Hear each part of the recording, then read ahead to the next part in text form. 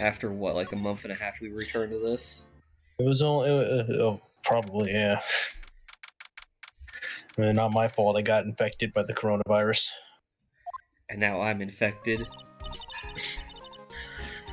Yeah, the whole damn world's infected by the coronavirus. We're all gonna die, but we might as well finish Phoenix right when we can. I want to know what happens to Mr. DeLite. This man who tried to get himself pinched for theft is now getting canned for murder. Yep, they found an urn. DeLite got arrested again. He's going for murder now. Him and his Princess Leia looking hair. Him and hey. At least now, we're gonna get double wins off of one case. I don't think that's how it works. I mean, yeah, we got him not guilty for the theft, so now we gotta get him not guilty for the murder. We're pulling double duty here. I mean, realistically, any other lawyer would have just dipped after we getting, okay, I saved you from the theft. Okay, be sure to put the money in my account. Goodbye. Well, you see, here's how we're gonna get him out of it. We're gonna accuse him of stealing the urn.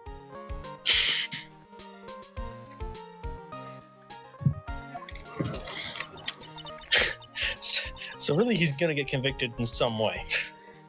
Nah, we're gonna accuse, because we solved the thief case is open and closed. Can't be charged for that again. Double jeopardy, remember?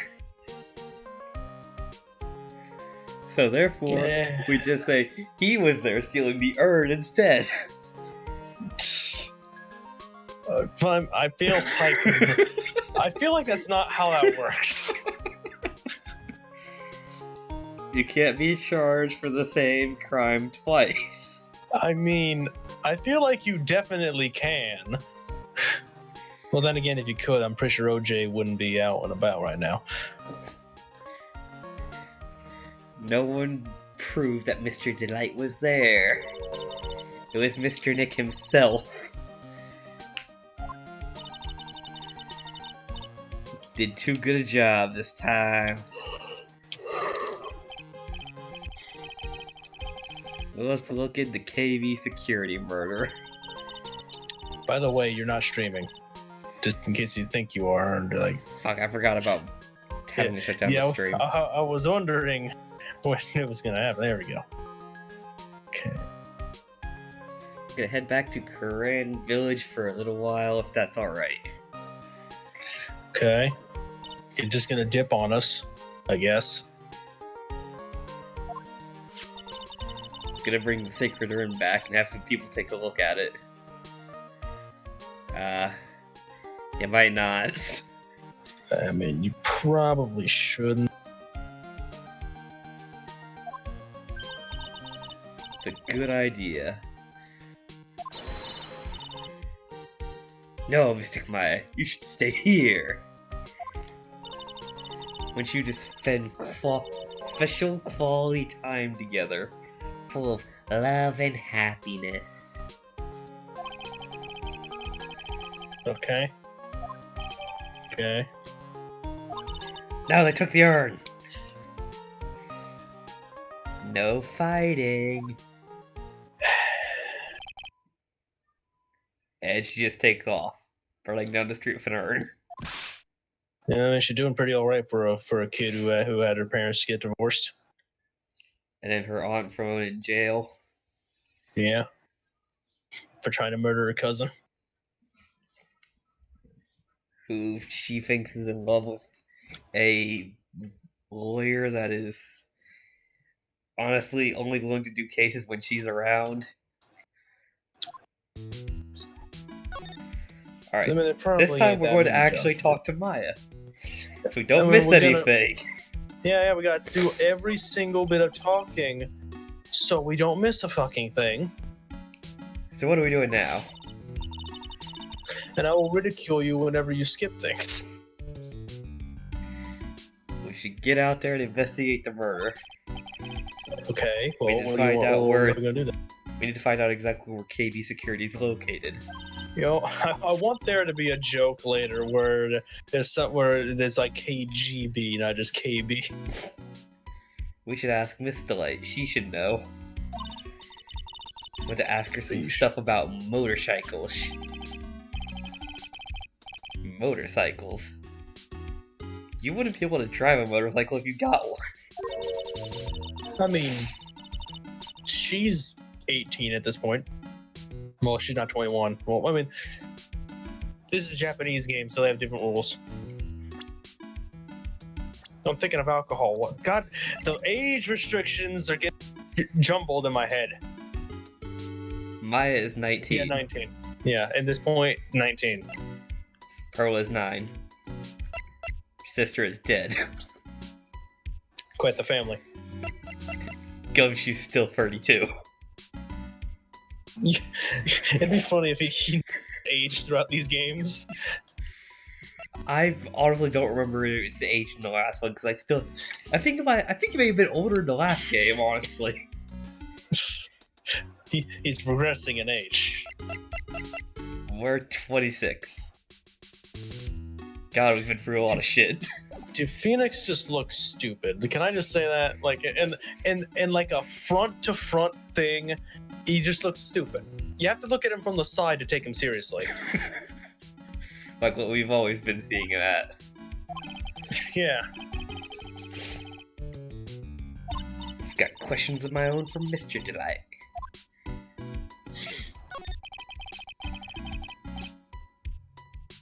You must be relieved we got the Sacred Urn back. There's something a little different about it. Don't question mark at me. What do you mean, don't ellipsis question mark? How do you even...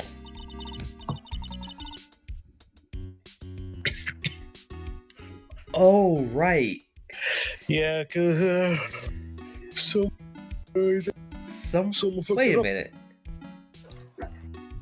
Wouldn't that mean that the thief would have had to have taken the time to repair the urn and correct it? Well, someone would have had to.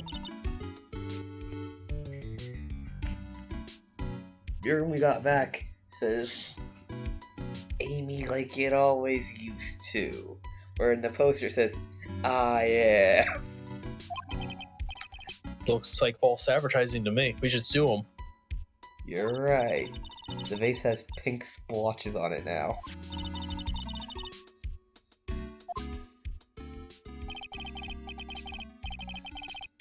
Maya doesn't know, but 1 year ago when the urn was broken, the repairer accidentally turned Mystic Amy's name into I am.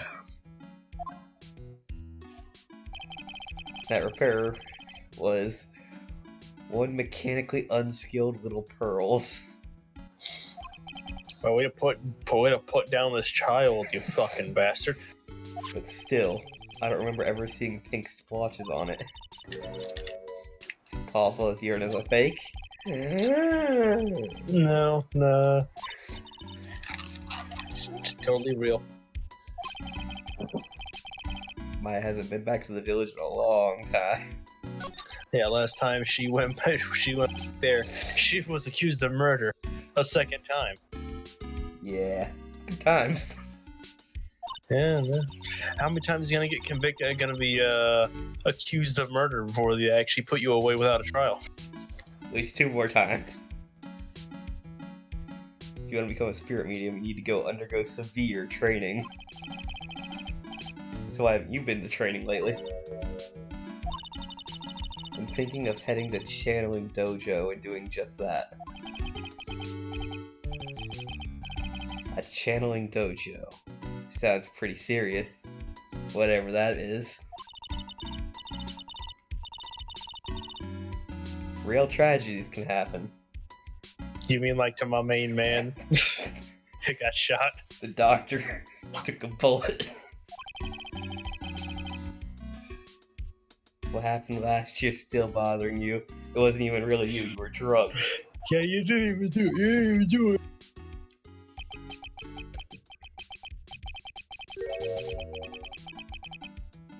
The power of channeling was misused. Not real.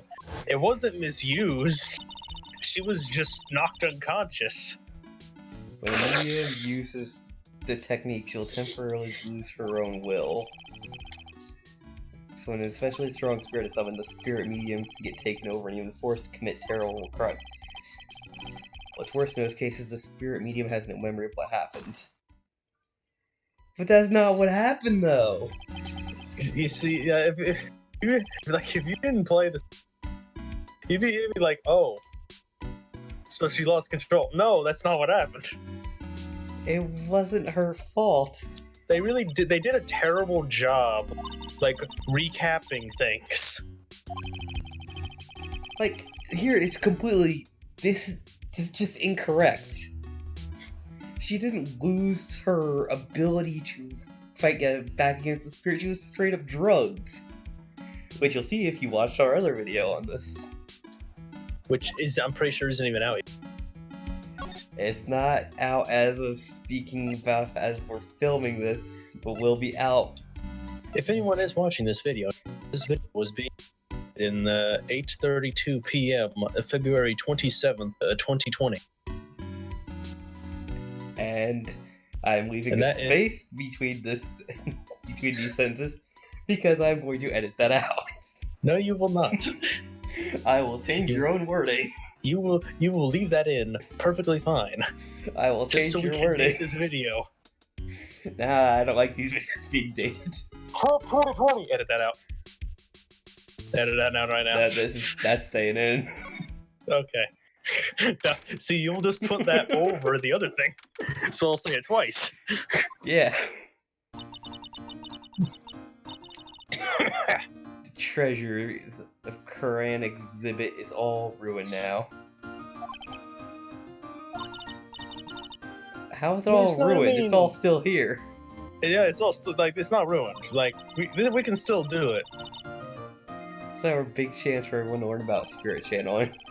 But now everyone's too caught up in murders and thievery. No one's gonna like my hobbies. We label it the Urn of Mask-to-Mask Desires. No. That would attract a lot of attention. Whoa, whoa, whoa, whoa, whoa. It's amazing. We're gonna make millions. We could clean up and be filthy rich.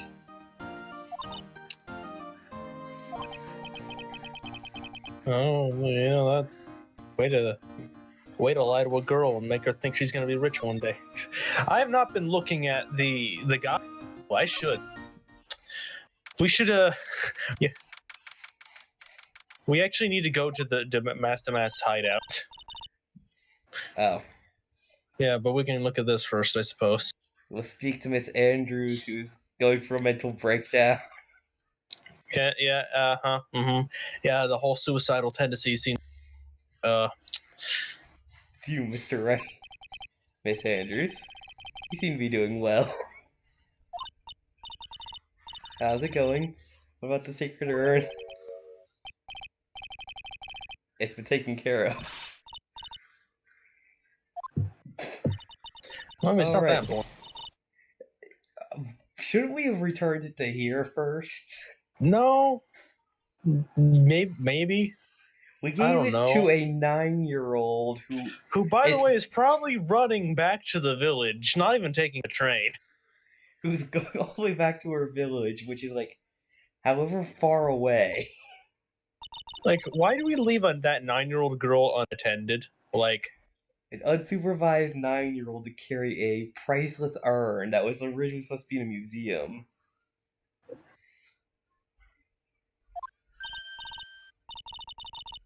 You really are the greatest. Mr. Wright had nothing to do with it. No, we had everything to do. We have everything to do with everything.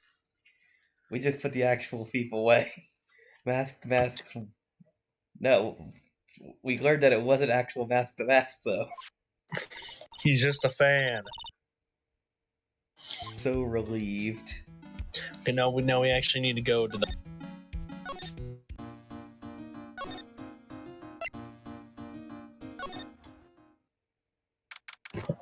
a second. Is this actually where we have to... It said Damascus hideout. Yeah, I've went to Atmy's place, but I think that'll allow me to still go to the hideout. Well, yeah, okay. Oh, because otherwise we're gonna have another... Because we're still gonna have to go back to all these places anyways and still see this text box dialogues and all that. Yeah. He was actually the mask the entire time.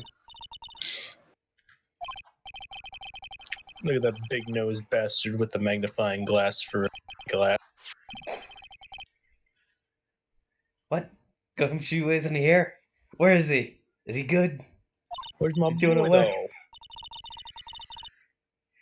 He's a homicide detective, so he's probably working on the murder case. Wasn't he also in charge of the mass investigation? I mean, yeah.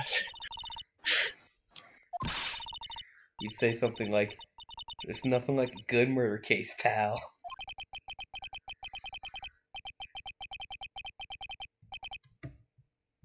Points for quality of the impression, but I'm not sure Gumshoe has bloodlust. No, At least he not definitely... Not yet. He will soon. He does admire Edgeworth. Yeah. Which, isn't he gone again for some reason? Yeah, he's on vacation. Abroad. What is he doing? Is he just following Francesca around? No, he's just relaxing, you know, not dealing with you. Pretty much. He wants to stay away from the people who annoys him. I just feel like instead he's just following Francesca around going, "You ready to go back to the courtroom yet? You learn your lesson yet? You learn all the things you've done wrong? Are you done being a bitch yet?" He's just hitting her with her own whip, you screaming, "Learn! Learn! Learn! Learn! Learn!"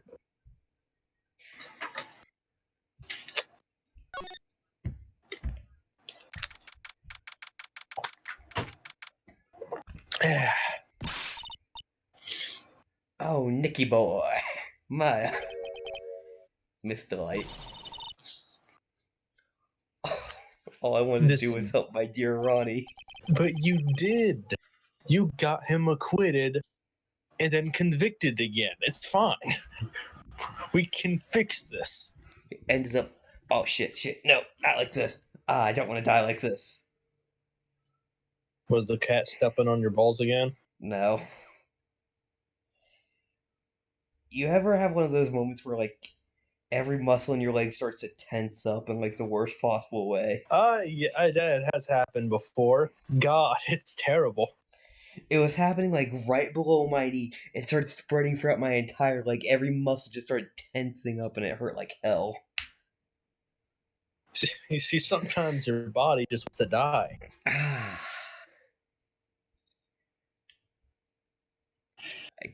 If my leg hurt like we just hurt this case. You know, she doesn't need your help beating herself up. Please help Ronnie again. But I mean, that's good. That just means you have to pay us double, which equates to nothing because you don't pay us. Nobody bothers paying us. Yeah, how are we in business? They repay their debts by taking us to do shit, and we get into more cases. Yeah, it's like they take us to do shit. Us pay on the tab for things. And like who pays? Does the government pay us? Because I don't want to be on a government payroll, because that's not reliable. Actually, I think for the last one, we would have been paid by the government, because we were a state... No, wait, we were blackmailed into that one. Yeah. Yeah, blackmailed by a serial killer. Was he a serial killer? Well, assassin, I should say. Anyways. I was thinking of the actual guy that we got charged guilty with. Oh, so right, you mean the movie star dude, Jack. Mr. Ungod. On God, yes. Mr. fucking shark face, motherfucker. You know, I can just imagine us having this fucking conversation in front of this woman who's just staring at us like, "What the fuck? Help me!" Don't worry, she. My Ronnie wouldn't hurt a fly. Poke around and see what I can find out. Really? Are you serious? So happy. Pay us more money though. Are you asking for your help was the right thing to do? Give me your credit card. I don't know what I can do to help anymore. Give me your social security number. We need information. All right, let me get here. Yeah, we're talking. Yep, we're talking. Miss Light, do you know about KB Security? Don't be silly. Of course I do. That's where Ronnie works. KB Security. I feel like that's a joke off of something. I don't know KGB. why. No. That's completely different. I feel like, is there a KV Security somewhere that's important? Probably. Because I feel like I've heard KV Security before. I'm gonna look it up. She still thinks that he works there. And yet, according to what we heard today... Don't tell me you don't know. Ron DeLite was once an employee of KB Security. Was once professional security guard. Ron quit. He doesn't work there anymore. Okay. Apparently it's like KV Capital, which is apparently something that offers mortgage, private equity investments. So no, not what I was thinking of. Well, we're thinking of a security company, and there's like 100 of those. I was thinking security company. These guys offer mortgages. That's different. It looks like Miss DeLite doesn't know. Just know about what? Yeah. Turns out the guy that we're protecting, Ron, he don't work at KB Security anymore. Oh. Alibi. So you're saying there's an alibi? No, we're assuming that he killed his boss because he was fired. Okay. Alibi is the wrong. Alibi is what you prove you. No, we have a that motive. That's what it is. We have a motive, not an alibi. Okay. So it all gets jumbled, really. KB Security is only like 20 minutes away, by motorcycle that is. You see, but by car though, you're wasting a lot of gas. Larry told me it takes 30 minutes by car. I have to admit, I tend to fly pretty fast on my bike. Gotta go fast. So is that why you mounted all of your wall?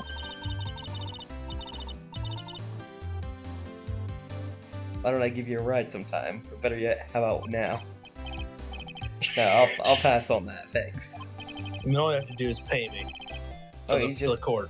Oh, you just tell us where it is and we'll go ourselves. No, we just have other stuff to talk about first.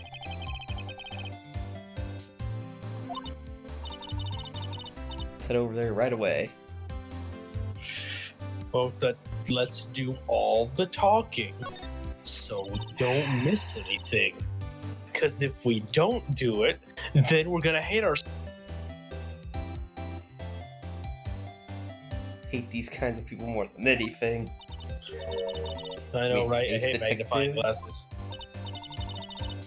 Nah, I'm fine with Ace Detectives. Oh, then you mean thieves. No, they're alright too. I hate thieves that pretend to be Ace Detectives. Why so specific with your hatred? There's nothing I hate more than cowardly men. Yeah, why they have to be men though? I'm pretty sure she just means cowardly people in general. Well, you know, in 2020 that means no. Talking about men. By the way, why did you go to Detective Atme's office anyway? You know, steal as the some trial shit. went on, I started to get more and more anxious. I went there to try and find more about the real criminal. The real criminal? Yeah, obviously the real criminal was Master Mask. That my Ronnie, right? Sure. Yeah, keep telling yourself that. Detective Atme knew more about Master Mask than anyone. They mentioned him on Great People Around Town segment on TV. So he went there to ask him questions. That's right. I'll do whatever it takes to save my man. But he has a secretary? Why haven't we met the secretary? That's a good question. And also, why didn't they stop us from getting into his office?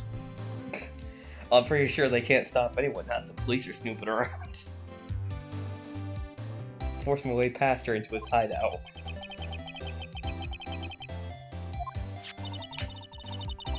Bag was sitting right on top of the table. Yep. Nothing lower than someone who would try and pin a crime on someone else. Oh. Well, you know, we kind of tried doing that the last game. Tried. And would have succeeded, if not for morals. Morals, fun bullshit, murder-suicides. Now, listen carefully, Nicky boy. My Ronnie would never, ever kill anyone. It's just not in him. Well, looks like... So, I don't know what he looks like, really. I don't think he would either. You gotta admit, he's got a bit of a temper to him. It's not hard to imagine him just snapping and screaming, "Please die." You would never say that. Phoenix, you need to stop. But he's still going around saying that he's a thief. Just a fantasy for him. It's just his D&D character. Hate to say it, but you're the one living in the fantasy world. How dare you say that to me? You don't have any secrets. He isn't the thieving type. He's so honest he wouldn't even sneak a nap.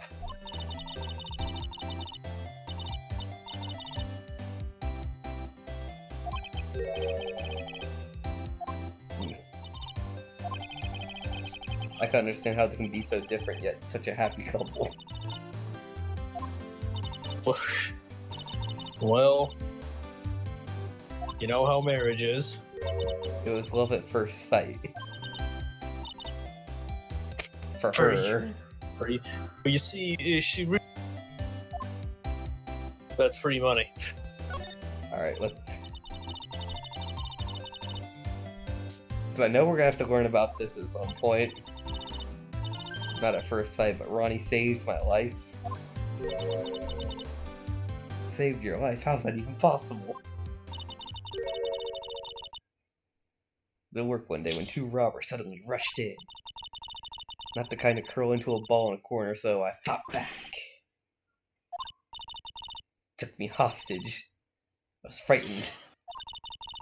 They're both carrying huge knives, and I broke down.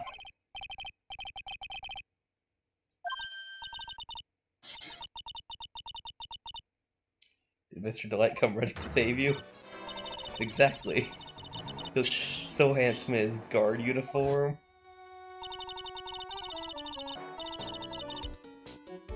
Is he wearing a plastic bag over his head? It looks like he's wearing a fucking sock over his head. He went right up to those two knife-wielding robbers and screamed in their faces. Please stop it. He's so passive in his aggression.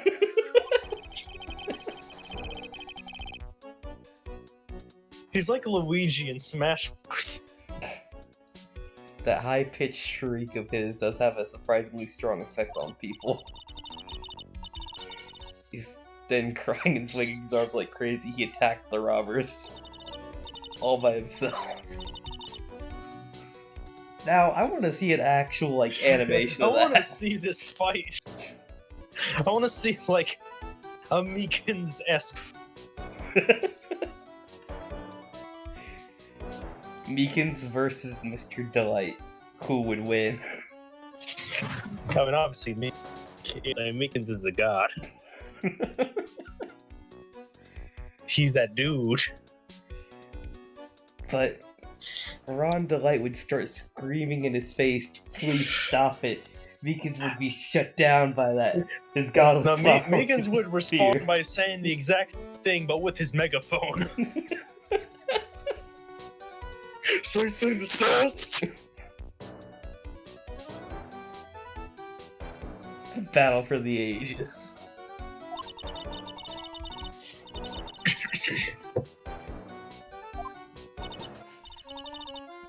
Great story.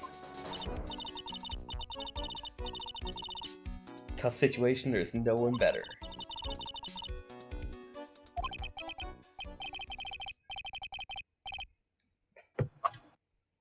Okay then. So romantic.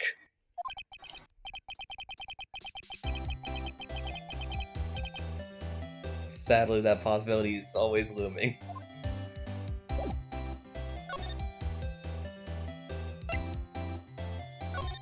Yeah, we're going to the CEO's office. Oh shit, he has a Which we're cool going to safe. be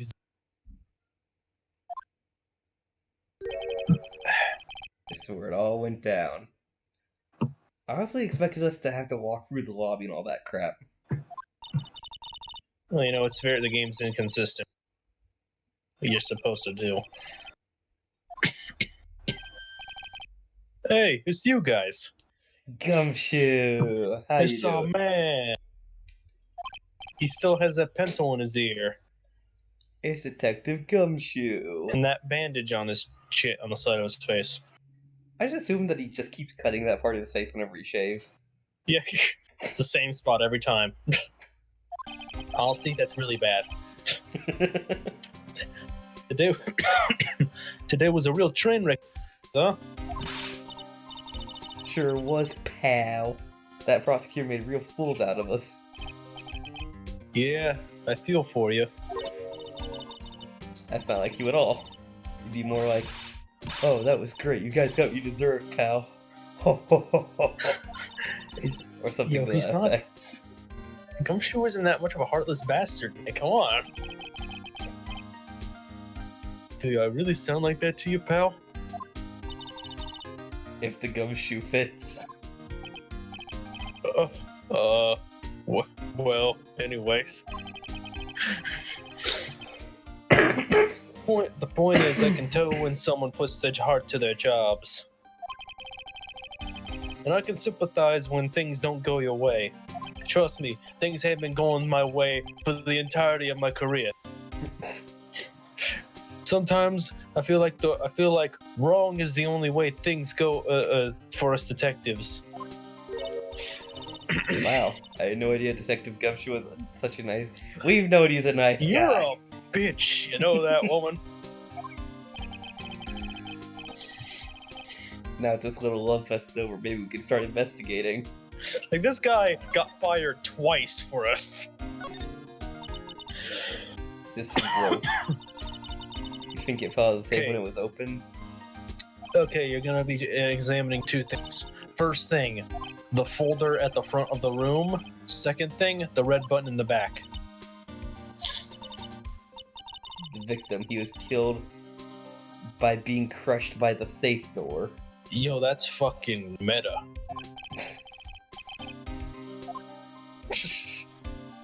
So this thing, Yes, that big thing on the table. this I mean, I big wouldn't call thick binder. Yeah, I wouldn't call that a folder, that's a binder. Leave the heavy lifting to me. No. Dude, you are scrawny as hell. You can't pick that shit up. Ah. What'd you find? This file. It's not about any sort of security operations. This file is all about Mask the Masked. Wait, why?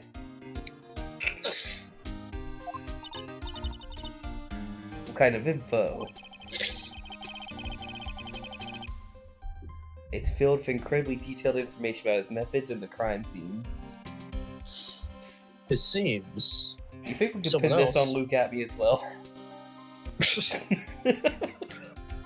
You see, Look At Me was in two places at once. Look at the last page. It's a list. Tear of Eminon. Would you look at that? It's a GTA 5 car. $100,000. This was all the treasures that Master Mass stole.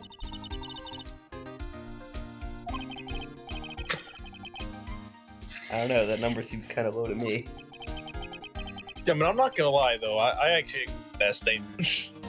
For once, I agree with Phoenix. It's not the value of the treasure he stole. It's how much they were gonna buy it back for him for. Oh. That's still a low amount. I mean, I'm just pulling that out of my ass. There's that button. My ears! Why would you press that? What's wrong with you? Hey, cut it out! Don't press that! Pretty funny. I never knew Detective Gumshoe could jump like that. What is this button? It's an emergency buzzer. It just says it right there on the panel. You're right. It's written right there. How many times have I told you to read the instructions first? You pressed it, bitch. This alarm's connected to the basement guard room. It's used to summon security up here. Really? Is it possible the night of the crime?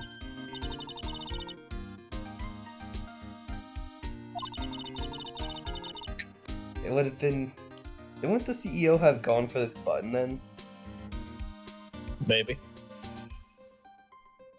Or if he did press it, why did no one come to save him? Yeah, I thought about that, so I asked around down there. But they said that the buzzer never went off that night. Also, we couldn't get any fingerprints on the buzzer. Mr. Bullard, the victim, wasn't wearing any gloves, by the way, just so you know. Better go and talk to that guard about the emergency buzzer.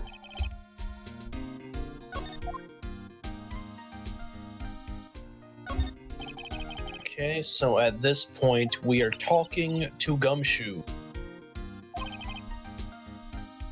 Controlled by a special panel.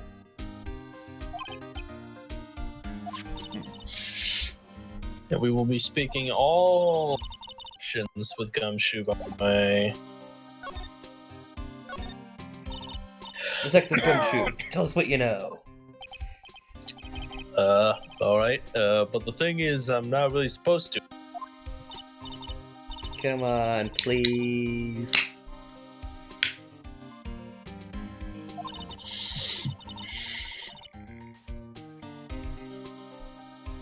We need your help, Gumshoe. Okay, I'll tell you. Just don't start crying on me, okay, pal? That was easy. I won't cry on you, pal.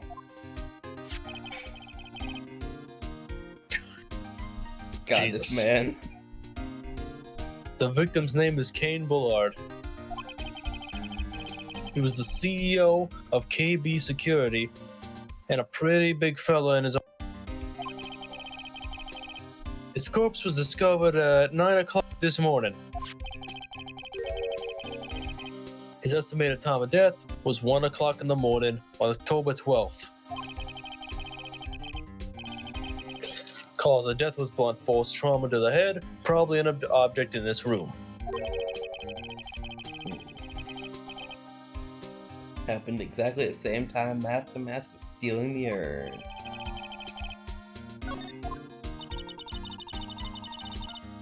So why did it take almost a day to discover the body? There's a good explanation for that one. Bullard's body was stashed away under. So they shoved him in the safe. They shoved him under the safe. Well, it says that he was stashed away inside the safe. In the safe. I thought he said under. If he was a big guy, he would not have fit under that safe. I mean, I don't know. You just move the safe, just put him under there, put the safe on top. It's a little crooked.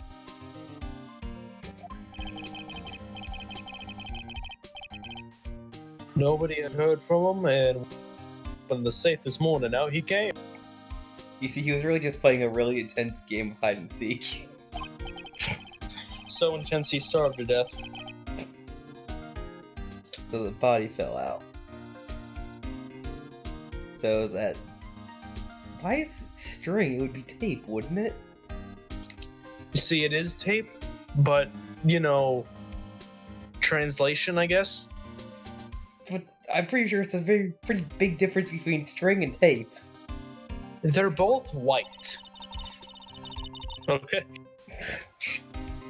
We still need more information. We can start by getting the man's name right. She called him Mr. Billard. So what happened to Mask the Mask? He in jail yet? You get in the chair? He's at the detention center.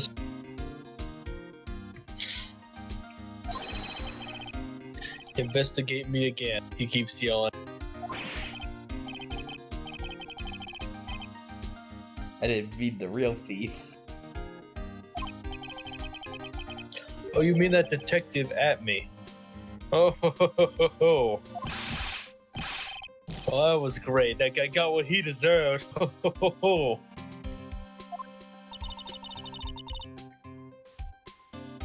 That's a detective I know and love. Think about it. Amy was always around when a calling card showed up. But he always mysteriously disappeared when the heist took place. I was hiding at the crime scene. Yeah, right. That's the lamest thing I've ever heard. That's how you just knew he was a thief. And that's how he was able to retrieve the stolen item he kept bragging about. Yeah, he did. He just did that to make himself look like a great detective, that's all. Which, really, if you think of it, brings up the question of, he claimed he was hiding at the crime scene at the museum, but what was the struggle about then? I mean, there was no struggle. But then why was all that other stuff thrown around? It was stuff that incriminated him. Although then again, we only really incriminated him by proving the fact that... That we touched the vase, well, the urn. Yeah. At his office, and that's what incriminated him. The reason why all the other shit was there. I mean, he should have just left the crime scene perfectly fine and left, like, a couple things there. You see, now you see you're just... but there's one thing I can't figure out about his first heist.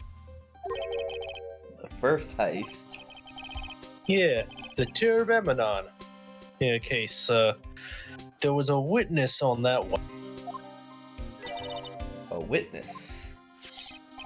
Wait, that was Yeah, I saved the newspaper clipping. Did you hear that sound effect?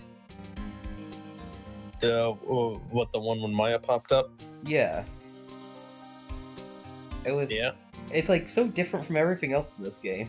Yeah, it was like a higher pitched version of what it usually uses. Since the thief is already... But...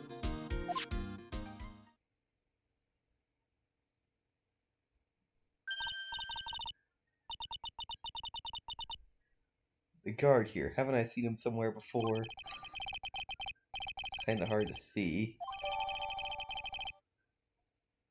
I guess we're gonna figure out that's Mr. DeLite.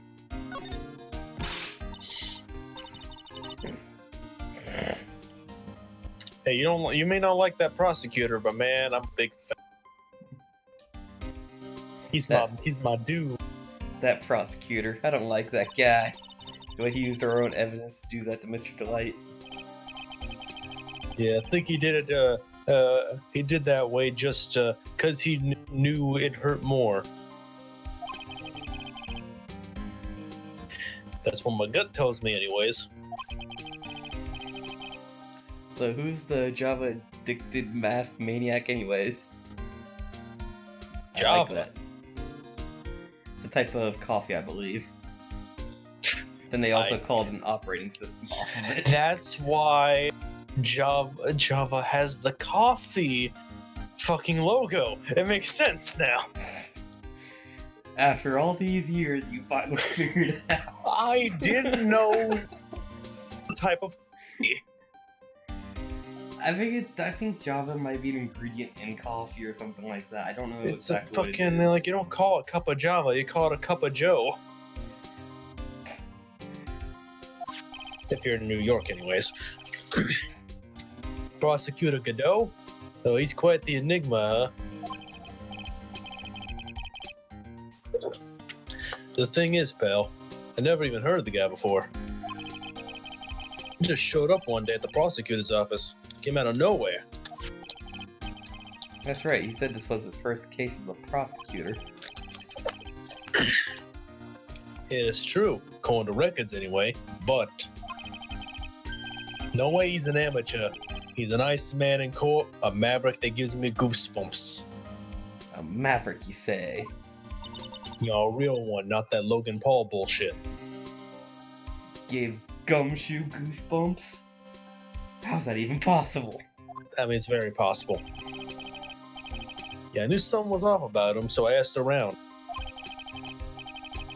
Nobody would talk to me. They all just turned the other way. I mean, you know, does anybody like Gumshoe? Honestly, I mean, there's Edgeworth. I mean, I feel like with Edgeworth, it's kind of like a one-way street. I'm not gonna lie. I mean, Von Karma liked him enough where she would keep a literal tracker on him. I wouldn't call that like. We like Gumshoe. Yeah, I mean, someone has to. I think Meekins likes Gumshoe. I mean, yeah, Meekins apparently wants to be just like Gumshoe. Exactly. But sadly, we believe that Gumshoe's very unpopular at the office. No, that's not what I meant. That Godot guy acts like he knows me and has a grudge against me. He's hiding some kind of dark secret. Okay, now at this point, we are going to present the victim, Kane Bullard, to him for some reason.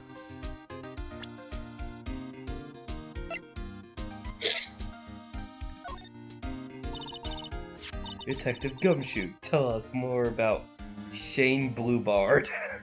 You suck with names, lady. That's Kane Bullard, not Shane Bluebeard. Oh yeah.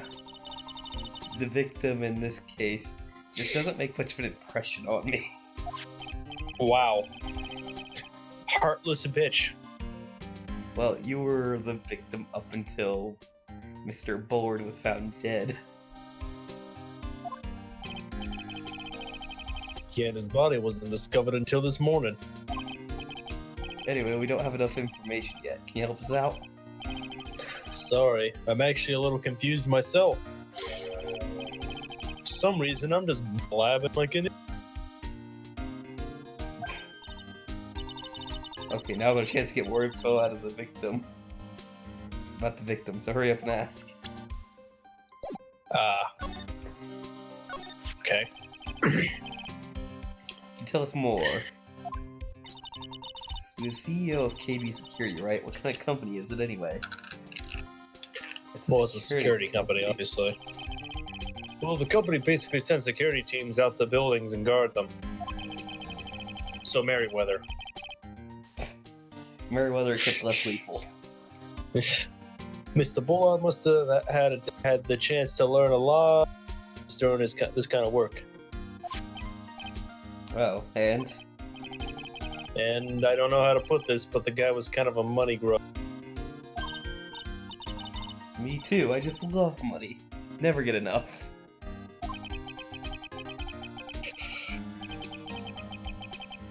Stop waiting in. Ain't getting my wallet.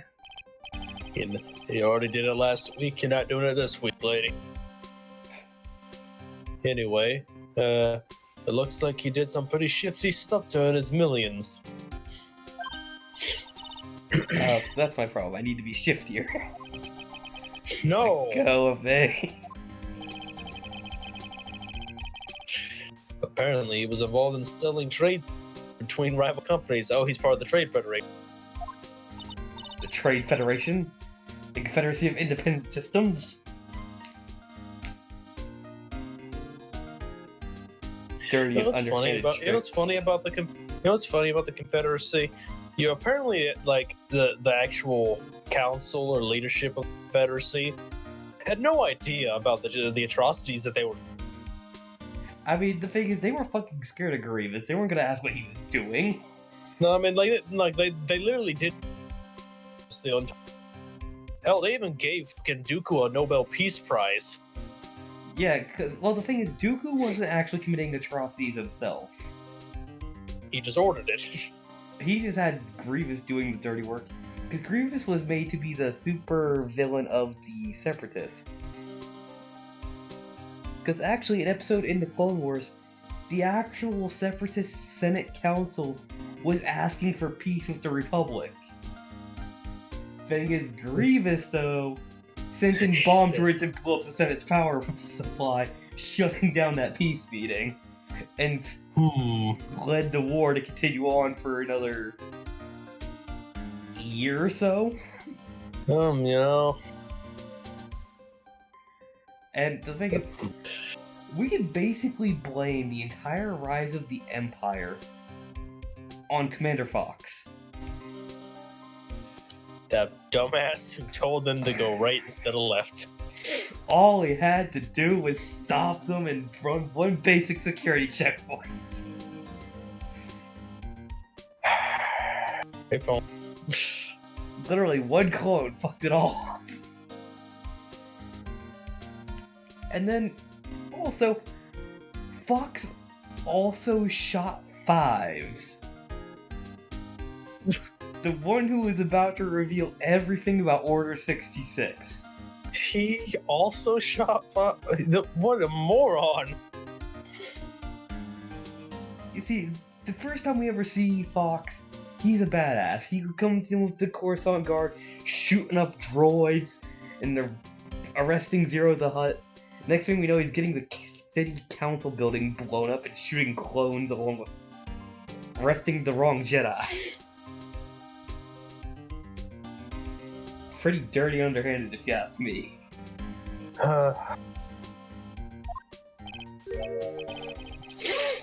Yeah. Oh, KB Security used to head security operations. Really? They tried to stop Mask the Mask as well? And after screwing up, the company's reputation really took a nosedive. So it really was Bullard who sent Ron the blackmail letter. Okay, now at this point in time, we're moving to the security room.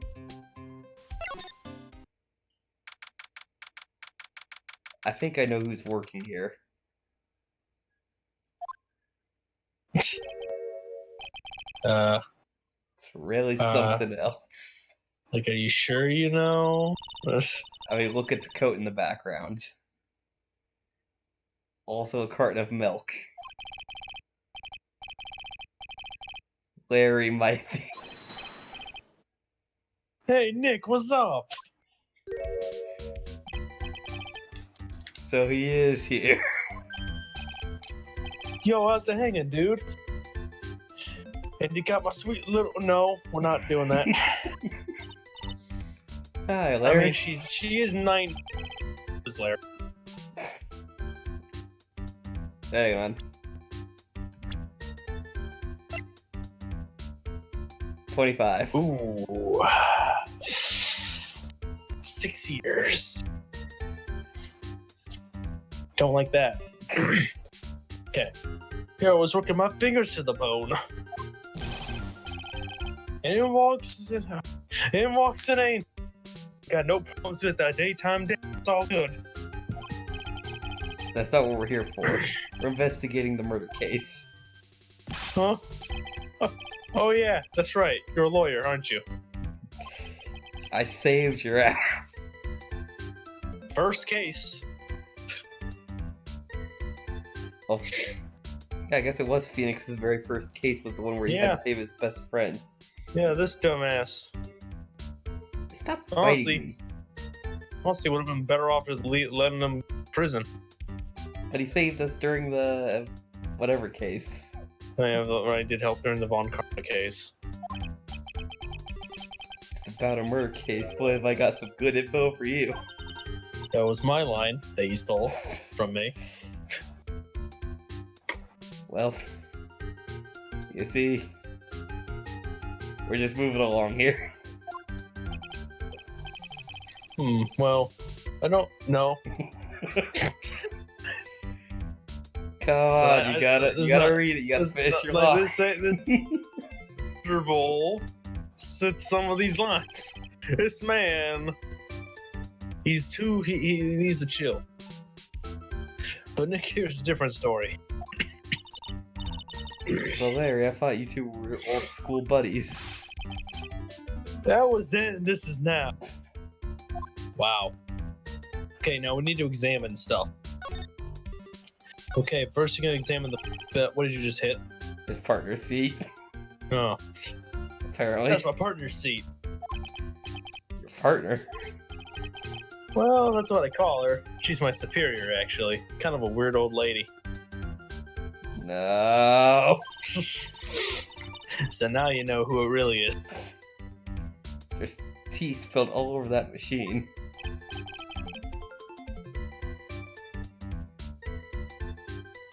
Hold on, I'm just looking at the thing to make sure that I know all the things.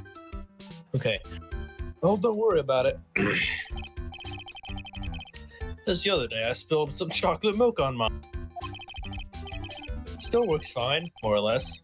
They really know how to build them, I guess. Okay, now that you've done... Okay, you did the bag. Let's see. Get a poster, yeah. The Guard's 5 Commandments.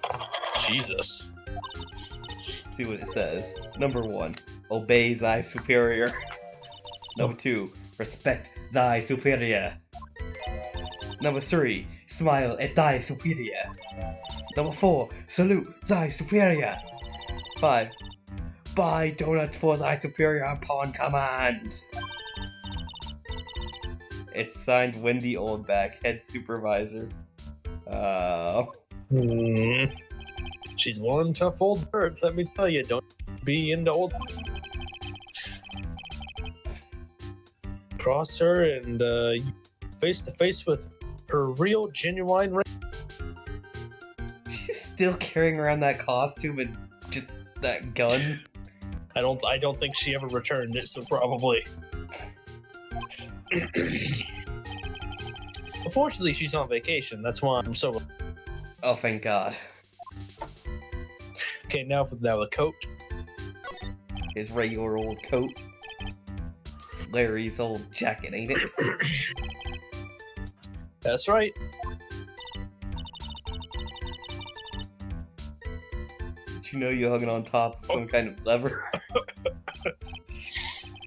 Yeah, sure. I was told to never ever touch that lever. She at me.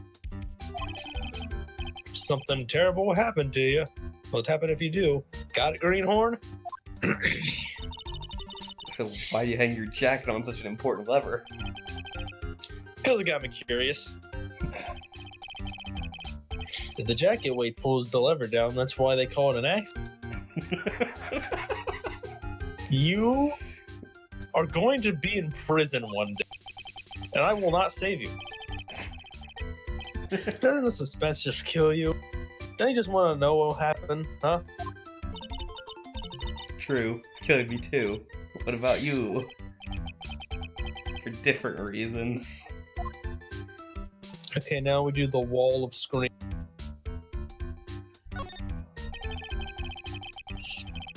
The screens there show what's all over the building, everywhere. It's my job to keep a steady eye on all of them. All of them.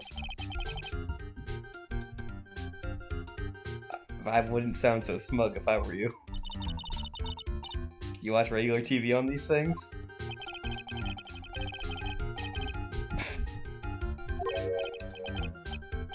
Hey, I'm a pro, okay? Besides, it can't get regular TV on. How do you know that, Larry? Because that was my first bit of investigation, if you know what I mean. I know what you're thinking. It was a professional investigation, alright? Okay, now, the orange not the orange jacket, you did the pink bag, you did the poster, you did the screens, okay. Now did you do the chair? Okay, no. Who in God's name would just click on that chair? There's nothing important about it. That's my workstation. Pretty cool, huh? I keep a steady eye on the monitors and commute. Look at all this equipment. It must be hard to operate. No biggie. I think there's an instruction manual somewhere in this room. Somewhere? Instruction manual? What are you gonna do in an emergency? Well, I guess I'd start by calmly looking for the instruction manual. During that time, my partner, the old lady, calmly looked for her reading glasses. That's why us security professionals call teamwork. Even Maya and Pearl can run this place better. What's that supposed to mean? Okay, now the last thing. Pillar green screen. The thing in the middle. Take a look at all these things here. Larry, what are they? Did you just say,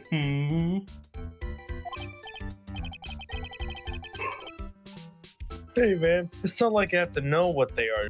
My job. I always thought they were just some kind of decoration or something. Yeah, Jesus Christ, they're gonna be important to the investigation letter. Yeah, that's a good question. I mean, he technically does have a criminal record.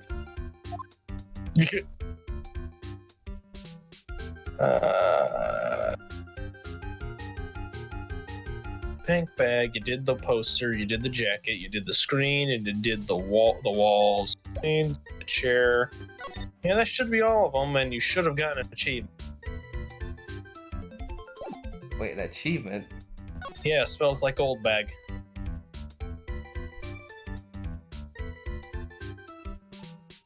Like, you did all 6 of the things, and you should have got an achievement for it.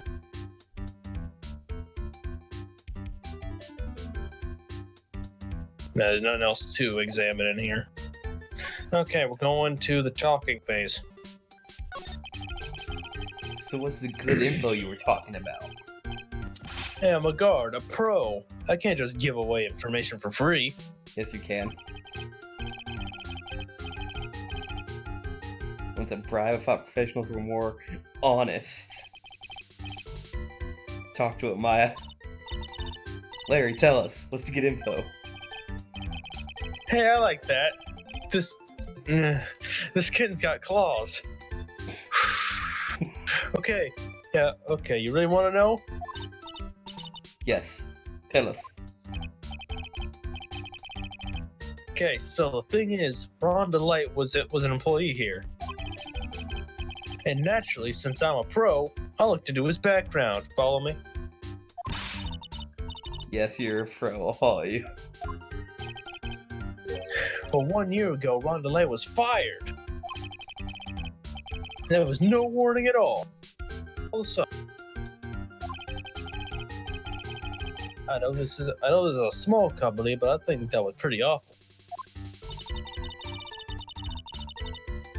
Must have done something bad to have gotten fired like that. Wasn't exactly 1 year. Went all. You cut out.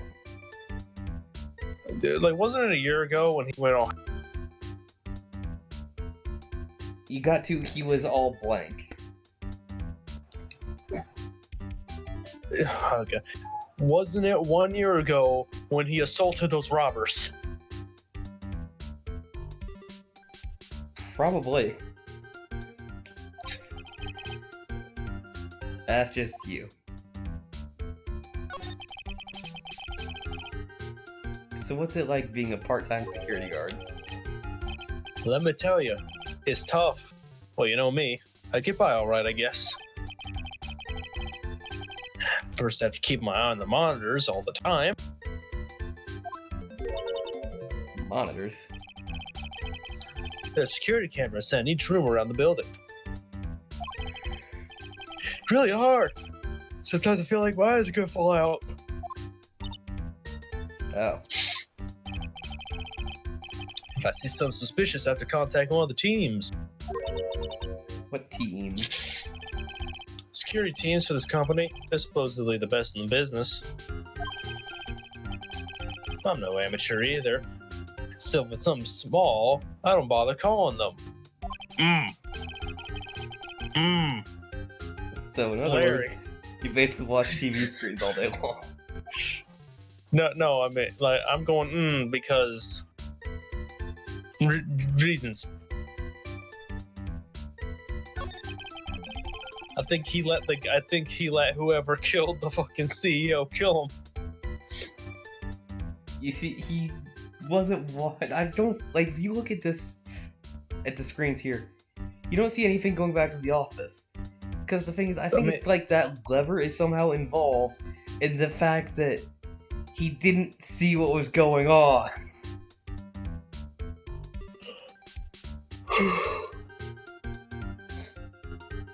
So you were in this office when the murder took place, weren't you?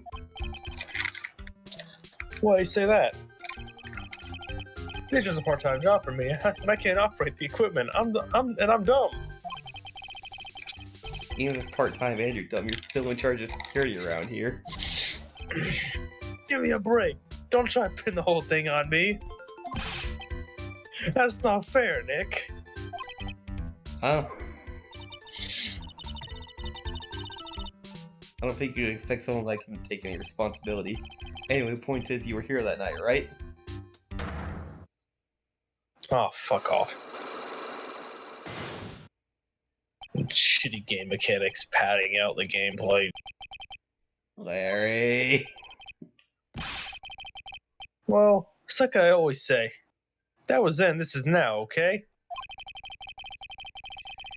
We're gonna have to hold him down. Okay, please tell me we can just get this shit done right away. No, we can't. We can't. We have to come back to this guy. Alright.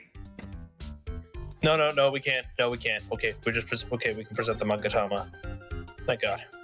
Maya, get the cuffs. Tell me your secrets! Hold him down, Maya. You fucking like jam his head through like the lever. We just take his coat off. We take his coat off the rack. We just start whacking him with it from up against the lever. We threaten to pull it down on his skull. Okay, this Magatama section is actually really fucking easy. All you have to do is present the CEO office key card twice. On the night of the crime, you were working hard like you were supposed to. What?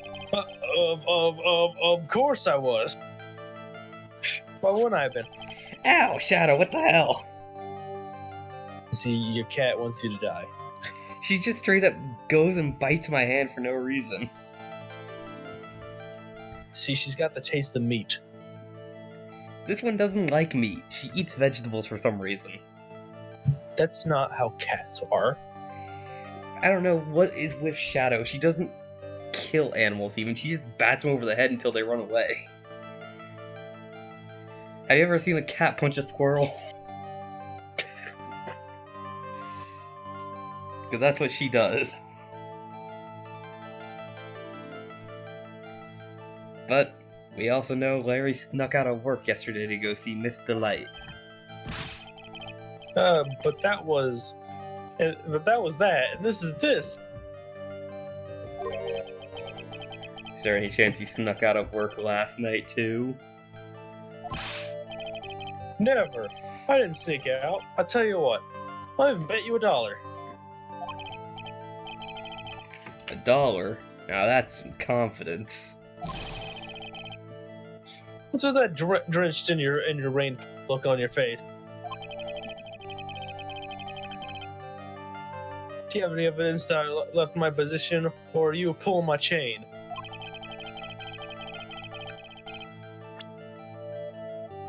The CEO office key card. I'm trying to remember. Oh, it's right here. Take that! This is the key card to the CEO office, right? Yeah, that's right. This key card was found inside a wallet. This wallet, you know about it, right? I've never seen it before. Liar! You hand-delivered this wallet to Miss DeLite yesterday. Give me a break. You can't expect me to remember every little thing that happened. I do expect you to remember something that happened just yesterday. What time was when you found this wallet? I guess it was around 1 o'clock in the morning on the first floor. 1 o'clock? In the morning? We got him. That's right. In other words, Larry, at the time of the murder, you were away from the office.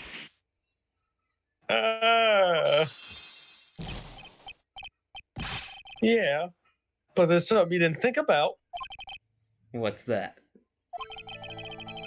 My shift that day didn't start until 10 p.m. The murderer might have snuck in before then. What do you mean by that? If the murderer had snuck in before 10 p.m., then it wasn't my fault. It was the fault of the guy whose shift was before mine. He doesn't understand how serious this truly is. So listen up, Larry. We have beyond a shot of a doubt. Like, I wouldn't have said, listen up, Larry. I would have said, shut up, Larry. The killer snuck in the CEO's office after your shift. And the exact same thing And he was it's last key card. Larry, when you use this key card, does it leave a record? Yeah, it does. I can't show the record to anyone, you know. That was a terrible take. Well, the key card data was already made public in the trial today. What? I didn't know that. That kind of request for info like that is supposed to go through me. Too bad. A bit arrogant coming from a part-time guard. Anyway, according to the data, the door to the CEO's office was open with this card. Furthermore, it was most definitely used at 1 a.m., time of the murder. No way. Yes, someone used this to get into the CEO's office. That happened at 1 a.m. on the night of the crime, right in the middle of your shift. Oh. Larry, you can't duck out of responsibility this time. No. What? No. I don't understand what this means. It means no. He said no, I said no. He said more than no. Okay. Now we continue talking. Oh, I knew it. It's all my fault. It's my fault the boss was killed. My fault. Yes, it was. Now you're going to be convicted for criminal negligence. Right, that could actually happen in this case. Yeah, that's a real crime. There was nothing I could do. I have important issues to deal with too, man. What happened that night? My Donna happened. Who's Donna? You Donna? So which woman is this one? My Donna called and said I have to talk to you right away. So I went to see her and he was standing right there next to her. Not again. Who? Who was it? Was it that same shady salesman? Her new boyfriend. It was like some horrible joke. It's like the 4th time this has happened to him. Before I knew what was going on, the guy socked me right in the kisser. Normally I'm the one who does the punching. Isn't that right, Maya? Yeah. So that's why you left the security guard office. I'm sorry. It's all my fault. How can I ever make up for it, Nick? What can I do? What?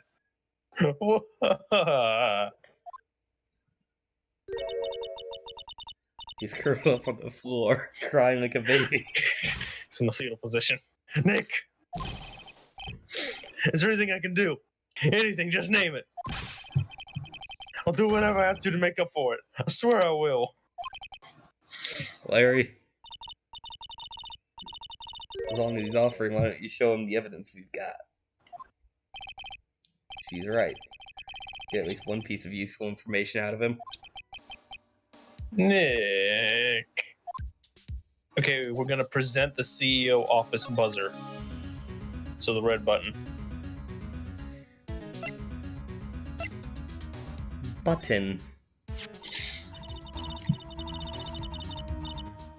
The buzzer in the CEO's office is directly connected to this room, correct? That's right. Just like my heart is connected to yours, Maya. Went right through my teeth. Huh? Go ahead, Maya. Press the buzzer in your heart. This is getting stupid.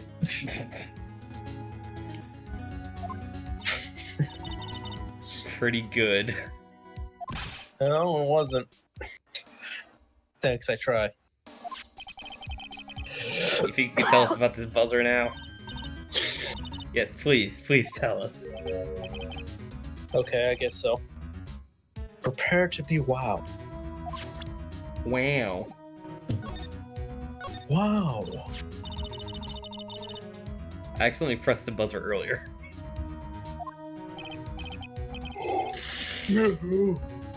Yeah, I heard it. So that was you, huh? You're a security guard, aren't you? Why didn't you come to the CEO's office?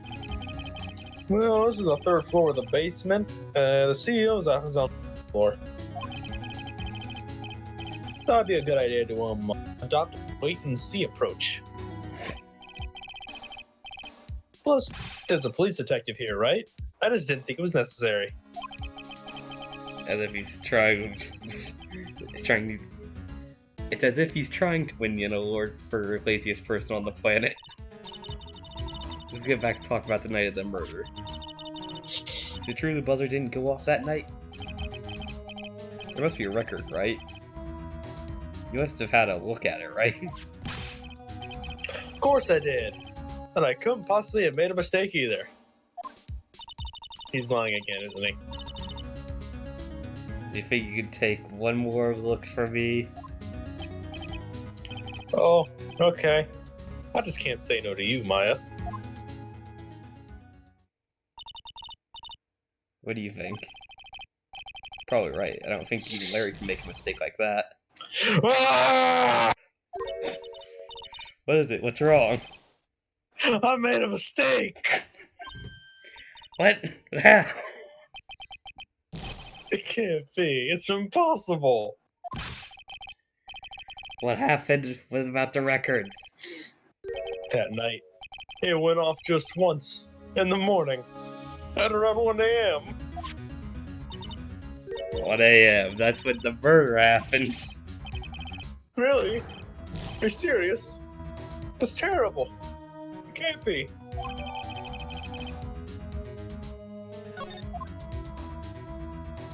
Okay. Now we need to move to the basement warehouse. It's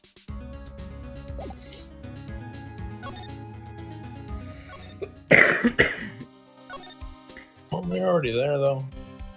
No, where the fuck does it mean basement warehouse? Oh, museum warehouse. Museum's basement warehouse, right?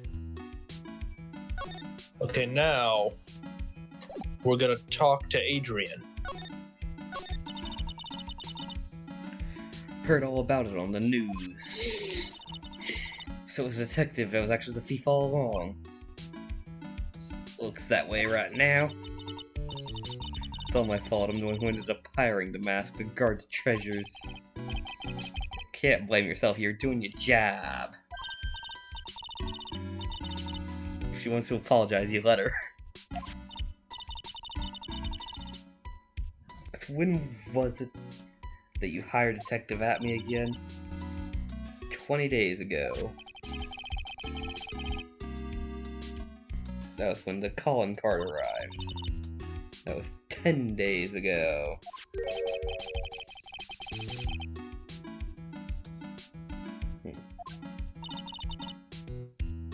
That's it then. Detective at me must have really wanted to earn after all.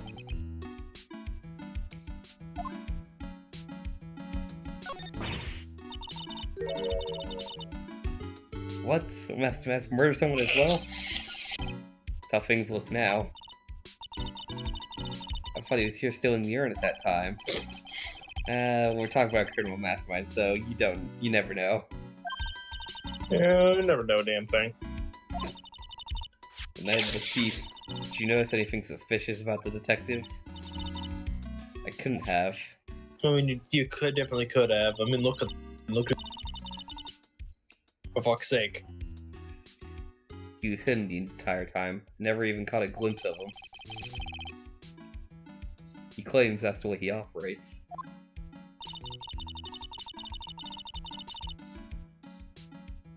That's just what he says, so he has an alibi when he commits the theft himself.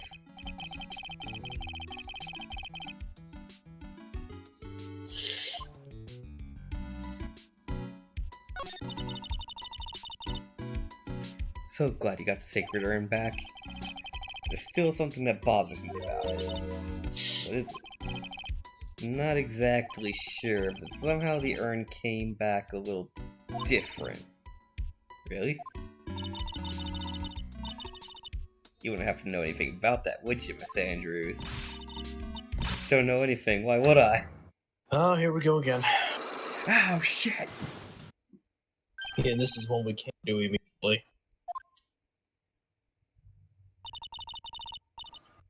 What do you think this means? First, that holds the secrets of the mystery of the secret urn. Well, this means she's a lying bitch. That's what that means. Was that all the talking options? That's all we have currently. Okay, so we're gonna go back to Wright & Co. law offices.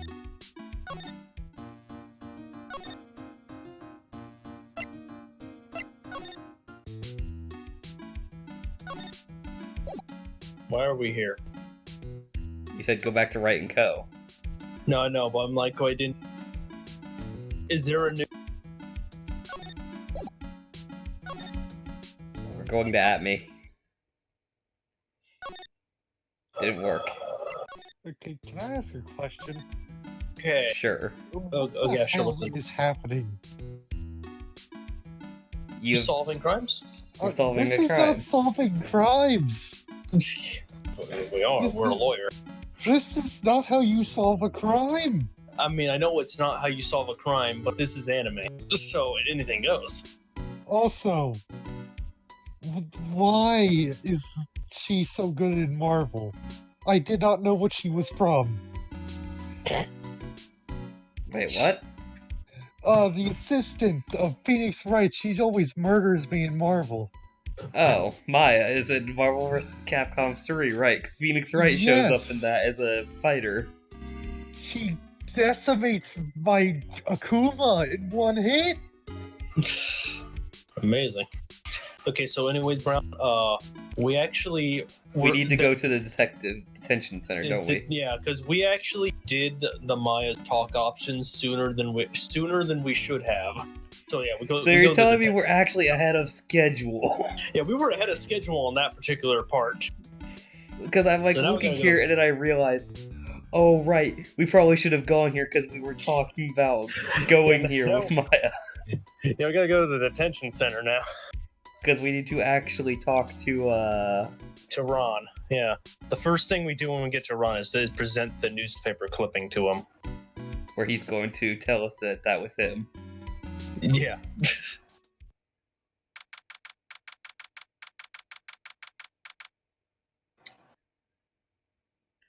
Alright, detention center. Mr. Wright. Mr. DeLite, they finished their interrogation of you? Wow. Cutthroat. Yes, but please don't leave me alone anymore. Sorry, we're gonna be leaving like right after this. Mr. Light, you lied to us before, didn't you? Well, you see...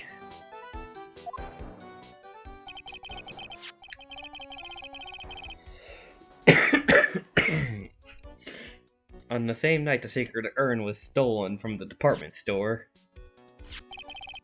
a blackmail letter you got summoned you to KB security to hand over them monies. And that's where the CEO, Kane Bullard, was murdered.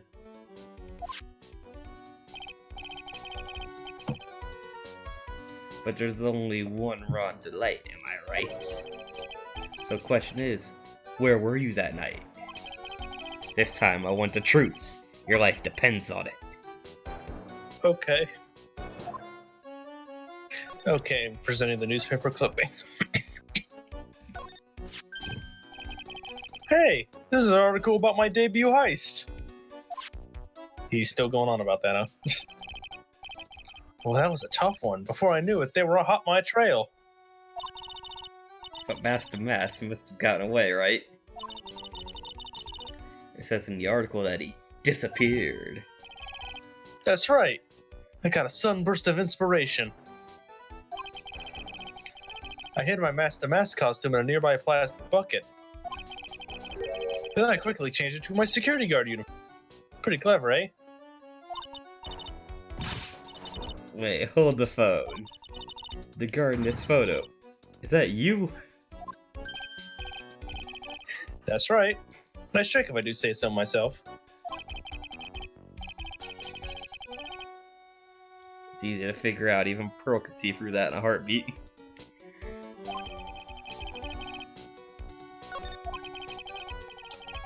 But as you might expect, Detective Atme found the disguise.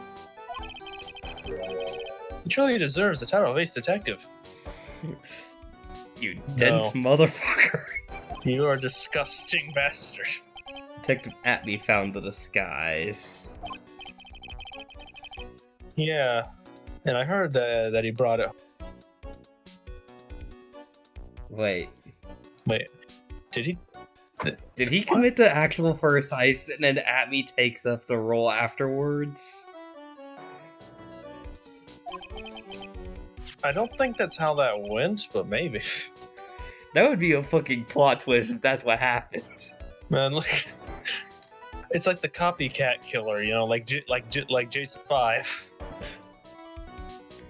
That's when Atme got his hands on this.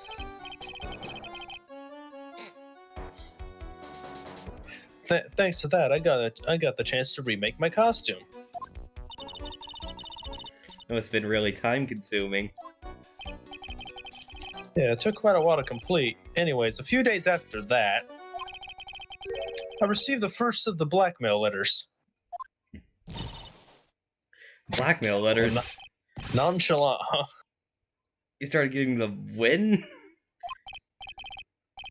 Hey, calm down. Don't get so worked up. Coming from him. Okay, now we talk to him about everything. You still insist that you were mask to mask. Isn't that what I've been saying since yesterday? quite a quick response. Tell me about it. To be honest, it's starting to get irritating. Listen, Mr. DeLite, at the trial today, we learned the true identity of the thief, didn't we? Nah.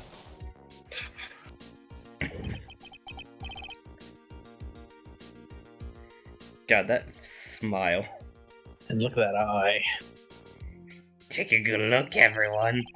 Unable to find a rival worthy of my genius, I was supposed to create one by myself. Here I am, the tragic clown, the Joker. No. I mean, he's got the nose for it.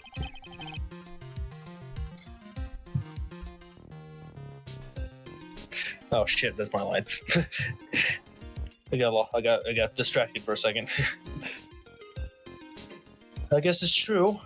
I wasn't the one who stole the urn.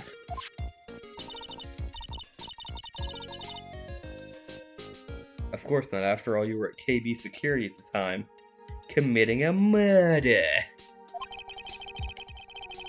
So the person dressed in mask to mask in this photo has got to be Detective Atme. But just look at, like, face comparisons. The nose. I mean, yeah, where's the nose? Does he just, like, pop it off and on? Does he able to, like, push it in so it's like he can...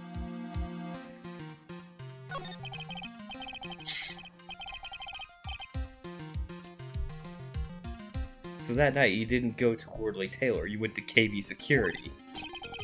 Yes.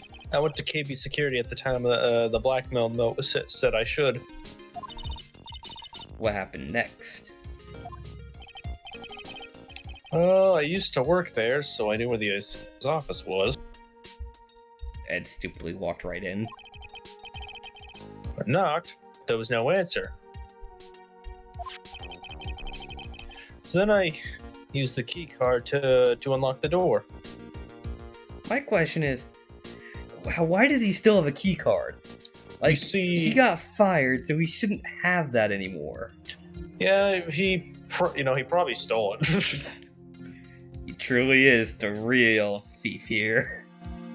Stealing key cards like we steal evidence. We are justified in illegal evidence, okay? We have brought down corporate America. Yes, but the thing is, we use that using straight up stolen evidence. I mean, literally, there's no way to get around the fact that we stole evidence for that case. Well, you know, we did it for the greater good. Sure, greater good, but legally justified, no. Not at all.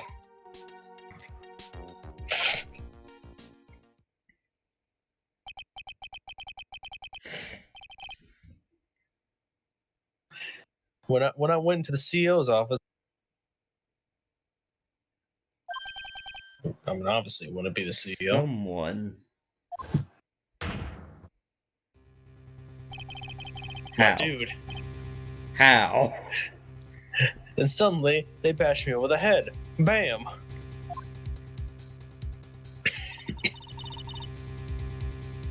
Was it Kane that hit you? I don't know. Person ran away while I was stunned. When I came to my senses, the sight I saw left me speechless. What a death face.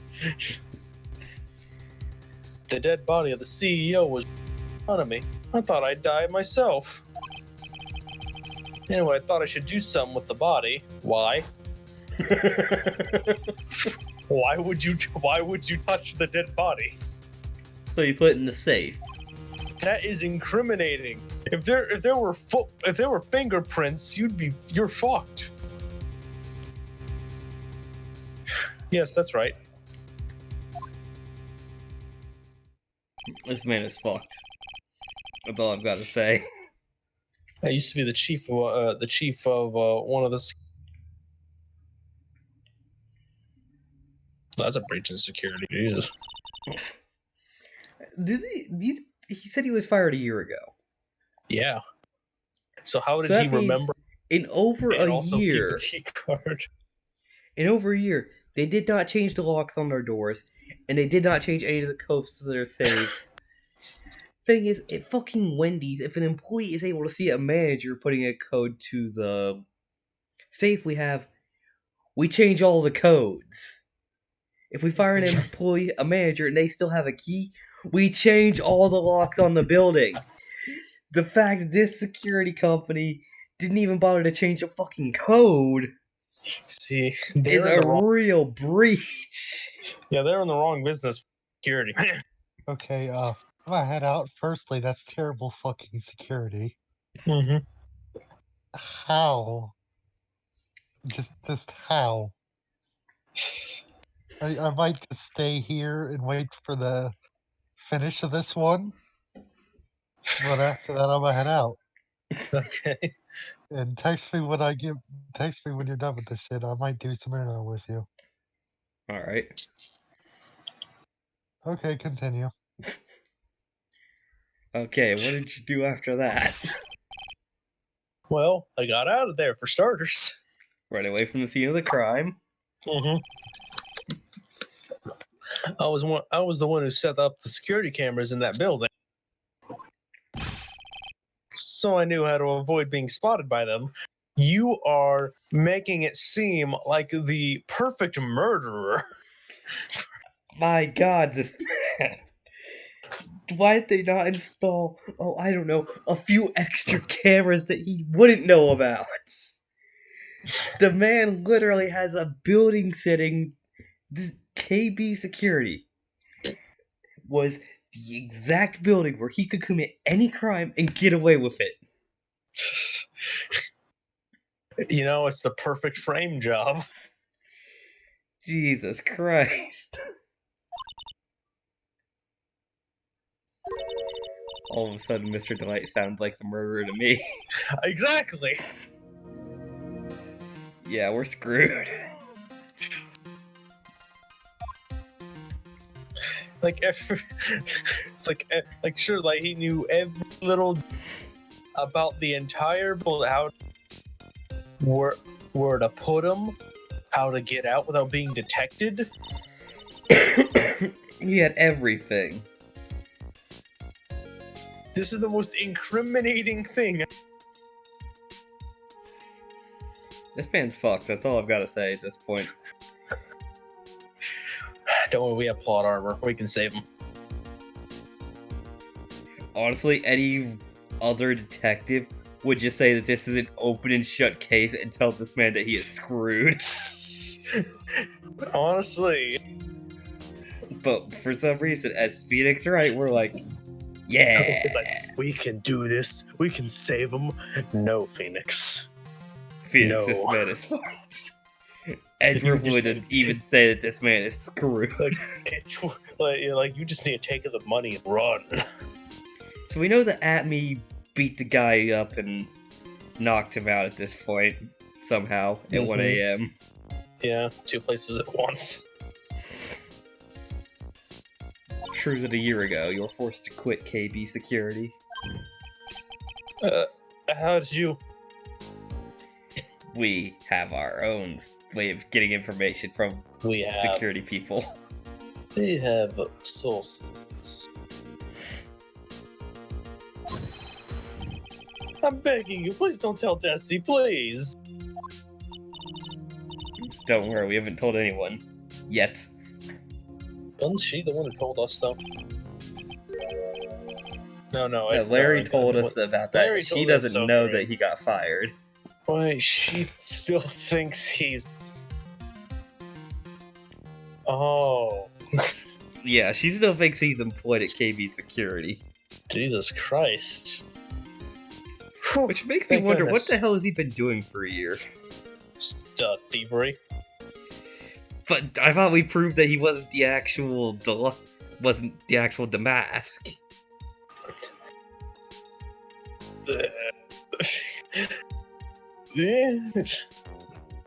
You know,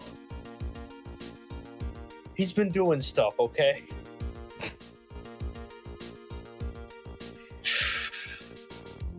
Yeah, I already said this line. Okay, so there you go. But I suppose I'll have to tell her sometime. Eventually. Why have you been hiding it from her? Destiny would despise me if she ever found out I was living a life of a criminal, a thief. She'd never forgive me. My marriage would be over. Knowing that, why'd you become a thief in the first place? Because Destiny spends money like it's water. There's no job in the world that can bring in enough money. Except being a thief, at least. That's what I thought anyways. So he became Mask to Mask. Wait, is he actually Mask to Mask, though? Because I thought we were able to pin most of this on Luke at me. Or did he just steal the urn? Now, if Luke Atney was the man who murdered Kane Bullard, what would be the best way to get away from that murder case? Being convicted of a theft that took place far away from the murder. So you're saying that he's... So we have the actual Mask to Mask here who stole the urn. Did he steal the urn and then go to the guy, or did he do it afterwards? See that part of the details says I'm still. Because it's hard to believe that Luke at me. Well, it's hard to believe that Ron would have been stupid enough to steal the urn, then go meet his former boss for the blackmail. Wait a minute. No, he's had to have stolen it. Because the blackmail wasn't truly blackmail. All the treasures that Mask to Mask has been stealing, he's been selling to KB Security's CEO. That's why the numbers were so low. He's been selling them to KB Security in order to keep giving money to his wife. All the in-between details of how this all took place. I think Luke at me killed the CEO because he figured out, but then because he didn't actually want Mask to Mask arrested, he stole the last treasure for himself and tried to, I don't know, hide it. I mean, really, that he committed the murder. He needed to get out of that, so he planted himself as Mask to Mask, so he wouldn't get the murder fucking guilt thing. So, which begs the question at the end of this case: what the fuck's going to happen? Well, because we've already charged Luke at me for the theft, so we gotta unconvict him for that and convict him for the murder. So yeah, we gotta charge him with murder and remove the conviction of theft, and then we gotta get this motherfucker arrested. Which means we'll also have to reconvict Ron of the theft. God, this is complicated. No, of course not. But this is the first one I've ever that ever called me out to a specific location. So did you start receiving blackmail letters after this incident? Yes, just a few days after the Tear of Eminon. That first letter, it said, "I know you did it." So someone found out your true identity, just like that. It's not easy being a thief now. I've got proof that it was you, so give up, it went on to say. So in the end, I had to give up the treasure I went through all that trouble to steal. So is that right? Hey, hang on a second. What do you mean you had to give it up? Don't worry. After I put the jewel in the safe deposit box the letter specified. Yeah, I've gotta say, the way he moves his hair is like really weird and distracting. No, Like, it's like disconnecting. it's just moving in such a weird way. It's like so fascinating to just watch. Someone sent me 10 grand. No one said anything about me being worried. After that, I started getting the plans in the mail. Plans? Why is it all the way Why up is that here? top? Yeah, why is it up top? What are these plans you're talking about? There were instructions on how to steal a crown or a painting or some other rare treasure. Okay, so when they found out, they pretty much just said, okay, we're pretty much business partners at this point. So the CEO found out about him stealing the stuff. So he started making him trade the treasures in for money. And since he found out about him, he decided to use him to steal other treasures. And they basically became business partners on stealing shit and then paying one another for it. He would give him plans, tasks, all the other stuff. He would just steal the shit and then hand it over to him. And get money for it. Christ. This is pretty damn convoluted. Yeah, this goes in deep.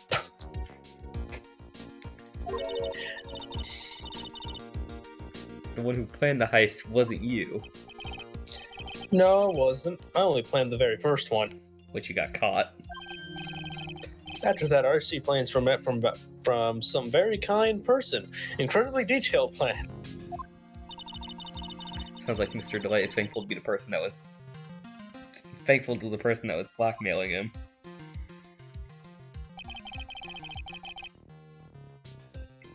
Yep. But someone else is behind the theft, someone who planned them all out in detail, which we'll find out is Kane.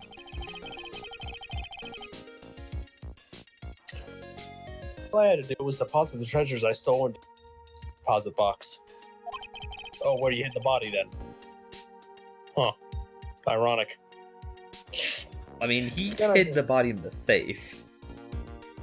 I mean, I figured that would be the safe deposit box that he stored the things in.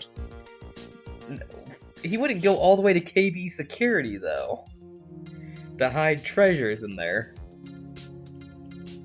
I'm thinking he's going to an actual bank and hiding this stuff. Then I just waited for the cash to come in the... Don't look happy about this, you're a literal thief. So you went after the Sacred Urn because of those plans too. Well, you see, truth is, I've never seen the urn. All I did was follow instructions and steal what I was told to steal. Mr. DeLite, is everything you just told me the truth? Yes. So please don't tell Desi, okay?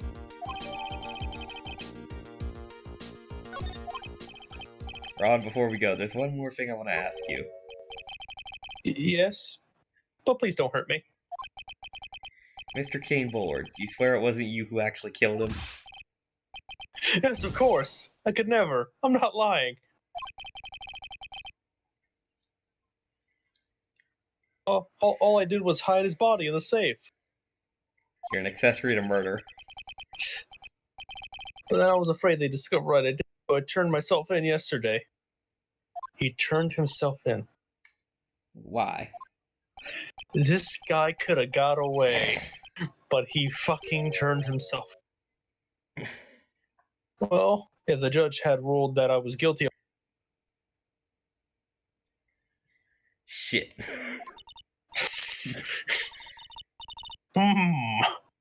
Clever. There's no choice but to take Mr. DeLite at his word. No, she's back. Mystic Maya. It's Pearly. I'm back. So, for what have you actually been up to this whole time? Running up and down. The Sacred Urn. I took it back to the village to have it examined. And what'd you find out? There's no need to worry. They say it's the real urn. This shit's the real deal! I was worried. Could have been a fake. Then we'd have to go find the real one. But you broke. But there is one small problem. The cute little pink splotches. They said that's paint. And they were put on the urn recently. If we're talking about pink splotches. How they got there. Yes, Mr. Nick, we gotta find out how they got there. We already know why and how. I mean, we don't know why and how exactly, just know they're there. Please don't forget about me. We've already forgotten. Okay, now we're gonna go to the basement warehouse and finally talk to Adrian. Yes. Actually, we don't. We don't. We go to the basement warehouse. Okay, That's where all the pink splotches okay, are. we don't immediately talk to Adrian. We have to examine. Ah, Furl, nice to see you. Hello. I'm going to take your soul. Haven't seen you around lately. What have you been up to? Running. Actually, I was having the urn examined. Okay.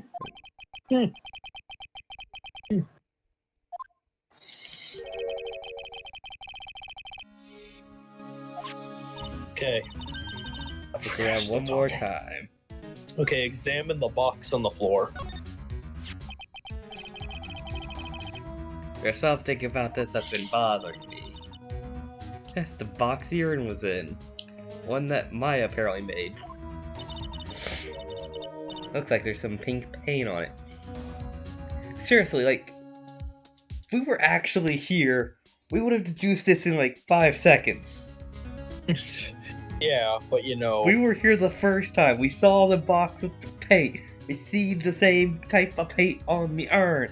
We put two and two together. Yeah, but you plot dictates dumbassery. It's the same colors as stuff on the urn. How'd the paint got on there? Let's look more.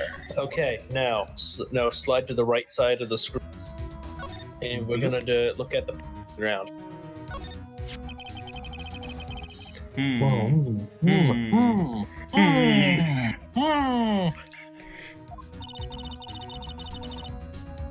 Something suspicious, you say? It looks like a right angle. The box-shaped hole here. Could this be it? Mr. Nick, could this be what the odd shape is? It's the box. Bit of paint on the box. And the circle takes the square.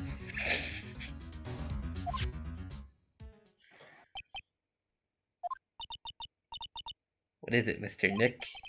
It's all turning out exactly as I thought it would. Oh sure, you didn't know shit, Phoenix. Shut the fuck up. It's all starting to become clear. Without us as a higher power, you fuck prison right now because of corporate America. Okay, now we're gonna talk to her for real. Magatama time. Alright.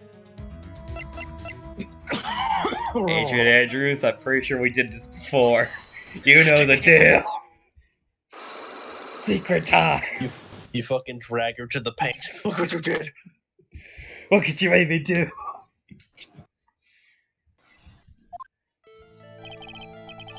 Miss Andrews, do you know anything about the sacred urn? Well, I know anything. I'm in charge of the entire exhibit. She's already breaking down. She's broken. We got her. We got her on the ropes. Okay, now there's only 2 locks, but we have to present like 5 fucking things for some reason. Oh, Jesus Christ.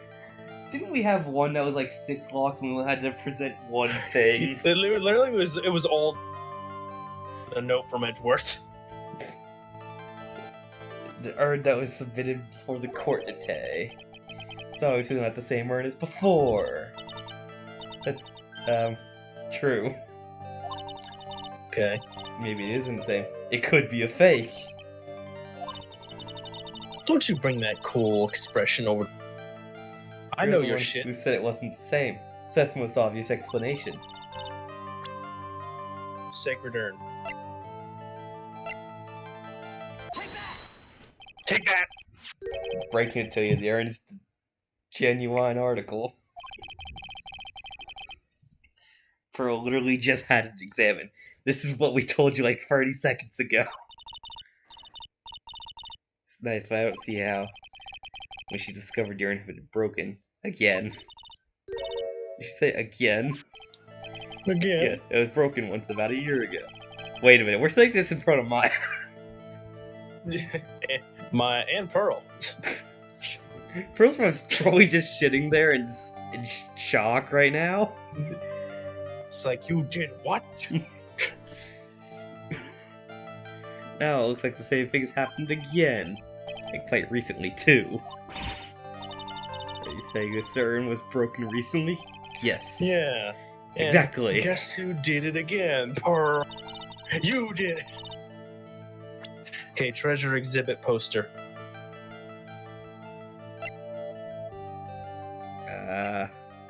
Oh, here. There you go. There you go. That one. Take that. This poster. It was made recently, correct? Poster Look for at the this. exhibit. Now, would you look and see? It looks like you spelled it wrong. At the time this photo was taken, the urn said, "I am on it."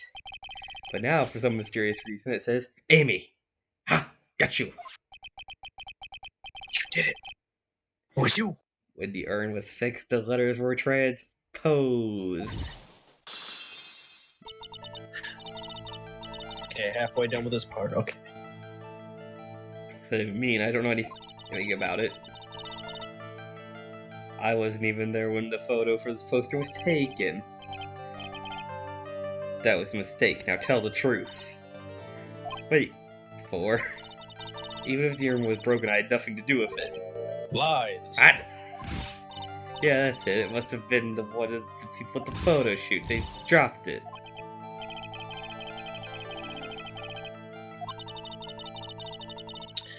Now you're gonna bring in the Paint paint wash. marks.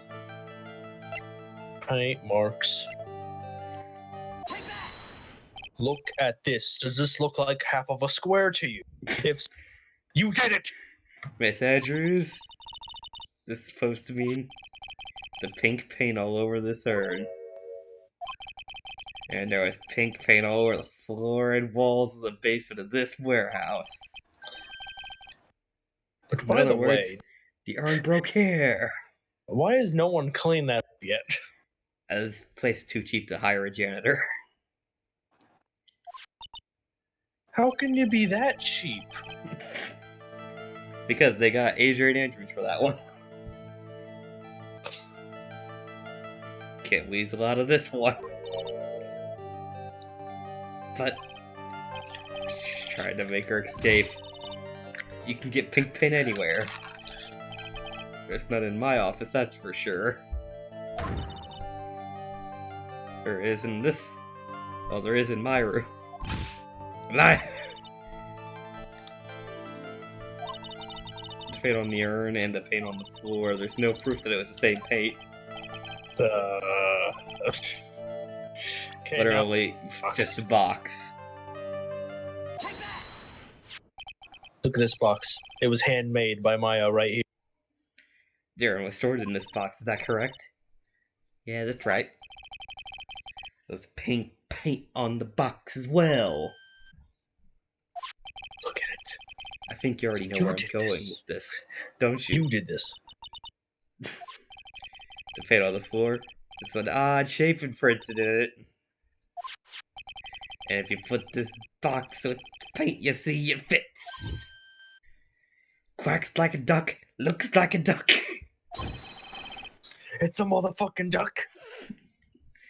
Which means the box was dropped over there. And that's the when the urn urn was- broke.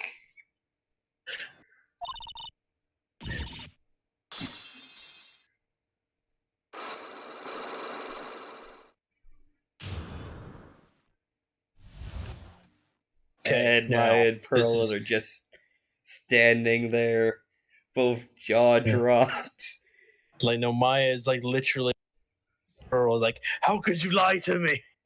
And Pearl's like, I thought you said you wouldn't tell. Circumstances dictate I lie. I was the one who broke Okay. the urn this time. This segment of talking is literally like it, and then we're on to the trial. Jesus Christ. Terrible person, not only did I break it, if I tried to hide what I did. Hey, don't go Oh. out killing yourself again, alright? It's not hard to understand, is it? No, not at all. I know just how she feels. About 2 weeks ago. Just after the Look how poster. we're playing the Steel Samurai. Oh, I stop. think like we have at Shit. least 3 different...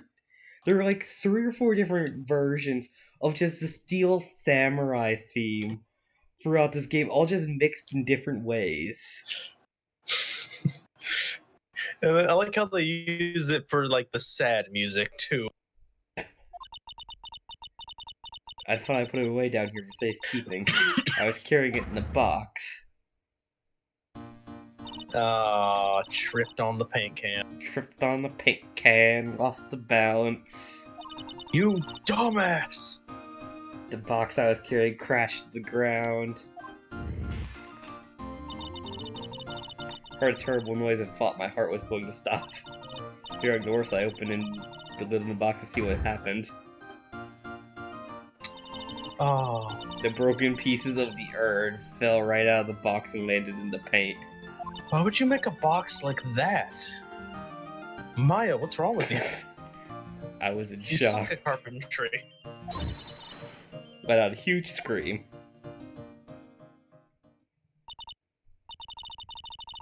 I can totally see how that happened.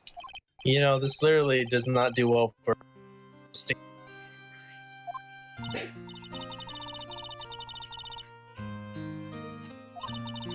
So I tried as hard as I could to fix it. Fortunately, the shards were pretty big.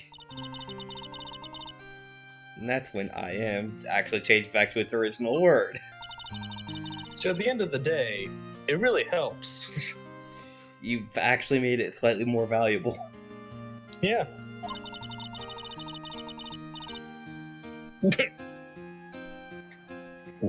Wow. Unintentional shade. Any sane person? Really? Pearl. You literally knocked it over with a ball when you were like 5. No, it's okay. It's that happened last year. So she was 8. Still, she has the mindset of a 5-year-old. But also keep in mind that this is a 9-year-old. It's a 9-year-old that doesn't even know what a computer is. I was stabbing lizards at 5. Virtual lizards, anyways. Okay, I thought you were being. I thought you were like being serious. Jesus. No, I was stabbing virtual lizards that were shooting at me with shotguns and trying to stab you with a sword. Yeah, well, So- I was shooting Nazis when I. Freaks. You see, I was a commando. You were a grunt. I'm pretty sure you became a sergeant. Red one, I don't remember. I was a commando, the elite of the elite. Yeah, what a waste of good genes. That's the same thing I said to those clones after they disrespected me.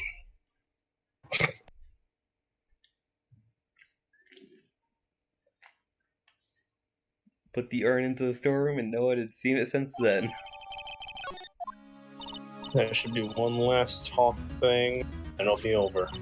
When we first came here, I didn't see the... Yes, you did. Girl! Yes, you did. I You did. pointed it We all out! We all did. Because it was ugly and embarrassed. Oh wait, wasn't fucking She Maya and covered- Pearl? Didn't they run off to do something else? And then we found it covered by the statue? But the statue, I guess, yeah. Ironic. The Amy Faye statue was used to cover up the smashing of the Amy Faye pot. Man, Or urn. horrible irony.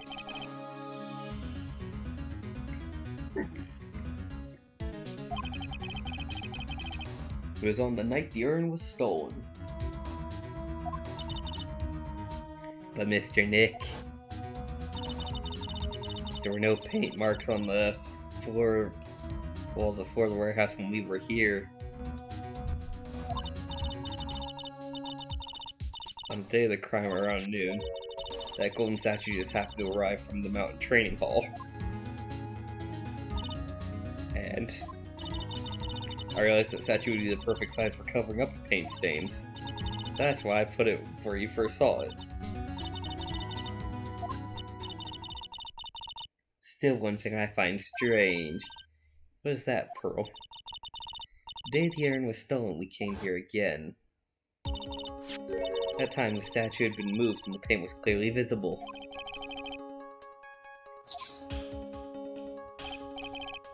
Well, Miss Andrews, I don't know anything about that. I placed it there to cover the paint, so why would I move it again? And who did it? Who would have done it, and why?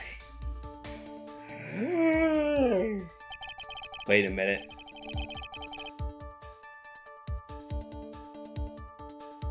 I can't tell if it's just the way the... Okay, that's just the way the statue's actually designed. Because the way I see it, it looks like there's somebody standing behind it, like in a crouched position. Someone was there the entire time.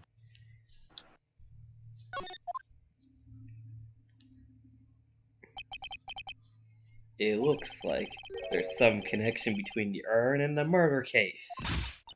Obviously. Yeah, and that's why this is all here. It's the whole reason fucking because of... Damn it. The real thief, Ron DeLite, was at KB Security. So why did other mask show up here? A lot of different things are pointing to one undeniable fact. One undeniable fact. That weird bone. The murder trial is starting tomorrow, but it looks like that thief is going to be making another appearance.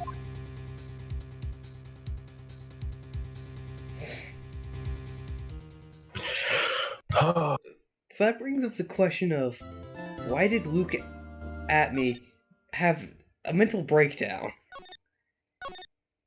I Gotta play up the part. don't understand anything. See, it's all very convoluted.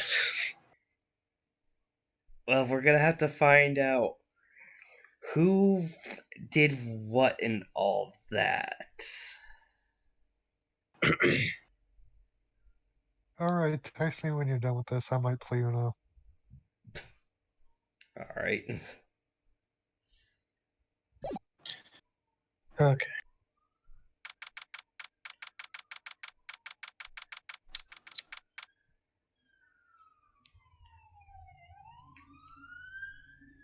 Alright. Defendant lobby number 4. How many defendant lobbies even are there? I don't know. I think the highest number we've seen is 9. This is defendant lobby number 4. This is the first defendant lobby ever. What have we got, Maya? I don't believe how many people here are for the trial. Well, it's a murder case. 5 1/4. Here for the trial next door. Next door? Oh. Yes, the thievery trial. God, they really take that whole quick and speedy trial thing to a whole new level. Yeah, I mean, you only 3 days. They're gonna try him as Mask the Mask. Already? Yeah, it's even fast for them. He probably demanded it. I know. Oh. By the way, where's okay, I Pearl? know who it is. She went back home. She said you can't neglect her training anymore. I know you don't like me. Pearl has really gotten into her training lately, huh? Ever since the incident last year. Please, don't ignore me! What's up, Mr. DeLite? No one likes me. No one would notice me, even if someone. Don't be like that. Wait. Don't be you're the murderer. No, I'm just a poor thief. No, wait, that's not right. A thief can't really be poor. I mean, that's not true. According Most to thieves Mr. are DeLite. poor. Yeah. That's why they're fucking thieves. From his second crime on, he was following a bunch of set plans. Plans that someone had been sending to help him commit the heist.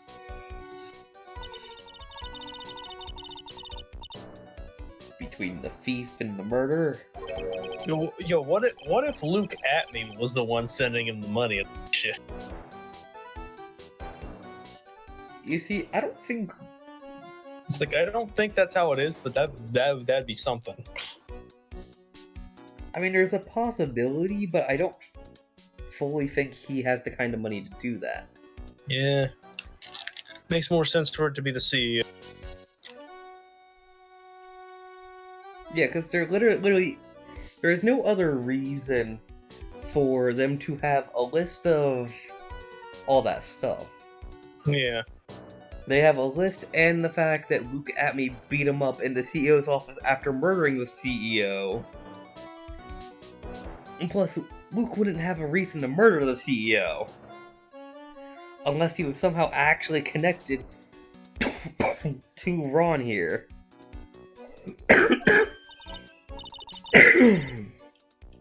Just take our time as usual. I'm afraid that's not an option. Okay, because we gotta do this before fucking Luke gets convicted. Number 6. Damn Hey, it. that's my boy. Court is now in session for the trial of Ron DeLite. Oh, I can't wait for this dude. I'm ready. The defense is ready, Your Honor. You're ready. Preparation is the last refuge of the weak. Poetic bastard. Settle down, everyone. Let's begin with your opening statement. Mr. Godot! Got the judge in the palm of his hand. Yet again. Like every prosecutor. Ron DeLite is simply too young to war. That's all. Alright, you poetic What? bastard. Why not actually give an actual opening What does that statement? mean? What does that mean?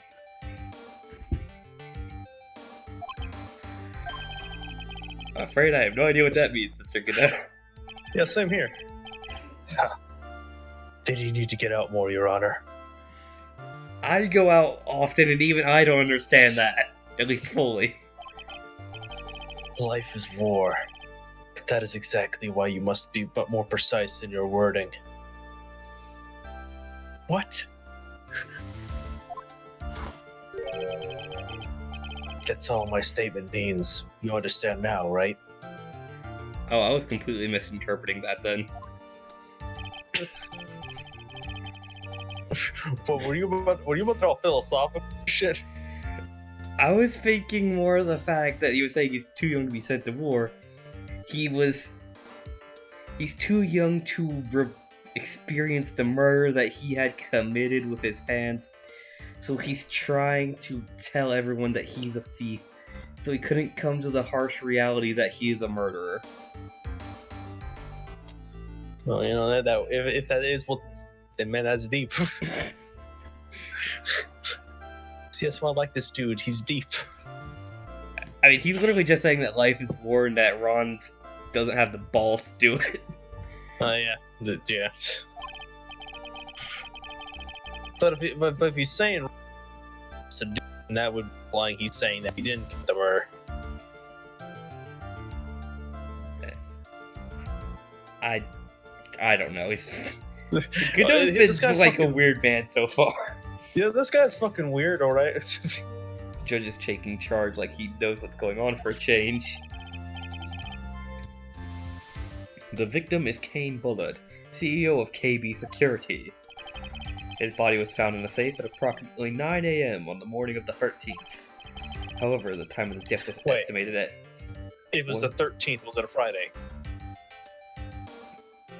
The fuck should I know? We don't have a calendar. It's like, I wish we did, because I'm actually curious.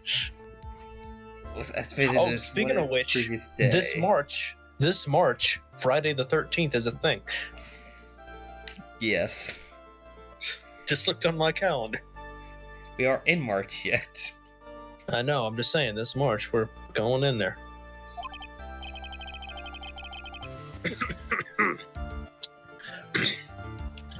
And that's when our little lost kitten dropped the ball. That little lost kitten is, of course, the defendant.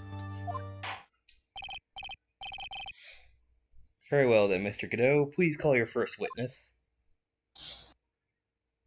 Did he just shake his head no? I never drink more than 17 and try. But the first one is always the best. Alright. Mr. Godot, your witness. Okay then. Let's hear what the defendant, Mr. Ron DeLite, has to say for himself. Call it Mr. Wright. Does the defense have any objections? It's a bit of a disadvantage having the defendant testify, but...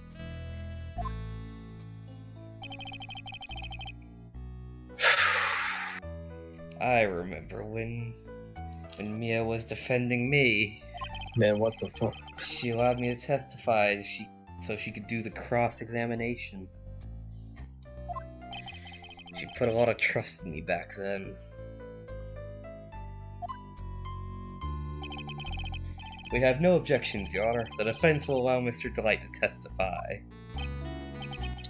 Ha! You got guts, Trite. I honestly forgot that he calls us Trite. There's something of like a Teen Titans episode where some good guy slash bad guy in a way calls Starfire Trite, and it's supposed to be an insult that means nothing. And like it actually means like that person is nothing, which actually causes a hilarious miscommunication between Cyborg and Starfire for, I don't know, 30 seconds of the episode. I feel like I know how. I think I have a feeling where that was like it means nothing. Oh, so there's no problem. No, it means nothing. So there's no problem. Well, the thing is, he actually he goes up to Starfire at one point and says, "What's going on, my Trite?" or whatever the word actually is. She gets pissed off at him. He says, "Why are you getting so mad? You said it means nothing. Doesn't mean anything." She goes, "No, I said it means nothing." It's like, oh, you mean like you are nothing, man? That's rude. There was actually a very heartfelt conversation that was actually deep. You actually started to understand the character's feelings, and it was what made the old Teen Titans great. It had heart, meaning, and you know, messages. And it never got that ending that it deserved. Got replaced by shit. hell, there was like I think another full season planned. Because originally it was supposed to end one season before, which is why they've actually wrapped up everything. You know, sometimes shit don't work the way it needs to. Enough of this coffee drinking mug bastard. Mr. Ron DeLite, take the stand. I mean, he's already there.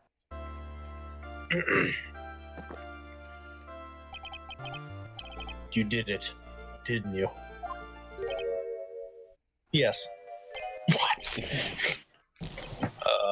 No, that's not... You almost had him. For a moment there, I thought we set the record for the shortest trial ever. Mr. DeLite already looks guilty. Once he opens his mouth, it'll probably be the last nail in his own coffin. Very well. Now then, can you tell me something? If you didn't kill Bullard, why did you go to KB Security? Well, it's kind of hard to say. Boy, I wish I could go home. Let's hear the testimony about what happened. We're gonna drop that blackmail bomb on him. Okay, just fine. That evening, around 1 a.m., I went to see Mr. Bullard, and the blackmail letter I got it ordered me to go there. I'd been working for KB Security until a year ago, so I knew where this office was. Red flag. First red flag there. 1 a.m. This is the exact time the murder took place. The weak gets washed away by the tides of fate. The strong drink it up. Ha! It's bitter today too, just like my destiny. Yeah, bitter defeat. You never know that far. That from the way he's chugging it down. Mr. Wright, your cross-examination, if you please.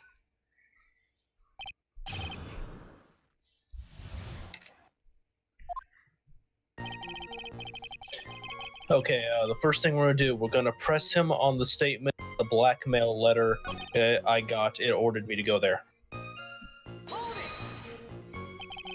They ordered you there?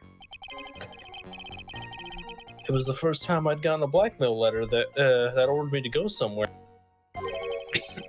I mean, you've gotten other blackmail letters then? Oh, of course. They'd say things like, steal this, or take that. Why don't you save those for later, Mr. DeLite? So, take that! Okay, you want to press harder, of course. What did the blackmail letter in question say? It said to bring $50,000. Money. A perfect motive for committing murder. Oh, but wait! I never intended to pay that money anyway. Jesus Christ. Oh, is that right? That's right, I had nothing to do. He had nothing to hold over my head. I had nothing to be afraid of. An important point indeed. Are you? God, he digging his own grave. Like, he has so many points against him. Yes, sir. A muddy mud skipper in outer space has a better chance of surviving than I do. And now you're gonna press him on the statement, I'd been working for KB Security until a year ago.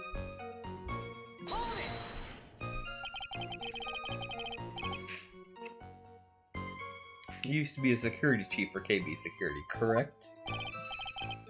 Yes, that's right. security chief. You? And yet, a year ago, you were fired without no revenge for an old grudge.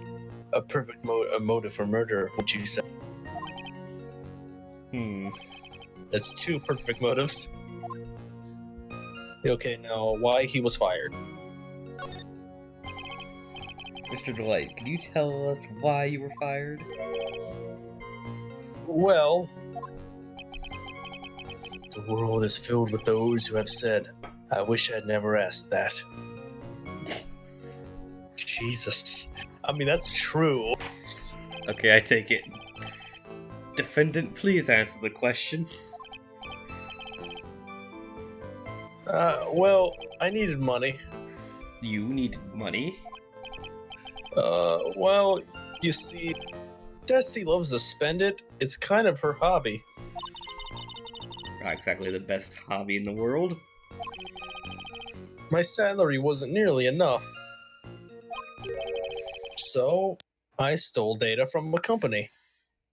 Oh, Jesus Christ. how much data? Because he didn't tell us that. KB Security has lots of security info on companies. Ooh. And since I was a security team chief, ooh, you stole some data and sold it. Mr. Bullard found out, and I was fired immediately. That's why. Oh. I was somehow able to keep it a secret and made it seem like I'm on my own. You look too good. Someone who brings harm to their company as punishment. You do well to remember that. Sure told you.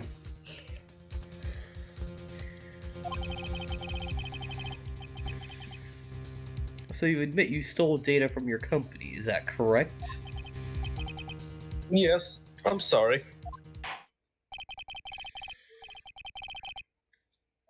Another important fact, added to the testimony.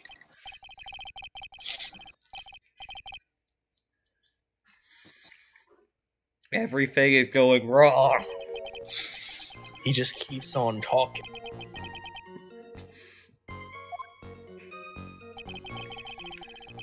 Okay, now you can find the statement, the blackmail threat didn't scare, and on that, present Desiree DeLite.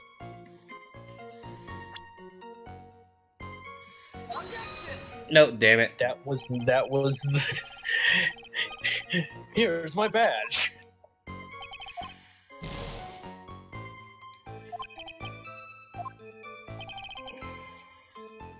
Present. Now switch over to... Here's the thing. That fuck up I'm striking from the video for a very specific reason.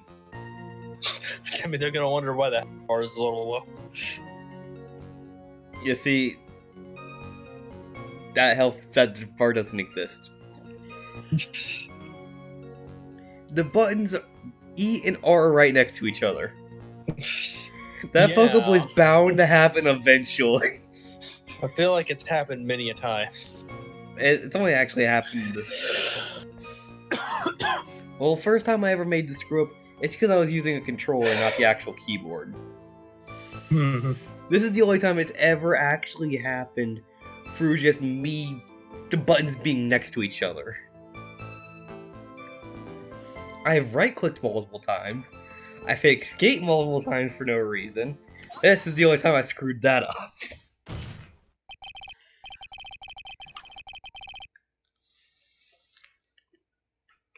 Mr. DeLite, what you said just now doesn't match what you told me yesterday.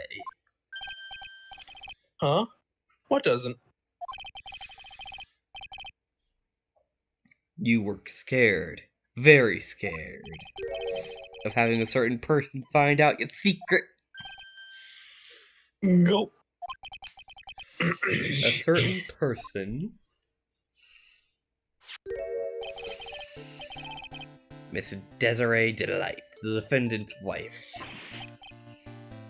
Oh, but listen to me. My Desi, she's... Looks like if I just sit back and relax, the fun will end before it truly begins. Godot, I'm gonna shoot you. Yes, we know. It was all your wife's fault. What do you mean? Mr. DeLite stole company data to pay for his wife's spending, for which he was fired. Unable to face his own wife, someone used his dirty little...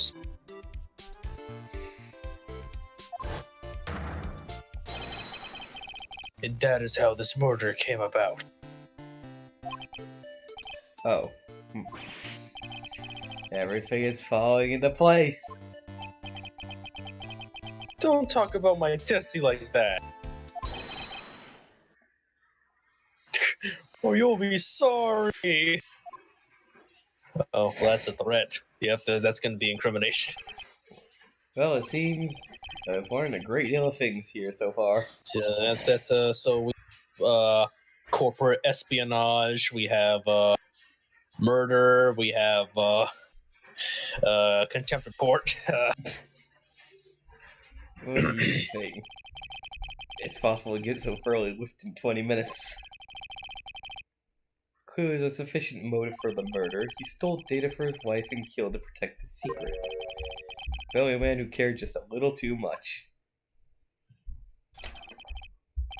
The motive is clear. Let's move on.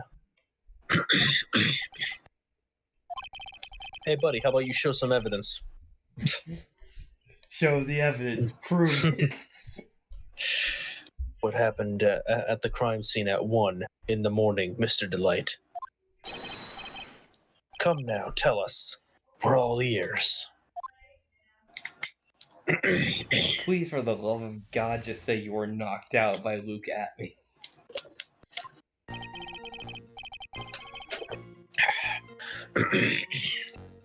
Okay. When I entered the office, there was a suspicious shadow there. Okay, bad start. Suddenly, I was hit on the forehead, and after I remember being a bit dazed. If I hadn't been wearing that, I would have been killed. We're definitely gonna need to push on that statement. When I came to, Mr. Bullard was there, dead.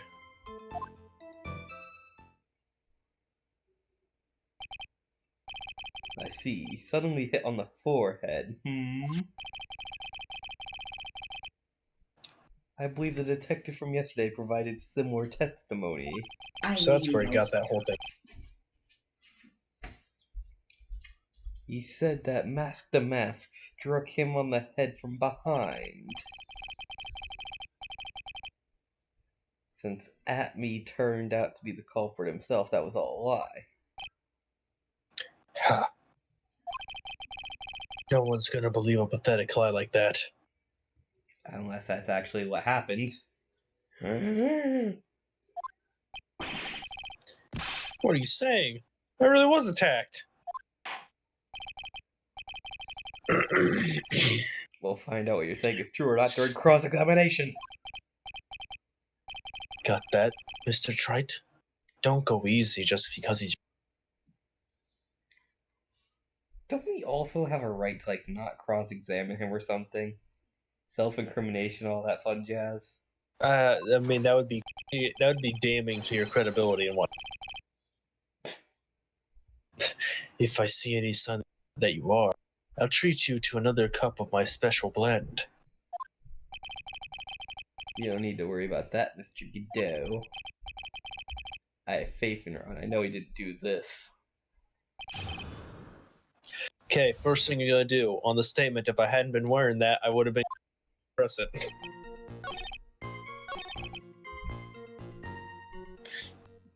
Man, like you singled out the statement perfectly. Well, the thing is, he says, if I hadn't been wearing that, there's no detail there. Like he didn't say, what he was wearing. That.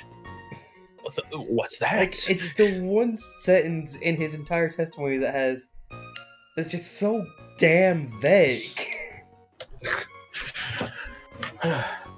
It's that time of the night where I want to eat goldfish, so it's time. Yes, now it's become a true video. Yes. Gotta have Yeah, this is for the goldfish real ball. video. Okay. Alright. Why? My mask costume, of course. Wait, why were you wearing that? Wait a moment. Mask to mask. Did I forget to mention it before? Just be on the safe side. I dressed as mask to mask. But why though? And then I descended upon the office of the CEO of KB Security. What? Why? Why? Did you know about this? He never told me about this. He never mentioned it to me. Even I didn't know that. Seems to be getting a little hot under the helmet. It seems our little friend really loves to keep secrets. I'm sorry, I just never had a chance to... Wait. That's not right. You know how sometimes things just remind? Huh. My sixth cup of coffee is staring up at me cold. That's the sixth. God, this man drinks coffee fucking faster than I drink soda. Look, and he drinks coffee like I fish. We were meant to be. God, you've really been waiting for this character to show up, haven't you? This is the only way to me. Witness, correct your testimony. Okay, on this statement, you're gonna press it. Why are you dressed up as Mask to Mask? Why? Because I'm Master Mask, of course. What are you talking about? Mask to Mask trial is being held next door. Yeah, I guess so. Anyway, at that time, I thought I was being blackmailed over the Master Mask issue. So I thought I should go as him, just to be safe. Yeah, boy. Let me tell you, it's a real pain to move around with that cape. Then why'd you design your costume with a cape? That's why it took a lot longer than I expected. Took a lot longer. Press rudder. What do you mean by took a lot longer? Opening the safe, of course. My cape got caught in the safe door, you see. This all happened when I was hiding Mr. Bullet's body. Wow, you just said that. Wait, back up a second. He just said that out loud, out of context. Yes? You were the one that hid the body in the safe. Well, yeah. Inconceivable. He has a problem about What? not Just why? What reason could he have? What were you thinking? Question. When does someone toss their dirty shorts in the washing machine? Don't be playing the saxophone and say it like that. Yeah, that's kind of bad. What? The answer is when they take them off. Stop! What was... As usual, I have no idea what you're saying. You mean Mr. DeLite hit a body because he's a murderer? Ha! So you're not as stupid as you look. His metaphor this time was really obscure. Mr. Wright, you don't mean that you knew about this whole safe business, do you? Oh, yeah. Why am I the only one not in the loop? But Because just you're an make sure old-ass you boomer. add this in your testimony. God, you really... That just reminds me of the Kylo Ren newest, like, SNL skit thing. Where he just yells, "Okay, boomers," multiple times. It's funny.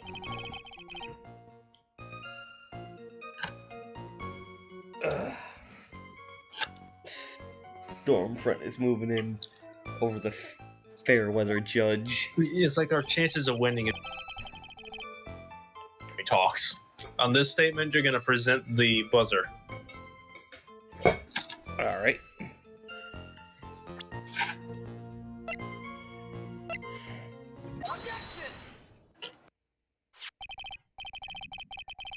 Your Honor, take a look at this record. What might this be? The record for the emergency buzzer that connects the CEO office to security. Oh, Blair is not in the audience. The button in the office is pressed, the security team is supposed to come running. I hope Old Bag is there. Remember, she's on vacation. Yeah. Probably following Edgeworth around. You know, that might be why she's on vacation. She's a bro. According to this record, the buzzer was pushed once at 1:02 a.m. What? If Ron DeLite truly was the murderer, he would have ran as soon as that buzzer sounded. After all, a security guard would have been heading his way. Huh. Let's remember who we're dealing with here. I think that's the first time we've ever heard him say objection. No, it's not the first time.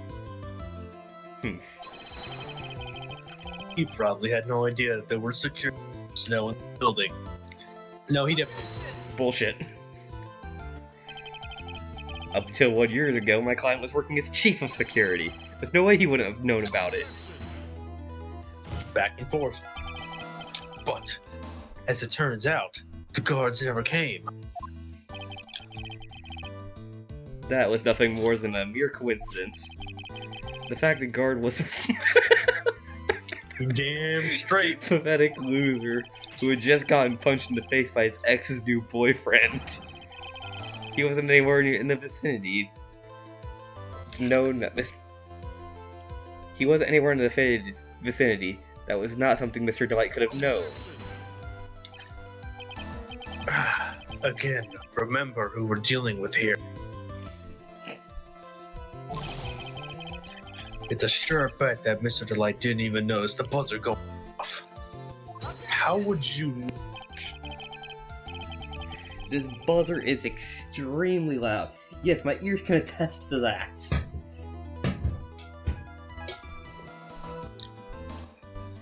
So there's no way he could have ignored something like that. If he had been conscious, that is. Conscious? What do you mean by that? Another one. Fine. Let's hear your theory. Alright, this is just a theory. A game theory. You shut your fucking mouth. So let's recall the defendant's testimony. The moment he entered the victim's office, someone attacked him. Mr. DeLite said he felt dazed. I'm willing to wager that he was knocked unconscious for at least a few minutes.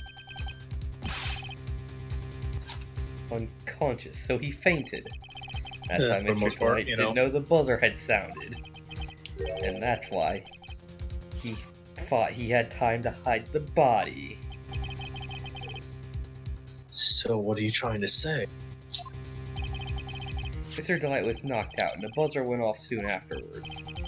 Now, unless my client was able to hit that buzzer while he was unconscious, that would only mean there was one other person in that room. That's right, whoever it was knocked out Ron DeLite and then pressed the buzzer. Order in the court. Mr. Wright, this is... This is preposterous. It was this kid. Ron DeLite is the one who killed Kane Bullard. Who pressed the buzzer? It was the victim, of course. He pressed the buzzer when the defendant hit him. He didn't die right away. He must have held on long enough to push the button. Wrong. There are no fingerprints on the buzzer. So Kane Bullard sounded the buzzer himself. What's your opinion on this, Mr. Wright?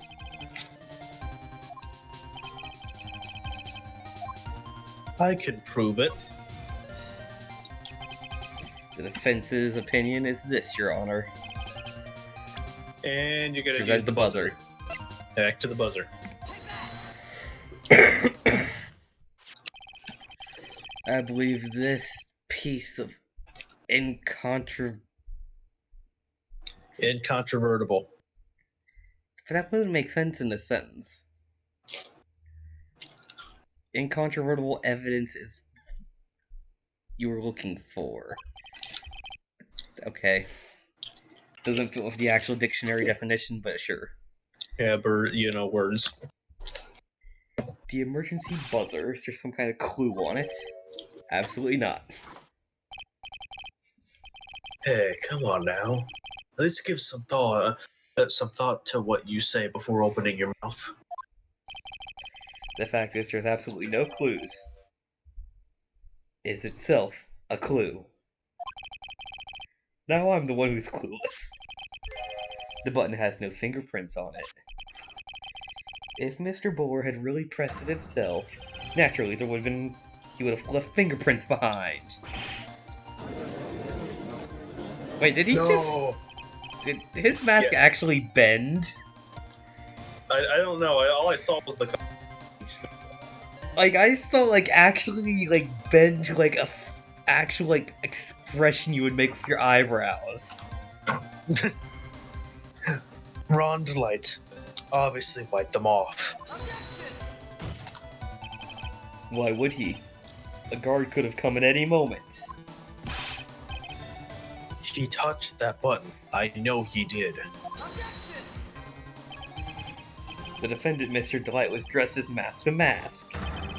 And Mask to Mask always wears gloves. What reason could he possibly have to wipe the button free of fingerprints?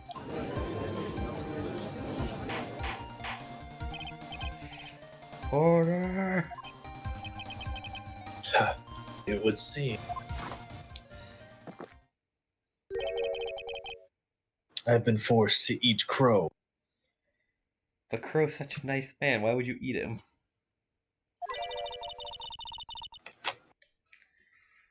I wonder what blood never flow crow flavored coffee is.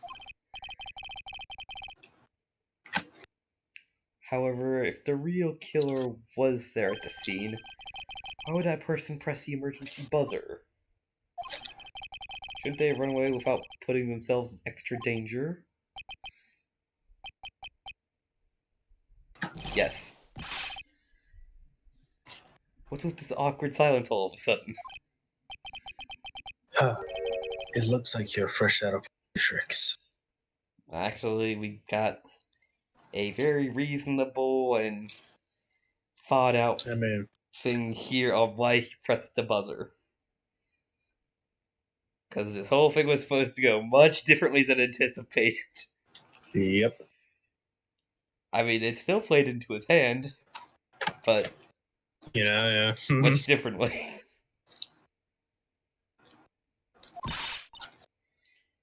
They're on to you. They know you're full of shit, Nick. Give me a minute to collect my thoughts.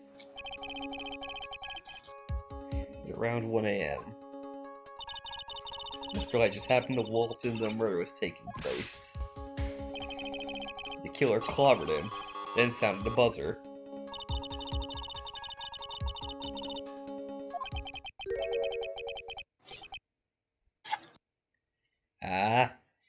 look at the red. Look at the red. You're getting it, Phoenix. You're understanding, you dumb. Time's up, Mr. Wright. Let's hear what you have to say. Oh ho, you've got some guts. Like that in an opponent. And the reason is to call the security guard. The killer knew that if he pressed that button, a guard would come running. Now it's exactly what they wanted. You say the killer called the guard on purpose? Yes. Although, as it turned out, he never showed up. Because he was getting his clock cleaned at the time.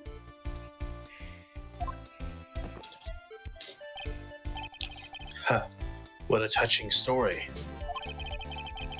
You're saying the killer had a chance heart. Exact opposite. Nah, I'm not. When that buzzer sounded, there were supposed to be three people in that office. The victim, Kane Bullard, who was already dead. The defendant, Ron DeLite, who was out cold. And the third person, the real killer. Hypothetically, yes. Now then, in this situation, if the real killer made an escape, what would happen? The only ones left in the room would be the victim and Ron DeLite. And if the security guards came up time, they would think I was the murderer. That's precisely the real killer's objective. Frame Ron DeLite for murder.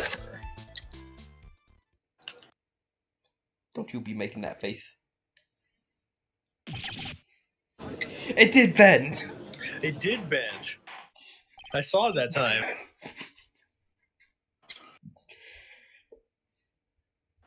That has gotta be one of the fucking weirdest Like face masks ever. Yeah, everything involving him is like you notice it the first time, but I don't.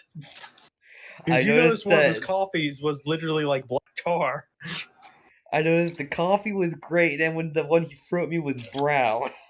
I've noticed the mask bending. The weird fact that he has the Force, apparently.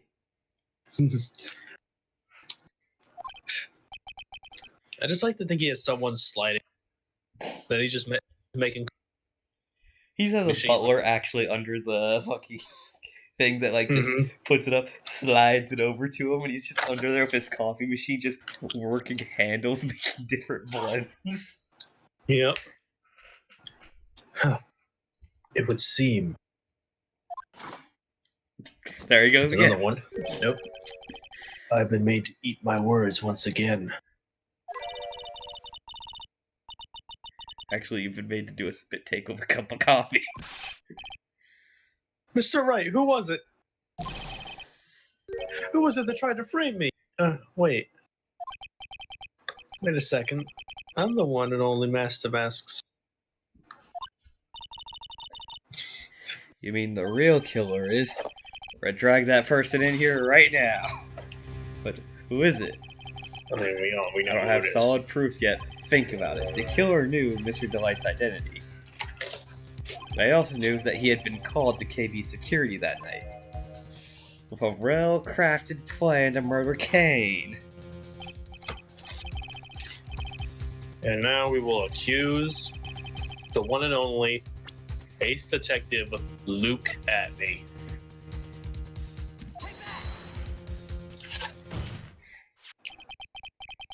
Detective Luke Atney. He's the one who could have done it. Ace detective Luke Atney? You mean Master Mask did it? Your Honor, the person being tried in the courtroom next to us is not Masked Mask after all. In fact, he's in actuality the true murderer of Kane. We kind of did an identity fuck up here.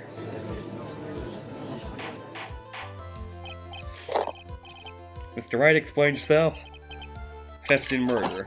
Which is a more serious crime? They're not even close. Murder is more serious, of course. Capital crime subject to capital punishment. If only that was still the way it was. Remember the trial from yesterday, if you would. When Luke Atme confessed, there was a huge commotion in the courtroom. Of course, a famous detective was unmasked as well as Master Mask. Instead of being convicted of murder, he was found guilty of grand larceny. That's the true objective all along. To be found guilty, Master Mask had the perfect alibi for when the murder took place. He was stealing the urn. And in other words, being found guilty as Master Mask was Luke Atme's airtight, watertight, and unassailable alibi.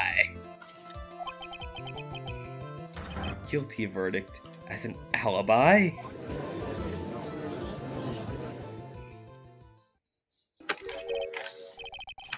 No, it's almost time. What? For Luke Atme's verdict. It was a pretty simple trial after all. If we're gonna stop this trial and stall that, we need to do it now. Of course, that's assuming you have proof that the detective was the one who committed the murder.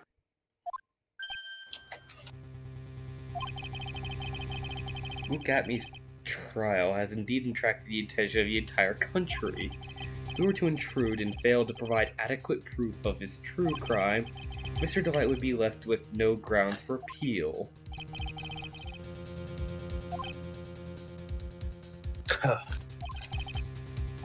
A bet's only good when your life's the ante. Mr. Wright, I believe in you.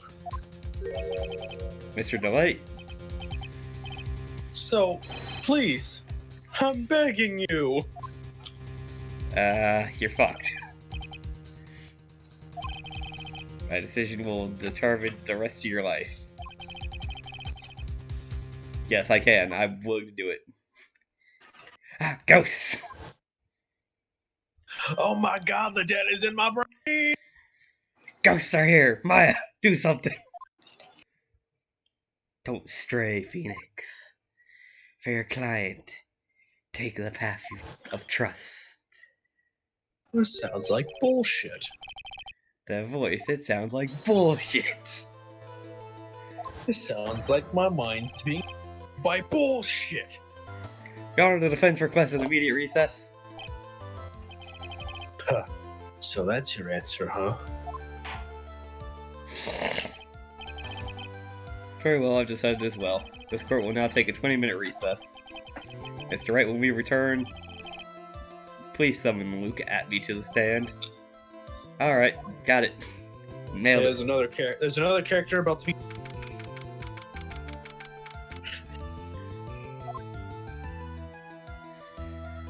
Oh my god! He's there! Well, Sir Detective Atme.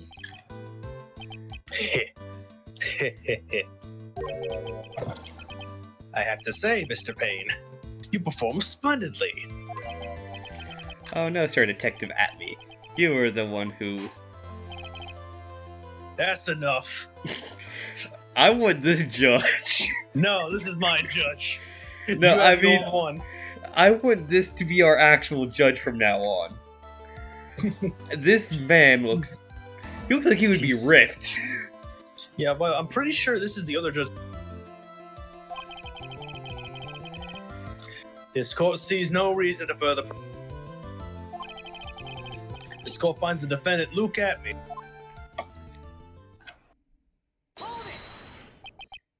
Wait! Don't hand down your verdict neck yet.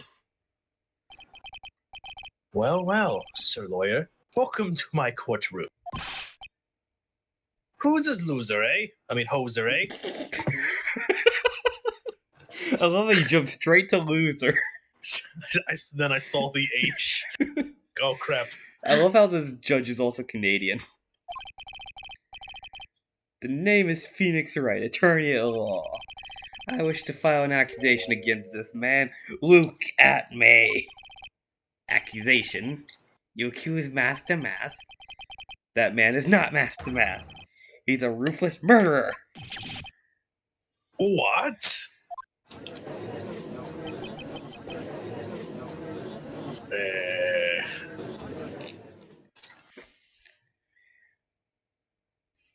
Okay, because that one's probably running out of stuff. I mean, I've got 100 gigs. It doesn't run out until I run out.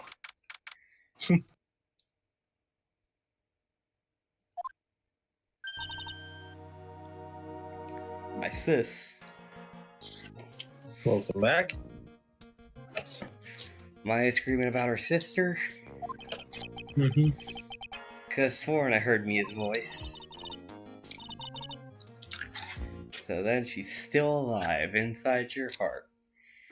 Bullshit, she's a ghost and you know channel her right now. Nicky boy. Miss DeLite. Perfect. Is it true that the detective is the real killer? Damn straight. We have no definite proof. But he's the only one who could have done it.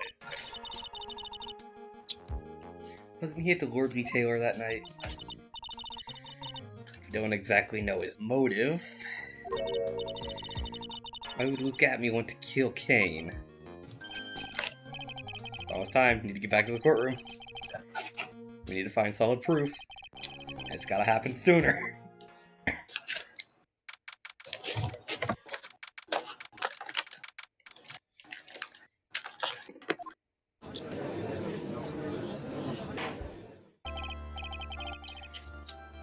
Now then, this court is back in session. Look at me, take the stand. Goldfish. Well, well. How do you do, sir?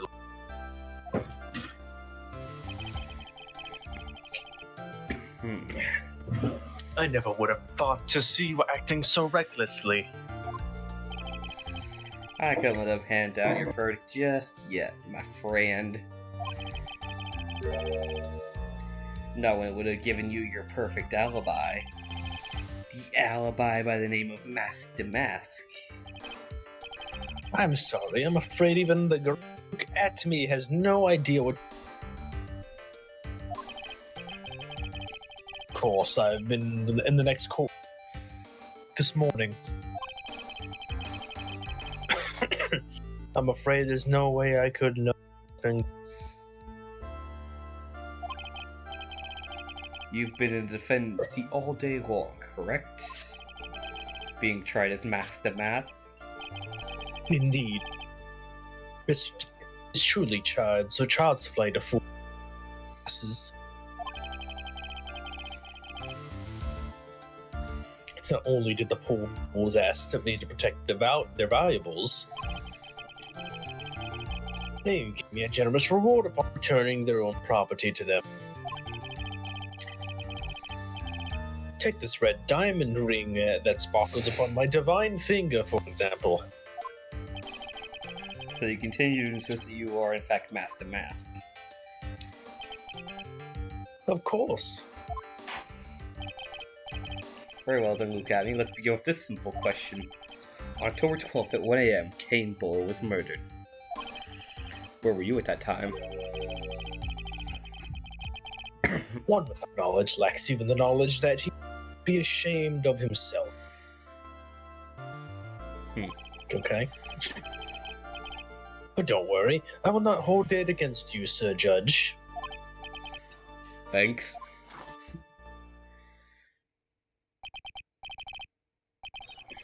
Alright, Mr. Atney. The night of the murder, speak.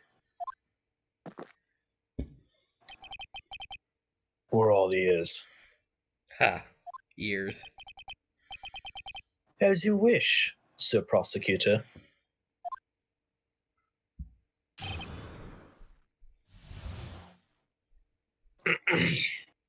He's got the alibi. I was stealing the urn as Master Mask just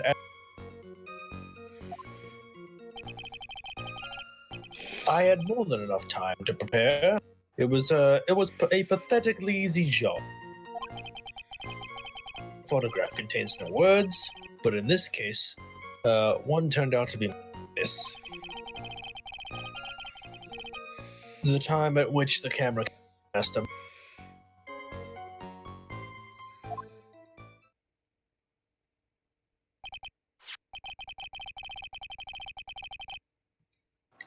Seems the main point of this discussion will be the photo of the crime scene. Everything else until now was all part of his plan. Must be a secret to this photo.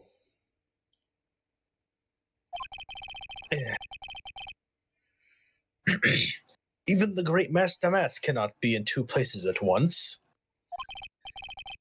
Now then, if you'll excuse me, I have a verdict to receive. You ain't moving. We still have to do your cross-examination. A fool is too foolish to know that. Oh, Francisca? I think he's trying to say you're full of it. The other thing that's full of it is his alibi.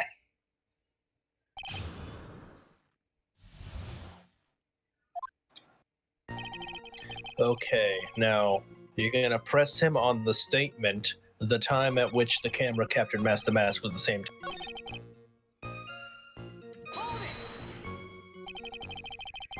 About the cameras that took this photograph. Look at this photograph! Had to throw that in there. Yeah, I was wanting to word it exactly like that, but I couldn't find a way to do it. Oh, shit, my line. Oh, come now. It's all too clear what you're thinking. Huh? You think I altered the time on the photograph, don't you? I'm afraid it's impossible. The camera was set up by Lordly Taylor, and on top of that, it was Lordly Taylor's staff that printed that picture's data. Fortunately for the defense, there's no way that picture could have been altered. I see.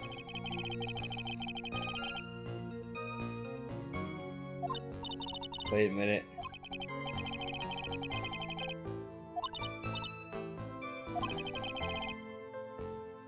So I don't have to present anything. I want to take a look at this photograph again.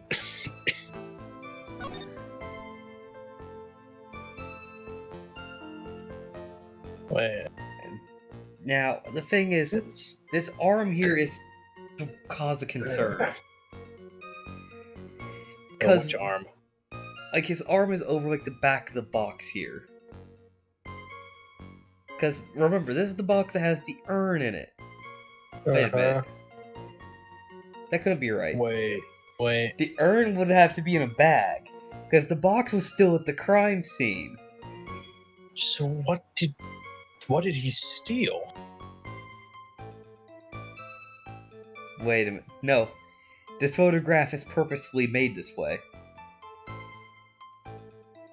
He wanted to make it look like he was walking out of the box at this time, when in reality, the urn was already elsewhere. Because the box was left behind. And the thing is, we also know that the box would have been covered in paint, which we can't see in this.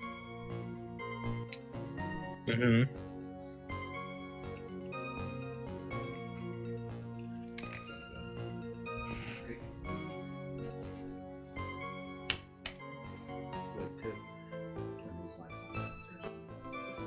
Alright.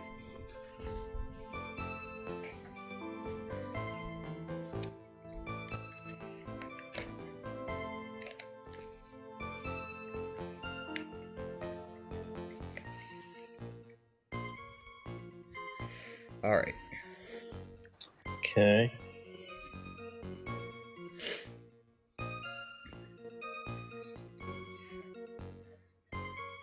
Now, Must get I'm back. I'm trying to think of, like, everything that's in this photograph. It's... Him carrying a box is wrong. Because it can't be the box that the urn was actually in, because that box is still at the crime scene. And they could have also just put it in a different... But then why was the vase later found in his bag? Because he took it out of the box and put it in his bag. Why not just put it in the bag and carry it out with all of his other tools? You're putting way too much logic into this game right now. Fine, fuck it. We just need to move on. We're getting close to mid. Either the mask in this photograph is fake, or the photo itself is. Okay, on the statement, I have more than enough time to prepare. You can press him on that.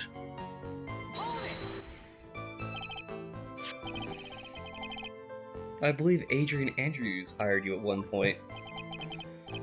That's right. That was over 20 days ago, if I'm not mistaken.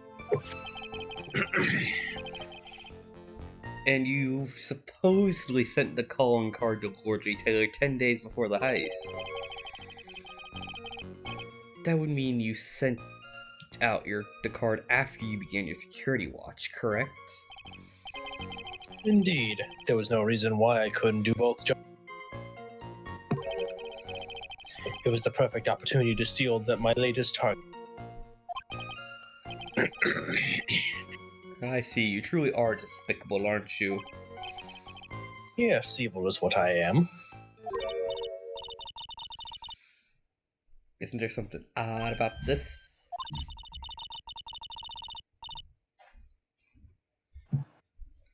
Detective Atme was always proud of his ace detective skills, right?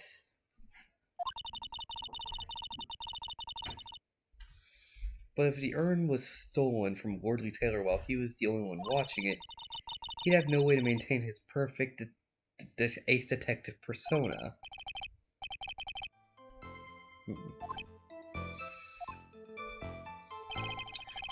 Okay, now on this statement, you're gonna press it. Okay.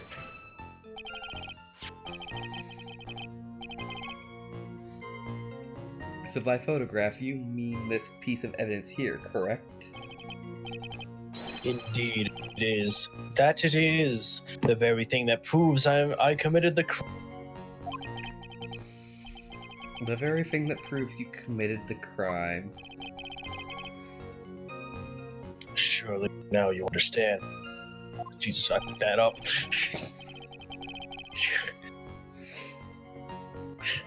Okay. Lordly Taylor provided that camera.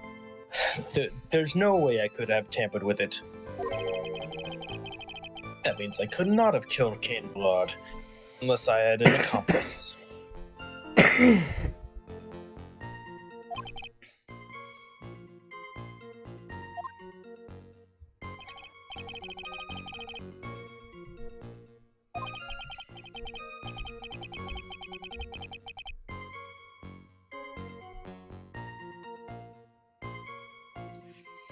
Basement warehouse in the picture that supposedly captures it.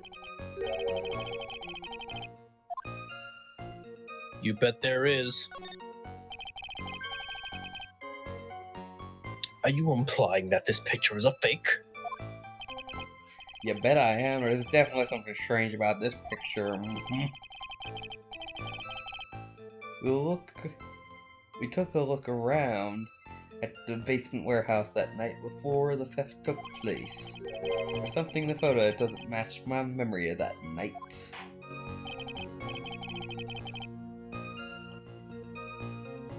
See what you have to say. It's the paint on the ground.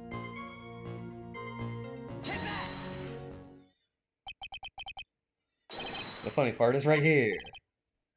Why this is a blood stain. Wrong. No. Ah, blood. Now this is where the case gets interesting. Sir? It's paint. Please. You're jumping too far ahead here. Oh, just paint. In peach colored that. How the fuck can you tell what color it is? This is black and white. I mean, Phoenix literally said pink paint. So there is that. But man, I would love it. It was like it's paint. Peach colored. Wait, how did you know that? From blood to peaches. The judge sure loves going on his wild tangents. I think this guy, like Joe Biden, has dementia. This judge is Joe Biden. Yeah, this judge is 1%. The problem with this photograph is not the paint. The problem is when you consider the layout of the basement warehouse. Turns out something should be here. There's nowhere to be seen.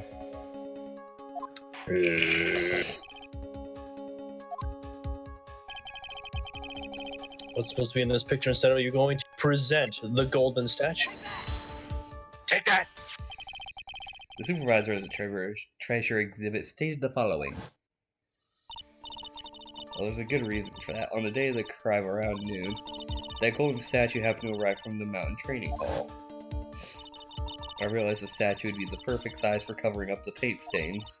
That's why I put it where you first saw it.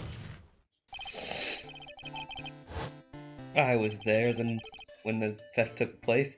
I saw the statue in that spot. This picture was truly taken on a night, and that statue should have been there. But when I went there the day after the theft, that statue of the old bag was sitting right in the corner. Perhaps it was pushed there accidentally. However, the statue is slightly larger than yourself, and it's quite heavy. It would have taken more than an accidental push to move it that distance. In that case, could you prove it?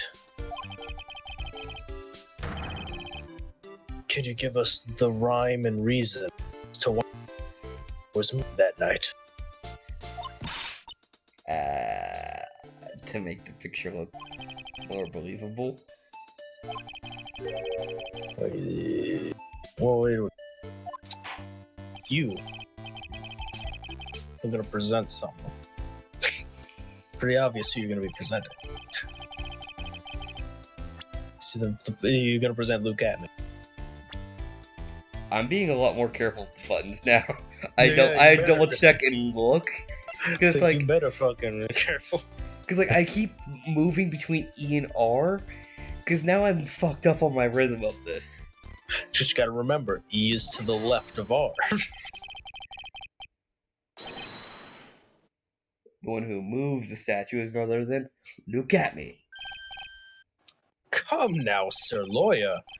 There you go again on one of your strange delusions. Mr. Wright, what basis do you have for your bullshit? It's simple. The witness was the only one in the basement warehouse that night.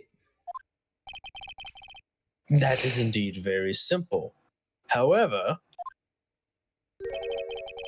why would I want to move a heavy gold statue? The reason for moving the statue. The reason for moving the statue. Now that question. The reason can be found in the photograph. You Look at this photograph. You Did it again. That do. You pretended to be Master Vase to create an alibi for showing you were at Lordly Taylor that night. But this photograph contains a single fatal flaw. And the thing we'll be choosing. If this statue had been there, your lie would have been exposed like cheap film at a drugstore. This is why you had to move the statue. Did you skip my line? Okay, it's the timestamp. Then it's the timestamp. Wait, what? What do you mean? I'll tell you exactly what I mean. On the night in question, Luke Atman went to KB security and murdered Kane Bullard. Therefore, it's obvious. It would have been possible for him to have been at Wardley Taylor at this time.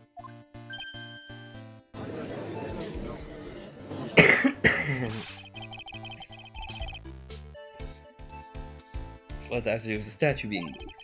Remember if you will, Your Honor. When was the statue placed beside the warehouse door? The statue was taken down to the warehouse the day of. And it was placed there in order to cover up the paint. Exactly. Luke Atman had already decided on the time he was going to kill the victim. So in order to create an alibi for that time, he took this picture days before the murder took place. Yeah, that makes sense. What the? I'm honestly surprised I didn't think of that possibility. But I thought it was the day of the crime that the vase was broken before.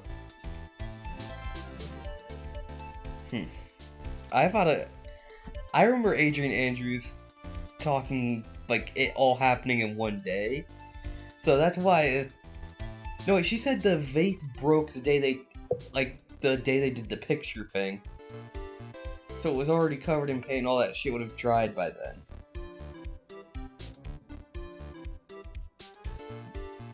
Okay, this is slightly making more sense now.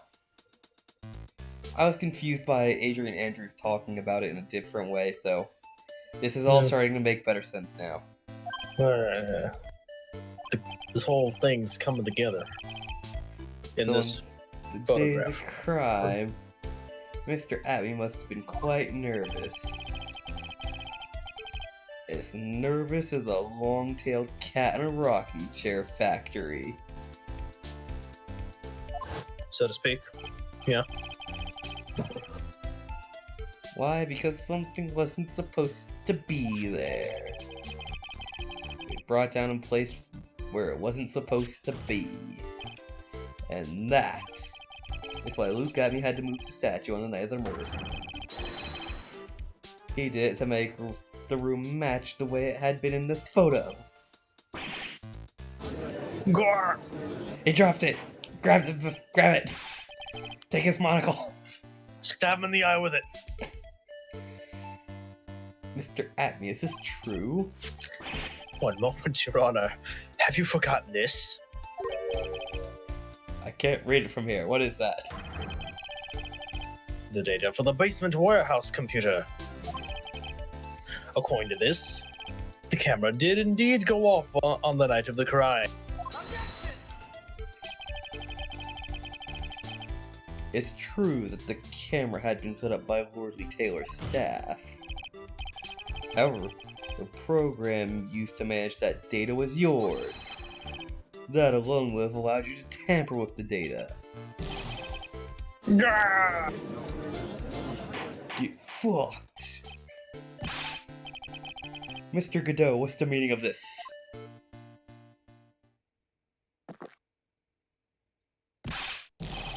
Godot, I warned you about making me wait. Put down the damn coffee. My 11th cup. Yeah, that saxophone. I promised to drink more than 17 during a try. Which means I'm still good till the last drop.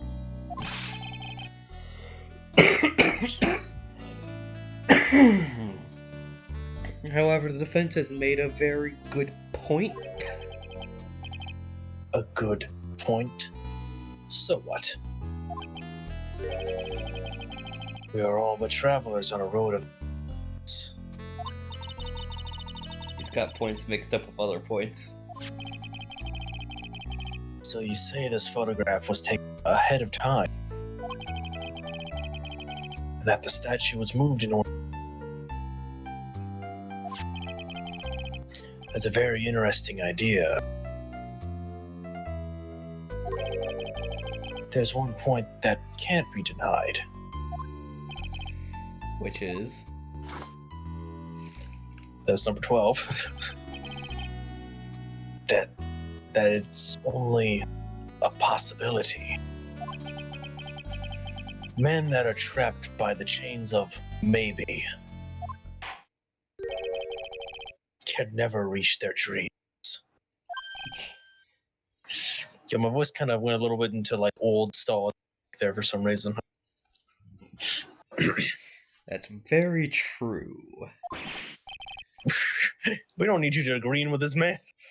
Don't fall for it, Your Honor. He's full of shit. He's trying to kill you. Hey, Mr. Damask. Yes? If there's no funny business in your action, Damask, there should be no problem with you telling us your strategy. So let's hear it. Yes, please provide this court with your testimony about your plan to steal the urn. Can't be that hard. Do it, bitch. You won't. This is one of those really easy and short. At first, I received the request from Lord Taylor about 20 days ago. The urn was placed in the box and... Zavari. It was then sent to the warehouse. Why'd you do it like that? Because I felt like it. I wanted it to be sound very on. The thing is, you refused to say it. And this know. time you say it in such a strange way that I can now cut it out and start putting it in every other time you don't say it. You just edit it in over all the other ones. That's actually a good idea. Just Savari.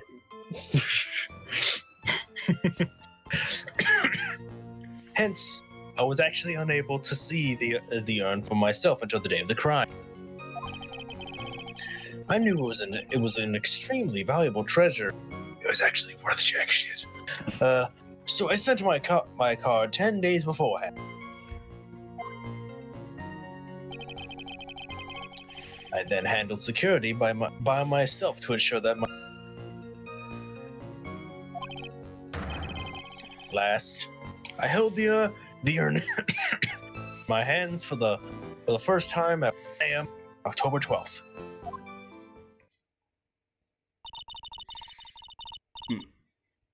October 12th. Hope it's not a Thursday. Wait, today is Thursday. Huh. Ah! I mean, it won't be Thursday in 8 minutes, anyways. Then we need to finally finish this trial in 8 minutes. Yeah. I got you for 8 minutes.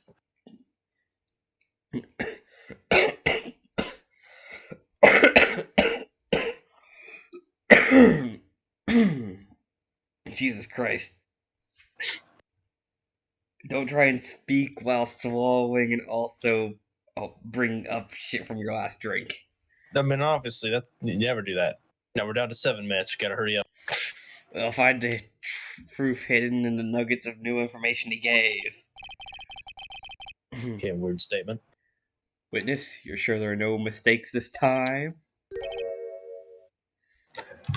Zavari. I'm just waiting to see if you say it or not. I already have what I need. Yeah, I know. I'm just doing that. I'm just happy that you just cut that out and edit it over. You're gonna begin your cross-examination.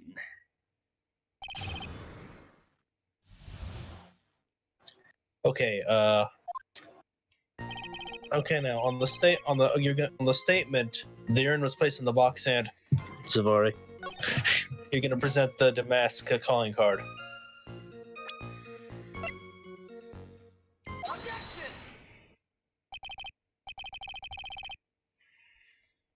Mr. Atme, if you really are Mask the Mask, then you also wrote this calling card, correct? But of course. Is there a problem with that calling card? Allow me to read a passage from the calling card Master Mask had written. Take good care of the speckled urn. Now the speckled here surely refers to this pink pattern on the sacred urn.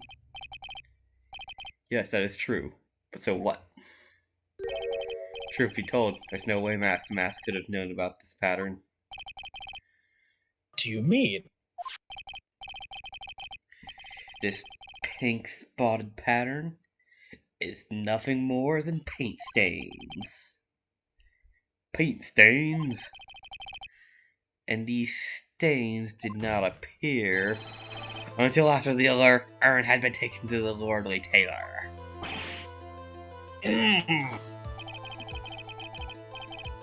Mr. Trite. I'm gonna be honest, I know the recording didn't catch it, and I did not hear you say anything other than Mr. Trite. Whoops. Okay, let me redo that then. I'm not finding this joke to be very funny, Mr. Trite. Alright. Because I'm gonna be honest, there have like been random cuts in like everything you've said throughout like this entire case. But the thing is, it's like always been at the end. This time it was beginning and we only heard the end. And you only heard Mr. Trite. Just awkwardly. The day the sacred urn was taken to the warehouse. You know what? I decided we should do, which I want the sub alert to just me be saying with Zavari. So you better keep that fucking like that thing. The urn was broken due to human error. I should say, error-prone human. Stop trying to be clever with your fucking words, Trite.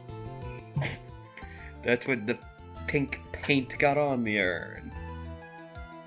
You know, I gotta wonder, why did Andrews pick it up like that? I don't know. Maybe she thought it was a normal box. But I mean, it's obvious the lid was open and it just starts slowly falling out. You can't be serious. And yet this calling card clearly mentions the paint pattern. Which means Detective Atney had seen this urn long before the crime ever took place. In fact, he saw it when this fake photo was taken. And because this photograph is a fake, your alibi for the night of the murder no longer holds water. That's what I saw from that.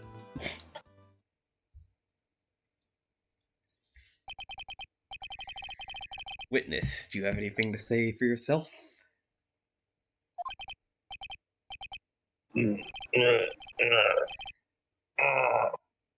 did it. We broke him. I think it's still a little early for a victory pose.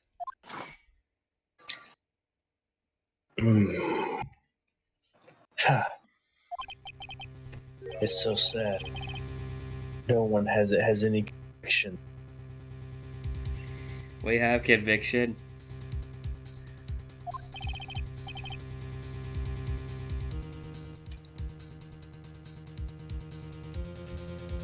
Hang on, I'm doing something real fast.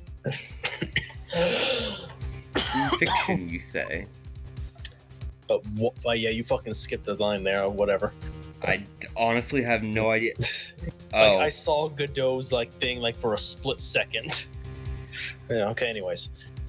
Yesterday, we all decided unanimously that this man was master. And now, calling him a murderer. You don't think we're being a tad fickle? Yeah, I can actually tell you exactly what happened. Oh, what happened? In this sense, I need to basically mention for the people watching, I have a crazy ass mouse.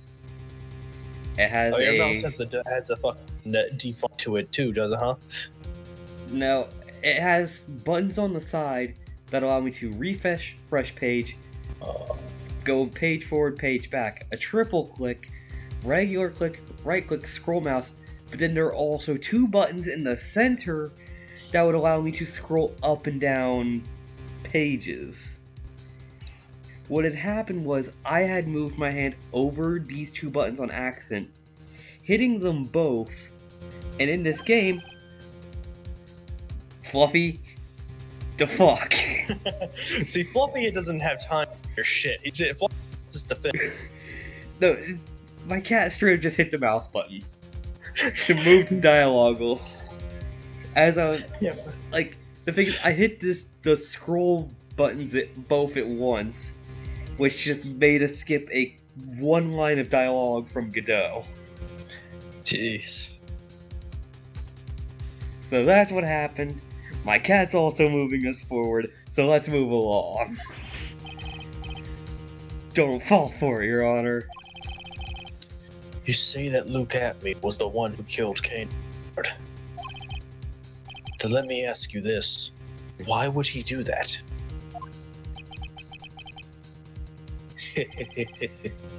An excellent point. Motive, Mr. Wright, motive. Why don't you, my merry fat manifest?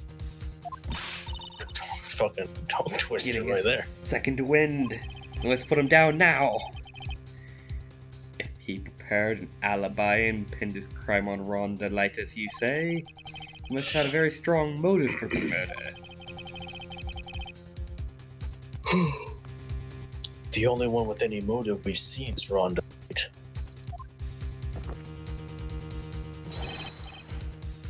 Isn't that right, Detective? Indeed, according to my own research, the boy's motive is clear. Without a motive, it's merely impossible to prove guilt in a murder case.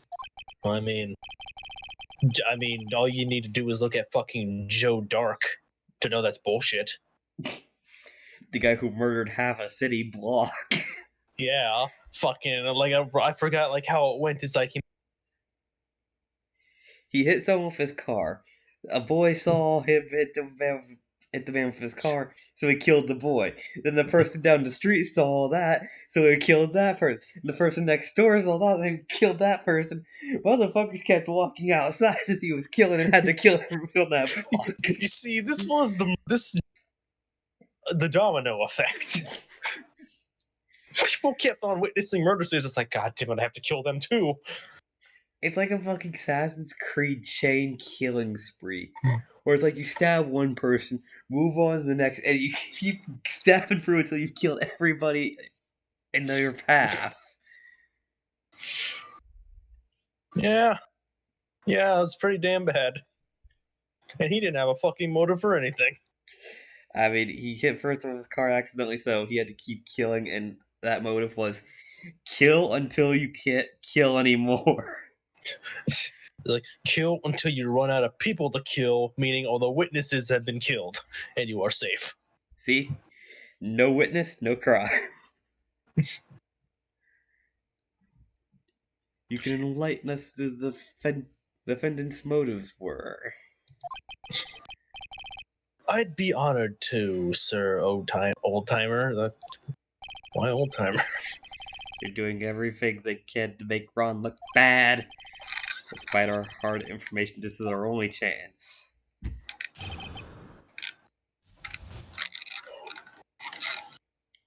Book it. What for?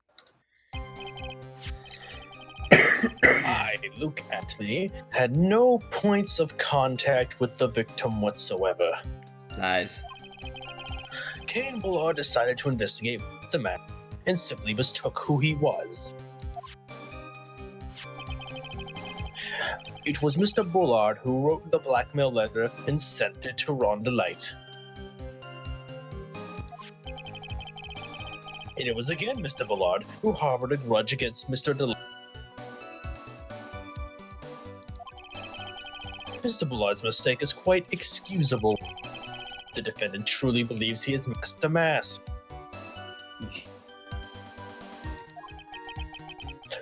That is why Mr. DeLite saw it fit to kill Kane Bullard. Truly a tragedy.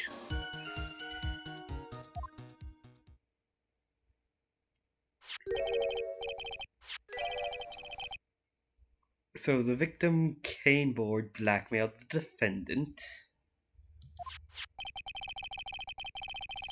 This is the blackmail letter found in the defendant. A handwriting test confirms that Mr. Bullard. Well, we got that one out of the way. Yeah.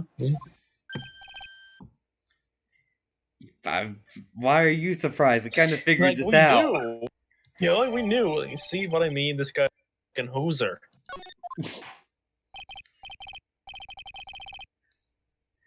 Cross-examination time. Okay, first thing we're gonna do is on the statement. It was Mr. Bullard who wrote the black and sent it to Ron DeLite. The blackmail letter.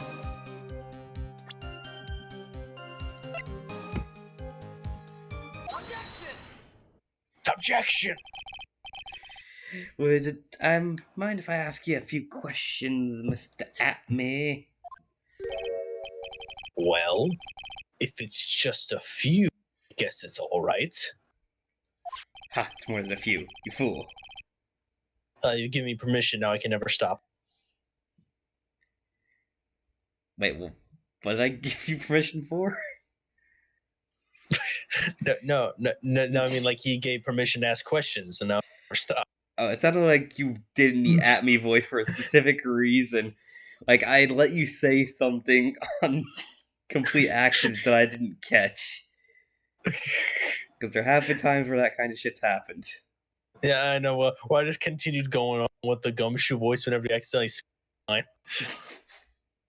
Like, you skipped my line, pal. When you said that this letter was addressed to Ron DeLite, I couldn't help but notice one major contradiction. Contradiction? I don't know where a walking contradiction gets off saying things like that. Wow. I mean, Fucking he obliterated. it's like it's just true. Fuck it, Ron's dead, as far as I'm concerned. At times like these, men are made to express themselves with their fists. Wait, is he challenging me to fisticuffs? Yo, we about to do Streets of Rage right now? Let's do this.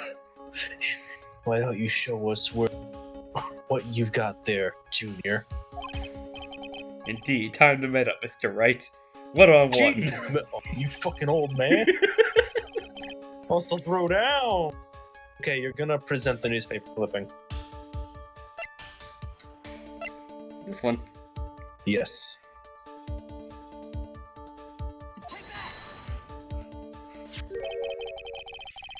Take a good look at the newspaper clipping. Contains a picture of the tear of Emanon, the stolen jewel. What about it? The problem is the jewel's color.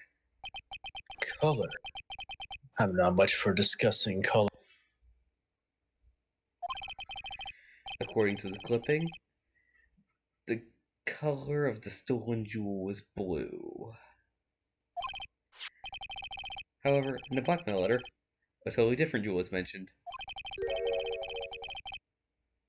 I'll take that red diamond you received the other day.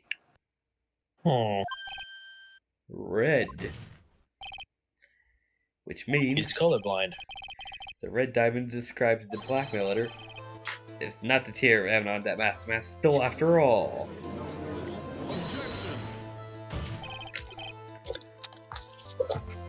What is your point, Mr. Trite?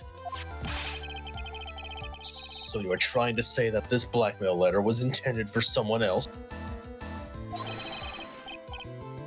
That is what you're trying to say, right, Trite?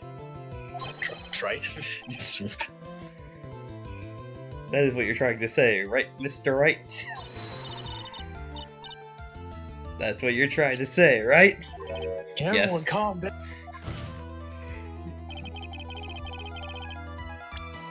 Look at me is who you are presenting.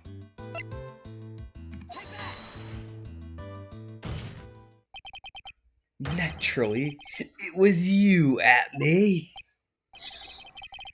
Do you have some sort of basis for that claim? Bitch, look at your finger. All right, the jewel he himself on his divine finger.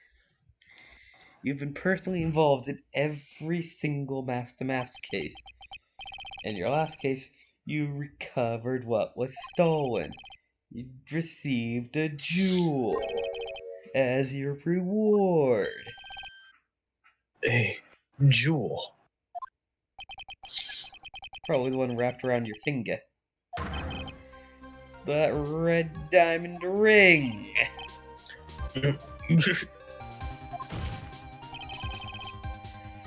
That is the diamond referred to in the letter. Which means Kane Bullard wrote the letter in order to blackmail you. Yeah.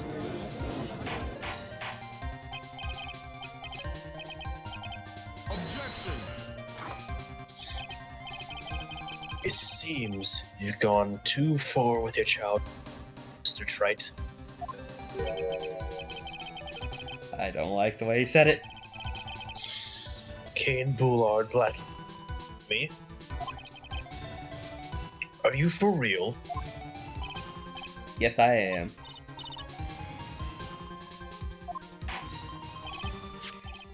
Then answer me this. The blackmail letter contains the following passage. If you don't want your identity revealed to the world... Yes, it certainly does. Kane Bullard threatened to make Luke Abbey's identity public knowledge.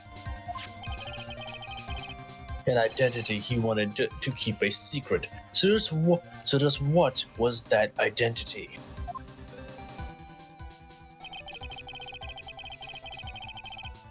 Amy killed Kane because he was afraid of his secret becoming known. So it's the identity he wants to keep secret. That's what it all comes down to. The identity is a blackmailer.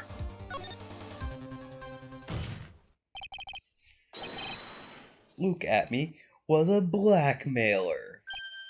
Objection. Hey now, You're an isn't that a all-star. little different from what you've been Sorry, I had to sneak that in. What did you even say? After you said hey now, I said you're a rock star. Oh, I didn't even fucking notice. Because I fucking talked over it. It was like right as he started saying something that is a little different. I said it like right as he started to say that. So it like mixed together. I thought you would actually, because it cut off before you finished the sentence. So I thought you had caught me and you were just sighing over that. I didn't even notice, but man, I would have if I did.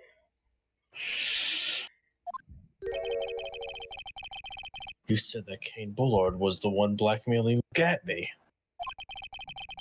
Were you saying that at me was blackmailing someone else on top of that? Probably. Sounds a little odd. It's the only thing that makes any sense. Kane Bullard was blackmailing Luke Abbey. But Ron DeLite was being blackmailed by a certain someone. I fucking called it! So he started receiving blackmail letters after the incident.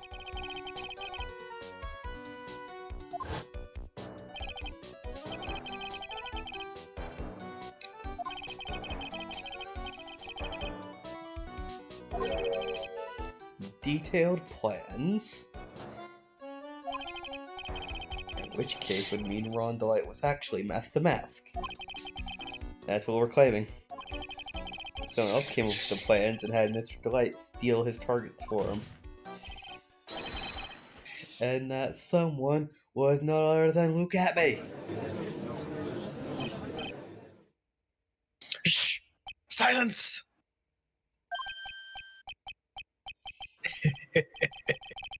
Now I see. It's all becoming clear. What is it? When you were in grade school, you received the same report card every careless, with the tendency to jump to conclusions. Am I wrong? What? You say that I, Luke at, was blackmailing Ron DeLite. In which case, I would naturally know all about his relation to Master. Yeah, that's why you're framing him. Ron DeLite started receiving plans from the second crime onward. Yes. I know I said yes instead of correct, I don't know. But, too many which means I learned of his identity. First crime. Good point. You certainly couldn't have blackmailed him otherwise. In that case, let's see some hot, bitter evidence. By the way, have we kept the coffee counter on this man? I think he's past 17. Like, I don't know. I wish I kept count. Alright, editor, in the room there, put up a coffee counter for me. We'll see what he's actually at, and then our editor-in-chief will make some witty comments on whether or not he has gone past 17. If so, we're calling bullshit on him. If not, he's calling bullshit on me. I mean, you are the editor, so... Exactly. Okay, so newspaper clipping. Again.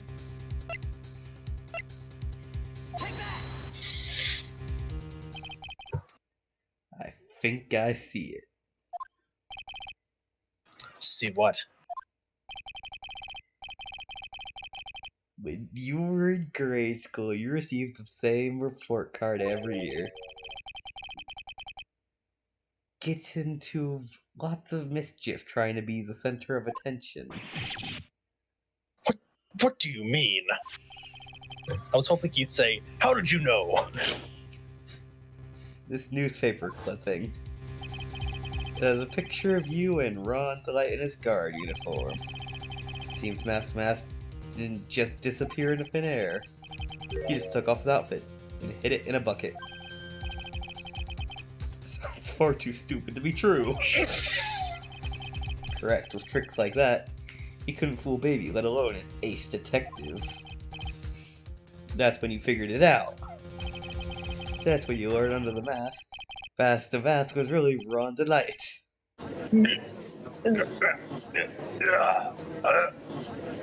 Looks like he wasn't even an ace detective. I can't believe it. He was a slimy black man. What a fraud! Trying to pass himself off as an ace detective. Why, you? How dare you expose me? Why, I mean, I've never blackmailed anyone in my life. I'm a famous and proud ace detective, and also Master Mask. Why can't you understand it?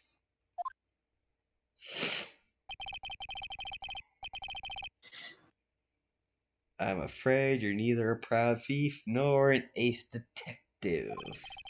You're a blackmailer and murderer. And that's your true identity. Why, you? How dare you? Okay, here we go.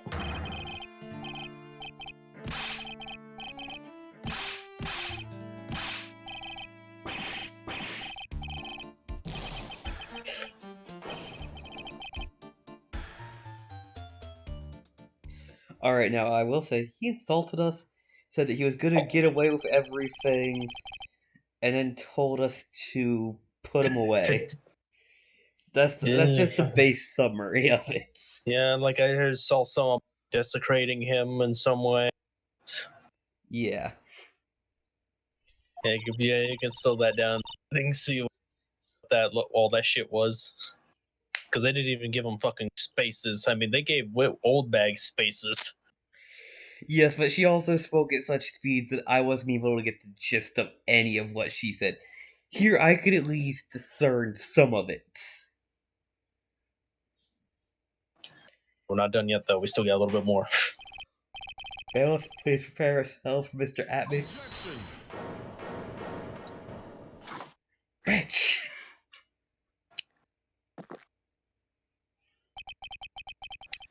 The hammer that strikes too fast has no time to aim. I don't know, I think it hit pretty spot on. To me, I'm prepared to deliver my ruling. Allow me to say one thing. I will be the one to judge. What? No. That's not your job. You don't judge. No, you're a prosecutor. You prosecutor, you know judge.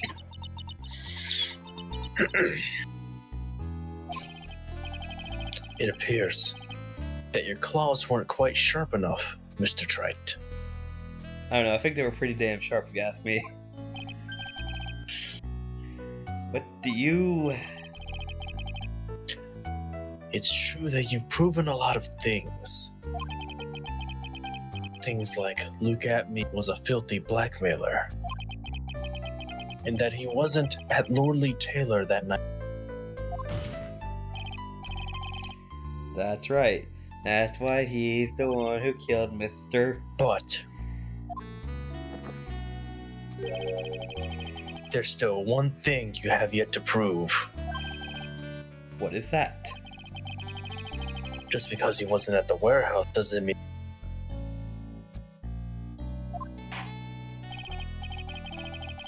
I said that wrong, didn't I? God damn it. Are you guys still? Oh yeah, we're almost done, don't worry. Then you want to do Uno? Also, for After some we reason actually you're, finish. for some reason you're extremely quiet. Oh, better. Oh yeah, there we go. There we what's go. up in my head?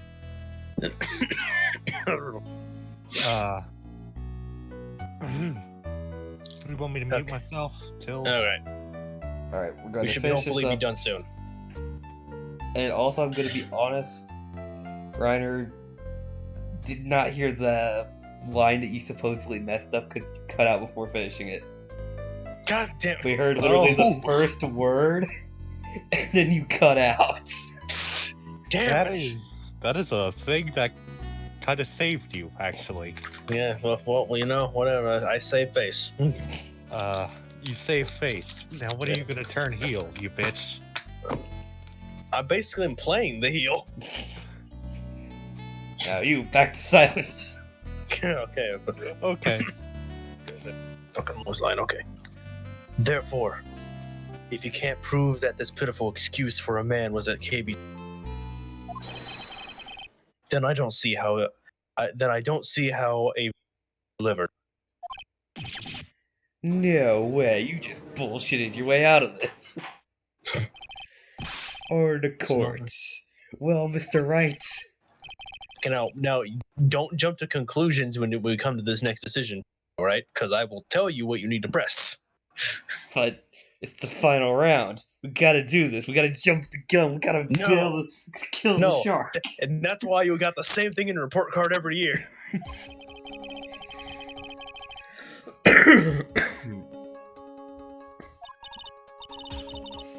Can we prove it? Yes, we can. That's long enough. Mr. Trite, I want to hear your answer. That little night, Luke at me was. You cannot. You cannot. But I can prove it. You cannot. It is impossible. That's it. But Game that doesn't over. mean we loot. That is loot. I hope you didn't catch that. Nah, I caught that one. Damn it. I said lewd instead of. Well, if we hear more of Detective Atby's testimony. Unfortunately, that's as far as you go, Mr. Trite. What do you mean? I won't allow for any more testimony. That's what I mean. What? I mean, that's not. I mean, you don't have. That's not your side. Have you forgotten? Look at me is here after we interrupted his own trial. And you have failed to prove that he committed the murder. But we've proven literally everything except the fact that he was there. And that's the most important part. He's not there. I think it's time for this witness to return to his own trial. Face his guilty verdict as mask to mask. No, bullshit. Well now, Sir Lawyer, it seems that love was out in the end after all. I am the ace detective, as well as mask to mask. My verdict will verify that. Just as Ron DeLite will verify that he is the true murderer. I declare that with the full force of my ace detective-ness.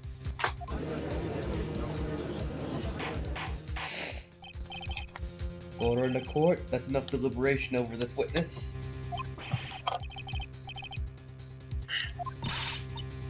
Don't give up now. Still have tomorrow. No, you don't. For the more evidence, and There by is no then, tomorrow. it'll be too late. He'll get the verdict.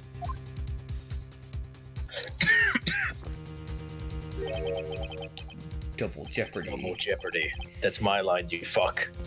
But, well, I need to say this. I did bring up double jeopardy earlier. I know, but still, that's my line. Well, the thing is, I got excited by double jeopardy because I brought it up earlier, and I made a fact out of it, and nobody believed me, and now it's coming back. Now it's come back. One of the basic rules of any court of law. Double jeopardy. Should a defendant be tried and found innocent in court, the defendant cannot be tried again for the same crime. Aha! This is a fundamental rule of all courts. It applies to this witness as much as it applies to anyone else. Mr. Abbey found guilty and guilty as mask to mask, which means He will be innocent as far as the murder of Kane Bullard is concerned. No way! The fact you were unable to prove Mr. Atmey's guilt of that crime here means he will never again be tried for the murder.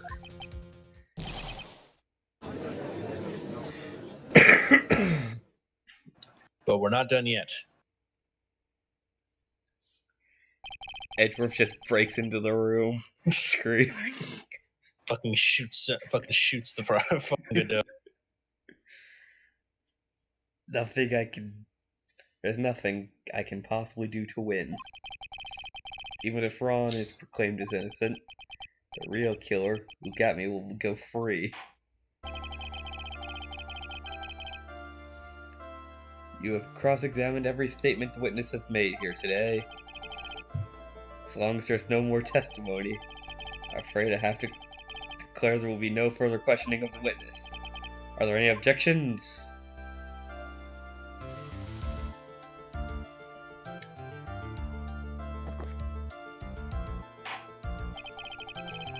I hereby end the cross-examination of Luke Atmey.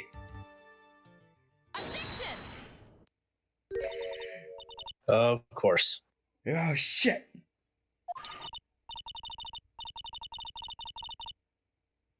Your Honor, when you were a child, this is what was on your report card every year.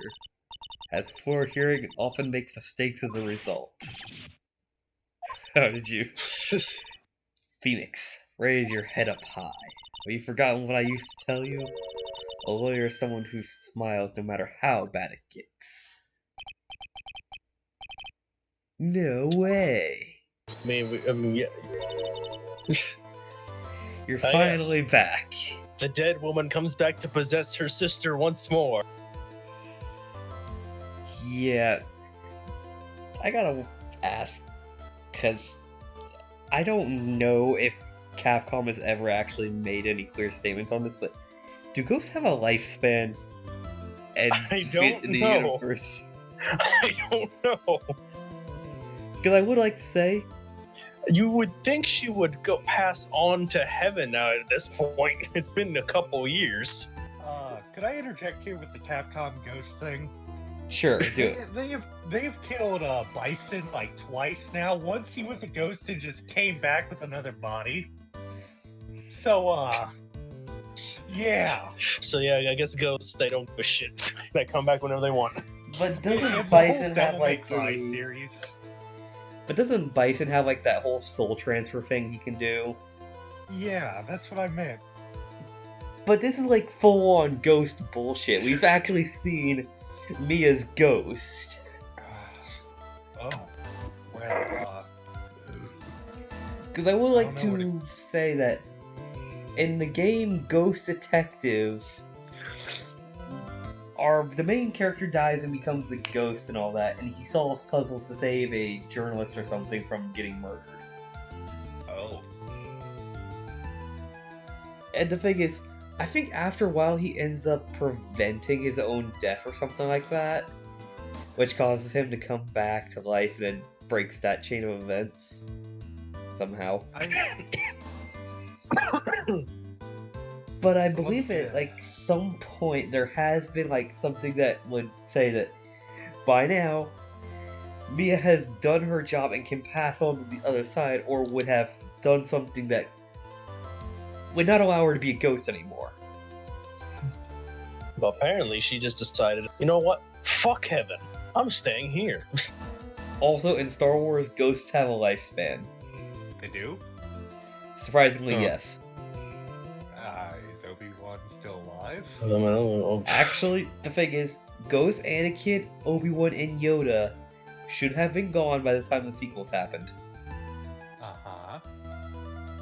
Well, you know Disney doesn't care about that. They wrote it into the canon themselves. They don't listen to any canon on their own.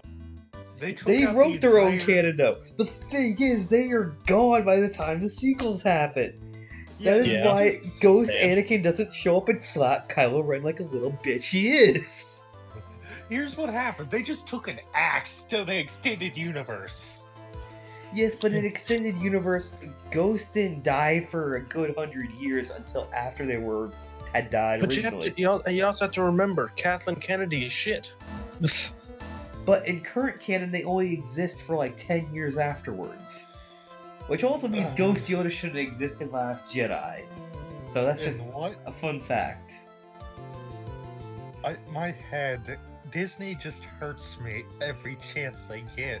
Disney butchers their own canon. I mean, fucking I Darth get out of Revan the hospital exists. when Disney's waiting there with a bat. And speaking of butchering their own canon, just look what they did to fucking Allison. What? What? I mean, in fact, the movie has 2 sequels to it, apparently. Well, I mean, I don't recall there being another sequel because I only remember the one. There's the sequel, but the thing is, the Tim Burton remake is also a sequel. Because there's the original, then there's Tim Burton's first one, which was thought to be a remake, but is actually a sequel. Then there was a sequel to that sequel. My head hurts. Yeah. Okay. Alright, Okay, so let me guess, you're cutting this entire bit out. I might actually leave this one in because it Or actually you- does who knows? solve a lot of questions. We mentioned Star Wars, so I might say. Yeah. I've made my cameo. Okay, no. Okay, yeah. Back to good. the Shadow Realm with you. We need to fuck this. Long time no see, Phoenix. It's Mia. I can't believe you're here for the 10th fucking time. You hear the power of the channeling technique when really it's called our Deus Ex Machina. Yes. Honestly, just please fucking skip the introduction because we already know this. Okay. Let's do this. Dual justice. Without any more testimony, I can't cross-examine. Testimony's not over yet. Well, I mean, the judge says it is, so wrong. I mean, you said something interesting. You have cross-examined every statement this witness has made here today. Yes, that's true, but unfortunately, Your Honor, you're forgetting something. Earlier, after the last cross-examination, this witness made a number of remarks.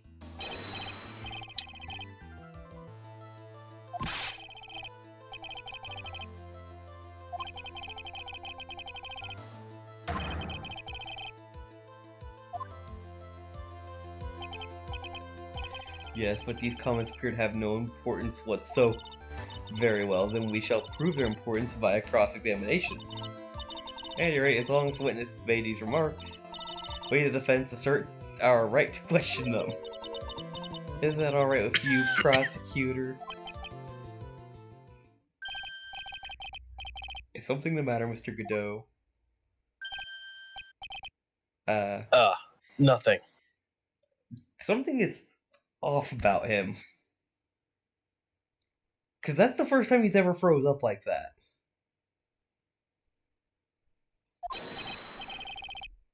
Oh, Sir Lawyer. It looks like you're one step too late. If you think such falsehoods will do anything to me, look at... Let's hear it. Huh? It's true that the witness made some remarks. So then, let's hear this last bit of cross-examination. Mr. Godot, what are you... Wait, what the why is he allowing this? Things you will learn, my child. I feel like he has a connection with Mia, and there's probably something that involves us as well.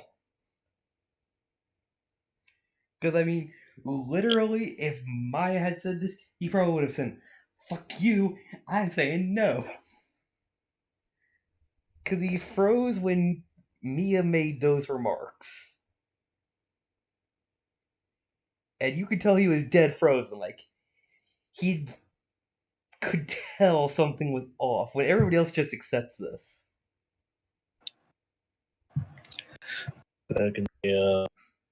Continue now. Fine. Like, as in, I know you're in. We need to finish. I'm confuzzled.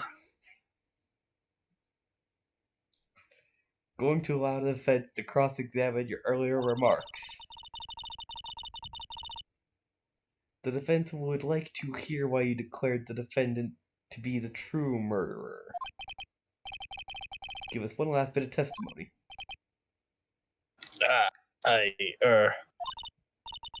Phoenix, this is it. This is our absolute last chance. Get it, Chief. Okay. Last testimony. Alright, we gotta get the testimony first, okay.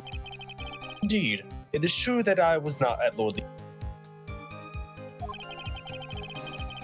I had to leave to see about another vitally important job request. I had known about that the date beforehand, so I need. Oh. What? I think something wrong happened, or I think it's in my end. Oh my god. What? Oh my god, my voice connect skyrocketed. Oh no. You people probably hear a jumbled mess. No, you sound just fine.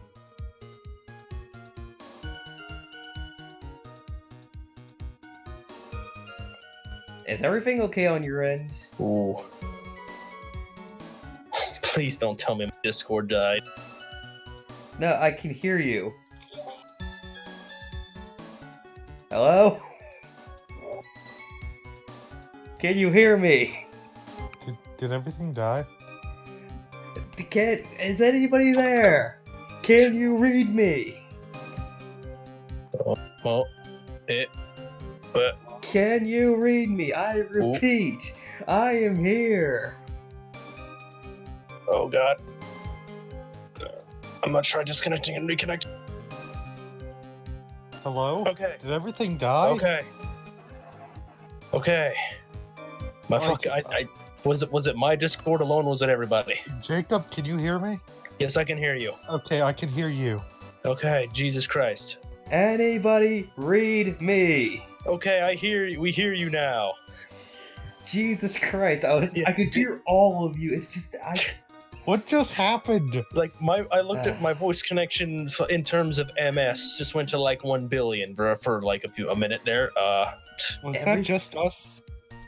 I heard you I all think it happened just to all of fine. us. Yeah. for me, Discord went to shit, but it seems to have been fixed now. Yeah, same with me. Jesus When Christ. you guys went silent for an extended period of time, I got concerned. Okay. Okay, my brilliant deduction was will inform me that the true culprit was Ron DeLite. At this point, I just want this to end now. and thanks to the keycard and wallet, it was abundantly clear that he was there. I was able to make a deduction from the buzzer, which only sounded once. The button did not have any fingerprints on it. Why? The victim would have left prints if he sounded it, which means the killer sounded it. Mr. DeLite was wearing his Master Mask outfit, which is why he left her no prints.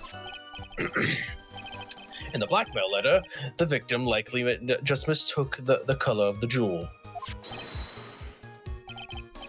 Zavari. Therefore, all the evidence points to that poor boy. I honestly thought you were just going to leave that blank, just so that I would edit that in. Yeah.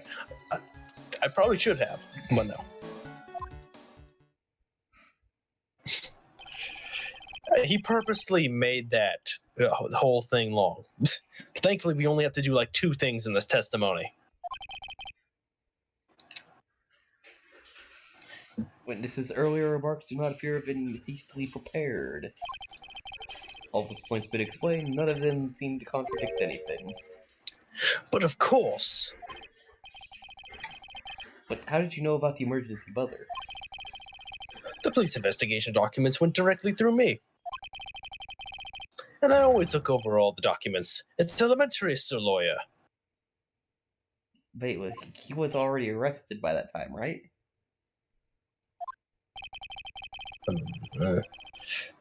Are you going to make even more trouble for us now, Sir Lawyer? I will not allow any of your usual shenanigans, Mr. Wright. Okay, then please let us go on the fucking cross-examination. This is your last chance. Yeah, we get it. We get last chance. Well, can we get a move on? Party's about It to be... seems that the party's about to begin. Well, Phoenix, there isn't any evidence that contradicts that testimony. So it would seem. What do you mean, so it would seem? Pointing out contradictions doesn't always mean you have to present evidence, does it? At any rate, this is our last chance. Case breaking contradiction, yep.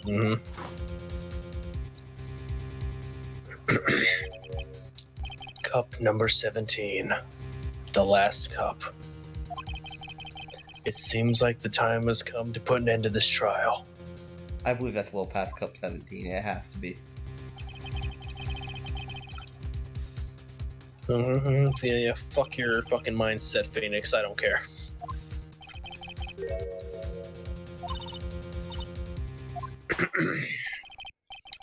Okay. Now we are going to press at me on the statement Mr. DeLite was wearing his Master Mask outfit, which is why he left no prints.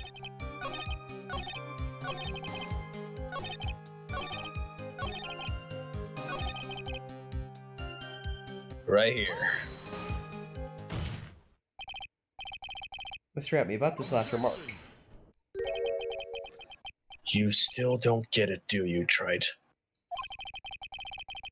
This isn't the time to be pressing the witness on every little statement. I'm afraid you don't get it, Godot. What? Mr. Atme, it seems you have finally admitted that you were in a CEO's office on the night of the murder. How can you say that? A review of your testimony. The button did not have fingerprints on it. Why? DeLite was wearing his Master Mask outfit. Is that correct? Indeed, that's what I said. My deductions are absolutely foolproof. More like your deductions have proved that you're a fool. Ow! I'm sorry, whatever do you mean? For some reason, I'm starting to get really thirsty. But you've already had more than 18 cups of coffee. When exactly did we learn the fact that Ron DeLite was dressed as Master Mask when he went to the scene of the crime? That was, It was just a few hours ago. Back when my sixth cup was looking up at me with a cold stare.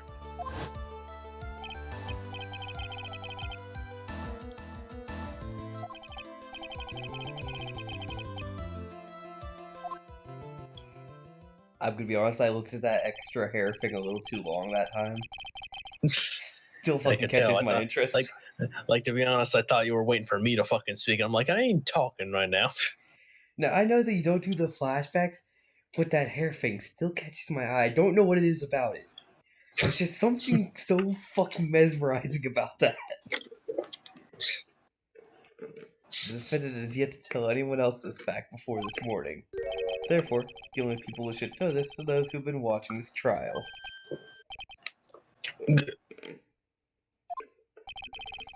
You understand now, Mr. Atme? There's no way you should have known about that.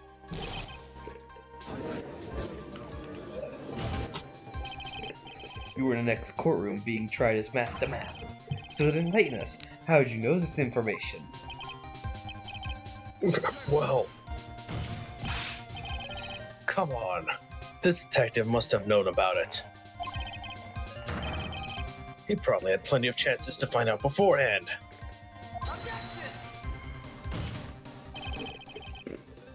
Those are the chances I want to discuss next. That night, Mr. DeLite was wearing his Master Mask outfit. One and only one. For Detective Atme to have found that out. One way, you say? Please recall, if you will, Mr. DeLite's testimony. Don't you be looking at the hair now. For a second, my client witnessed a real killer. But Mr. DeLite never saw his attacker. So there's no way to tell whether or not the real killer is Luke Atme.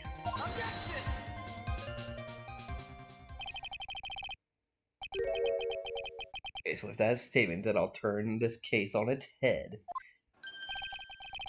Just what are you implying? Mr. DeLite saw the real killer, correct? Now, if you turn that statement around, it stands to reason that the real killer had also seen Ron DeLite. Oh. Impossible.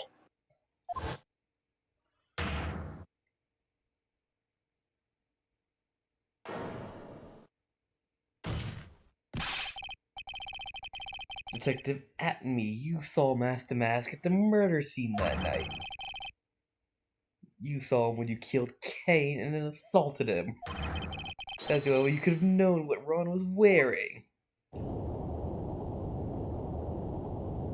I love how the desks aren't shaking. Yeah.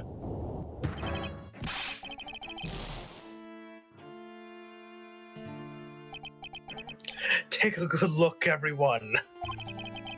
Unable to find a rival worthy of my genius, I was forced to create one by myself. Here I am, the tragic clown. That's the same line you gave yesterday. Come up with new material. An original dick. I think there's a little more meaning behind it this time. Yeah, he's lost it. God, we break this man twice during the same case. Yeah. It's a new record.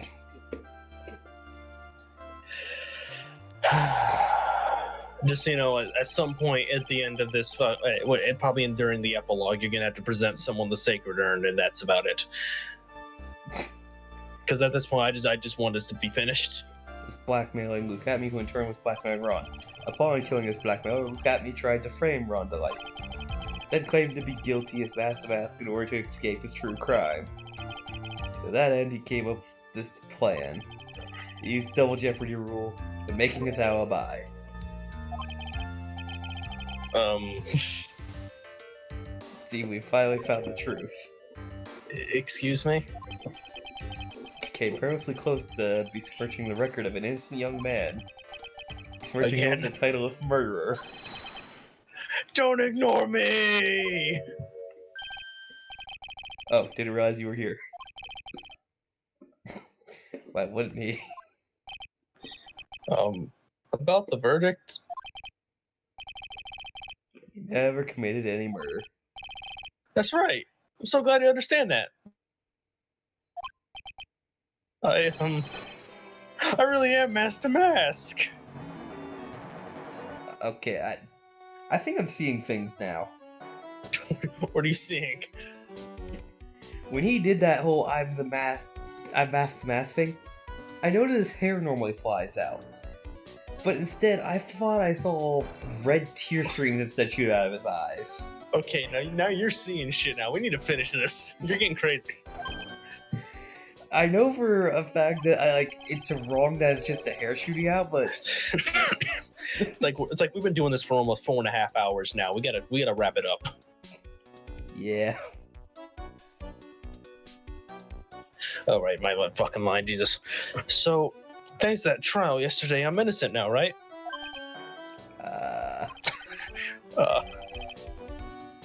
Well, what was that? What was it you said? Double jeopardy? Shit, he actually is going to get off because of this scot-free. Oh. I fucking called it. He actually did get double jeopardy. Holy shit. This man. I've been careless. This man's getting away. Another man found innocent. Another man free. We just got a guilty man innocent. Holy shit. What do you think, Mia? Fucking on guard, dude. Came back to bite us in the ass.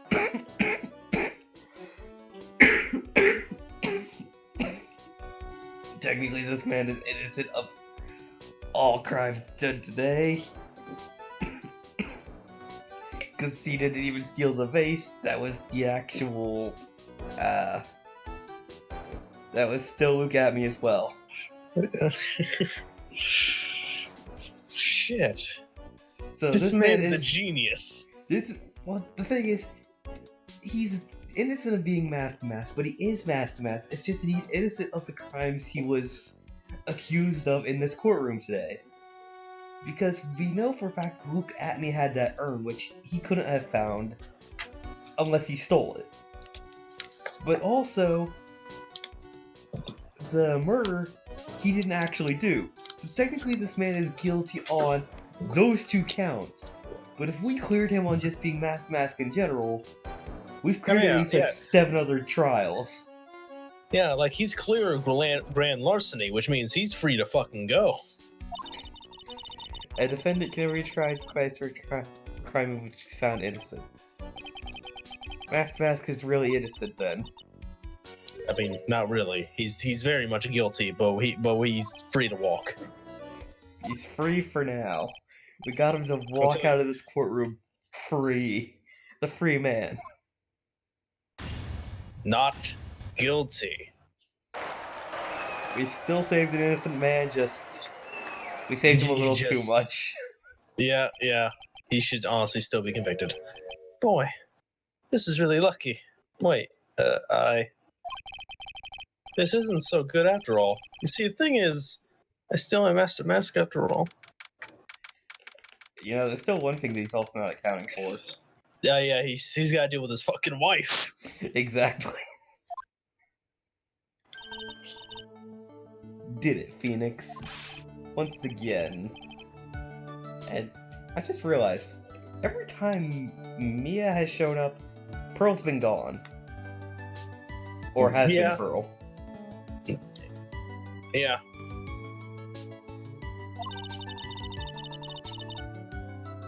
Maya doesn't call me much these days.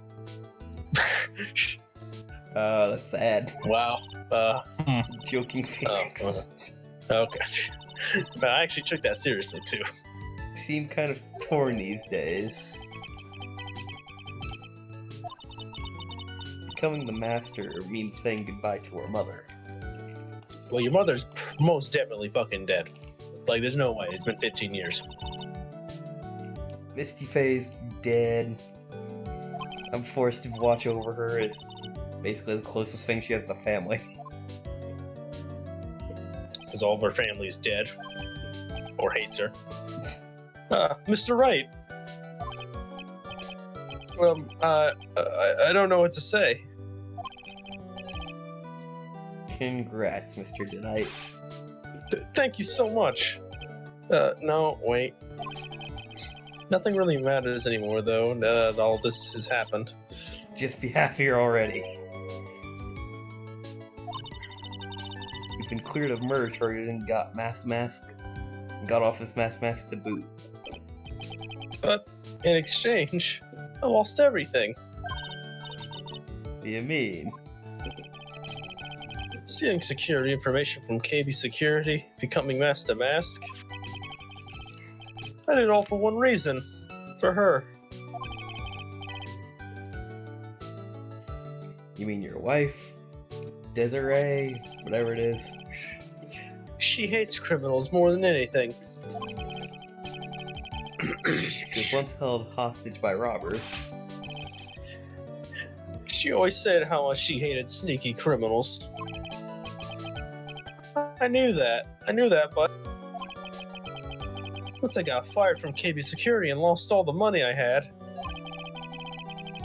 she wouldn't have any reason to stay with me. I thought she would leave me for sure. That's why you became the most powerful criminal in the city. Yeah, it's all over now. A broken bolt can never be put back together. Well, I mean... that's not true. See, this is where you present the sacred urn. Really? Good. Okay. And sacred urn. I present him his wallet. You still got some money left. Yeah, I never gave this back to you. Honestly, I took most of it because that's my pay. Well, you'll find there's no money in this wallet because I took it all. I need some way to actually pay off these loans. The sacred urn. Dissy was the one who found this. Your wife, she always believed in you. That's why you'll be fine. You don't have to worry about anything. There you are. Miss DeLite. You did it, Ronnie.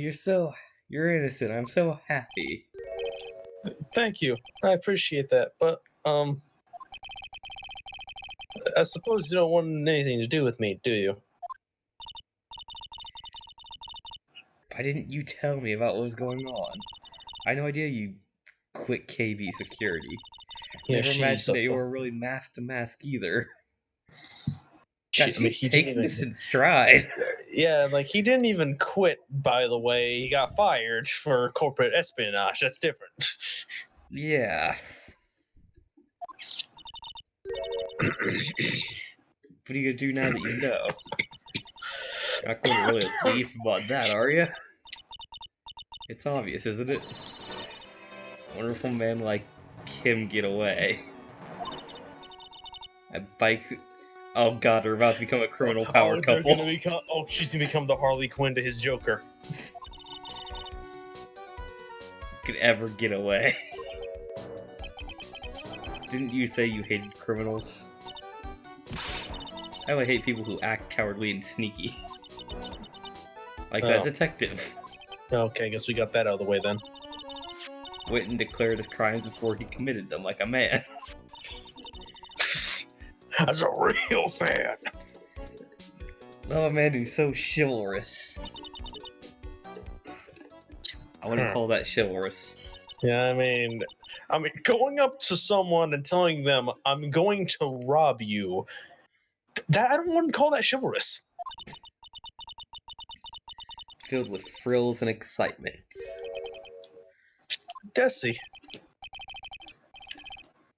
You really, really do love Ron. Really glad I asked you to defend Ron. Thank you so much. I'll never forget what you've done for us. Please, for the love of God, just pay us. Give us your money. Take care of yourselves. I can't afford the office anymore. They're taking out loans on us. I can't The afford IRS another is mortgage. on my ass. Oh God. Pearl, you're back. Oh no. Bad timing. Terrible timing. I think she was giving us a hug. Ah, Oh God. God. We're being hit. No. Stop. Stop. God. No. 9-year-old. No. And on the floor. KO. Perfect. Just as the case came to a close, so too did my consciousness. A broken bowl can never be put back together. But I know that's not true.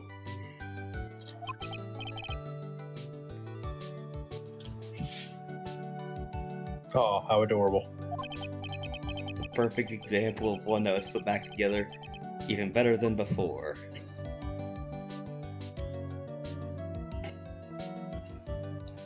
Someone's gonna take a fucking croquet bat and hit that again. We're finally fucking done with that episode, Jesus Christ. Wait, what? Yeah, What the the lack fuck? of context. Yeah, that lack of context, I know. Don't worry, you'll figure it out Is that later. a Dragon Ball power scanner on that man's face? What? You know, I forgot about that. It does look like that. Also, it's called a scouter.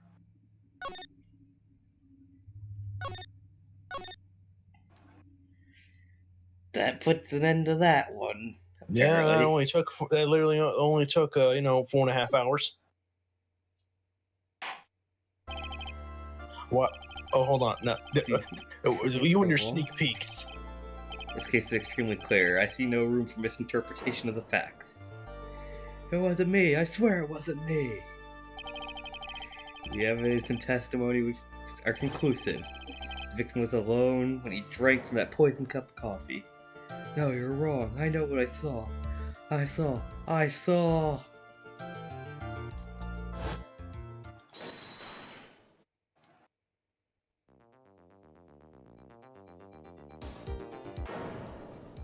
I saw someone else there. A man. He's the real killer.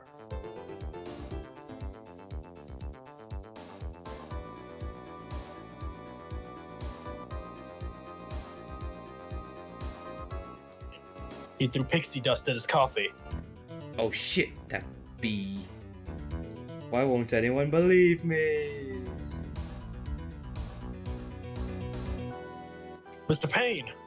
Well, I'd say it pretty much wraps this case up, wouldn't you? Mr. Wright? Court finds the defendant guilty. Yeah, we fucked Where up is real it? quick, man.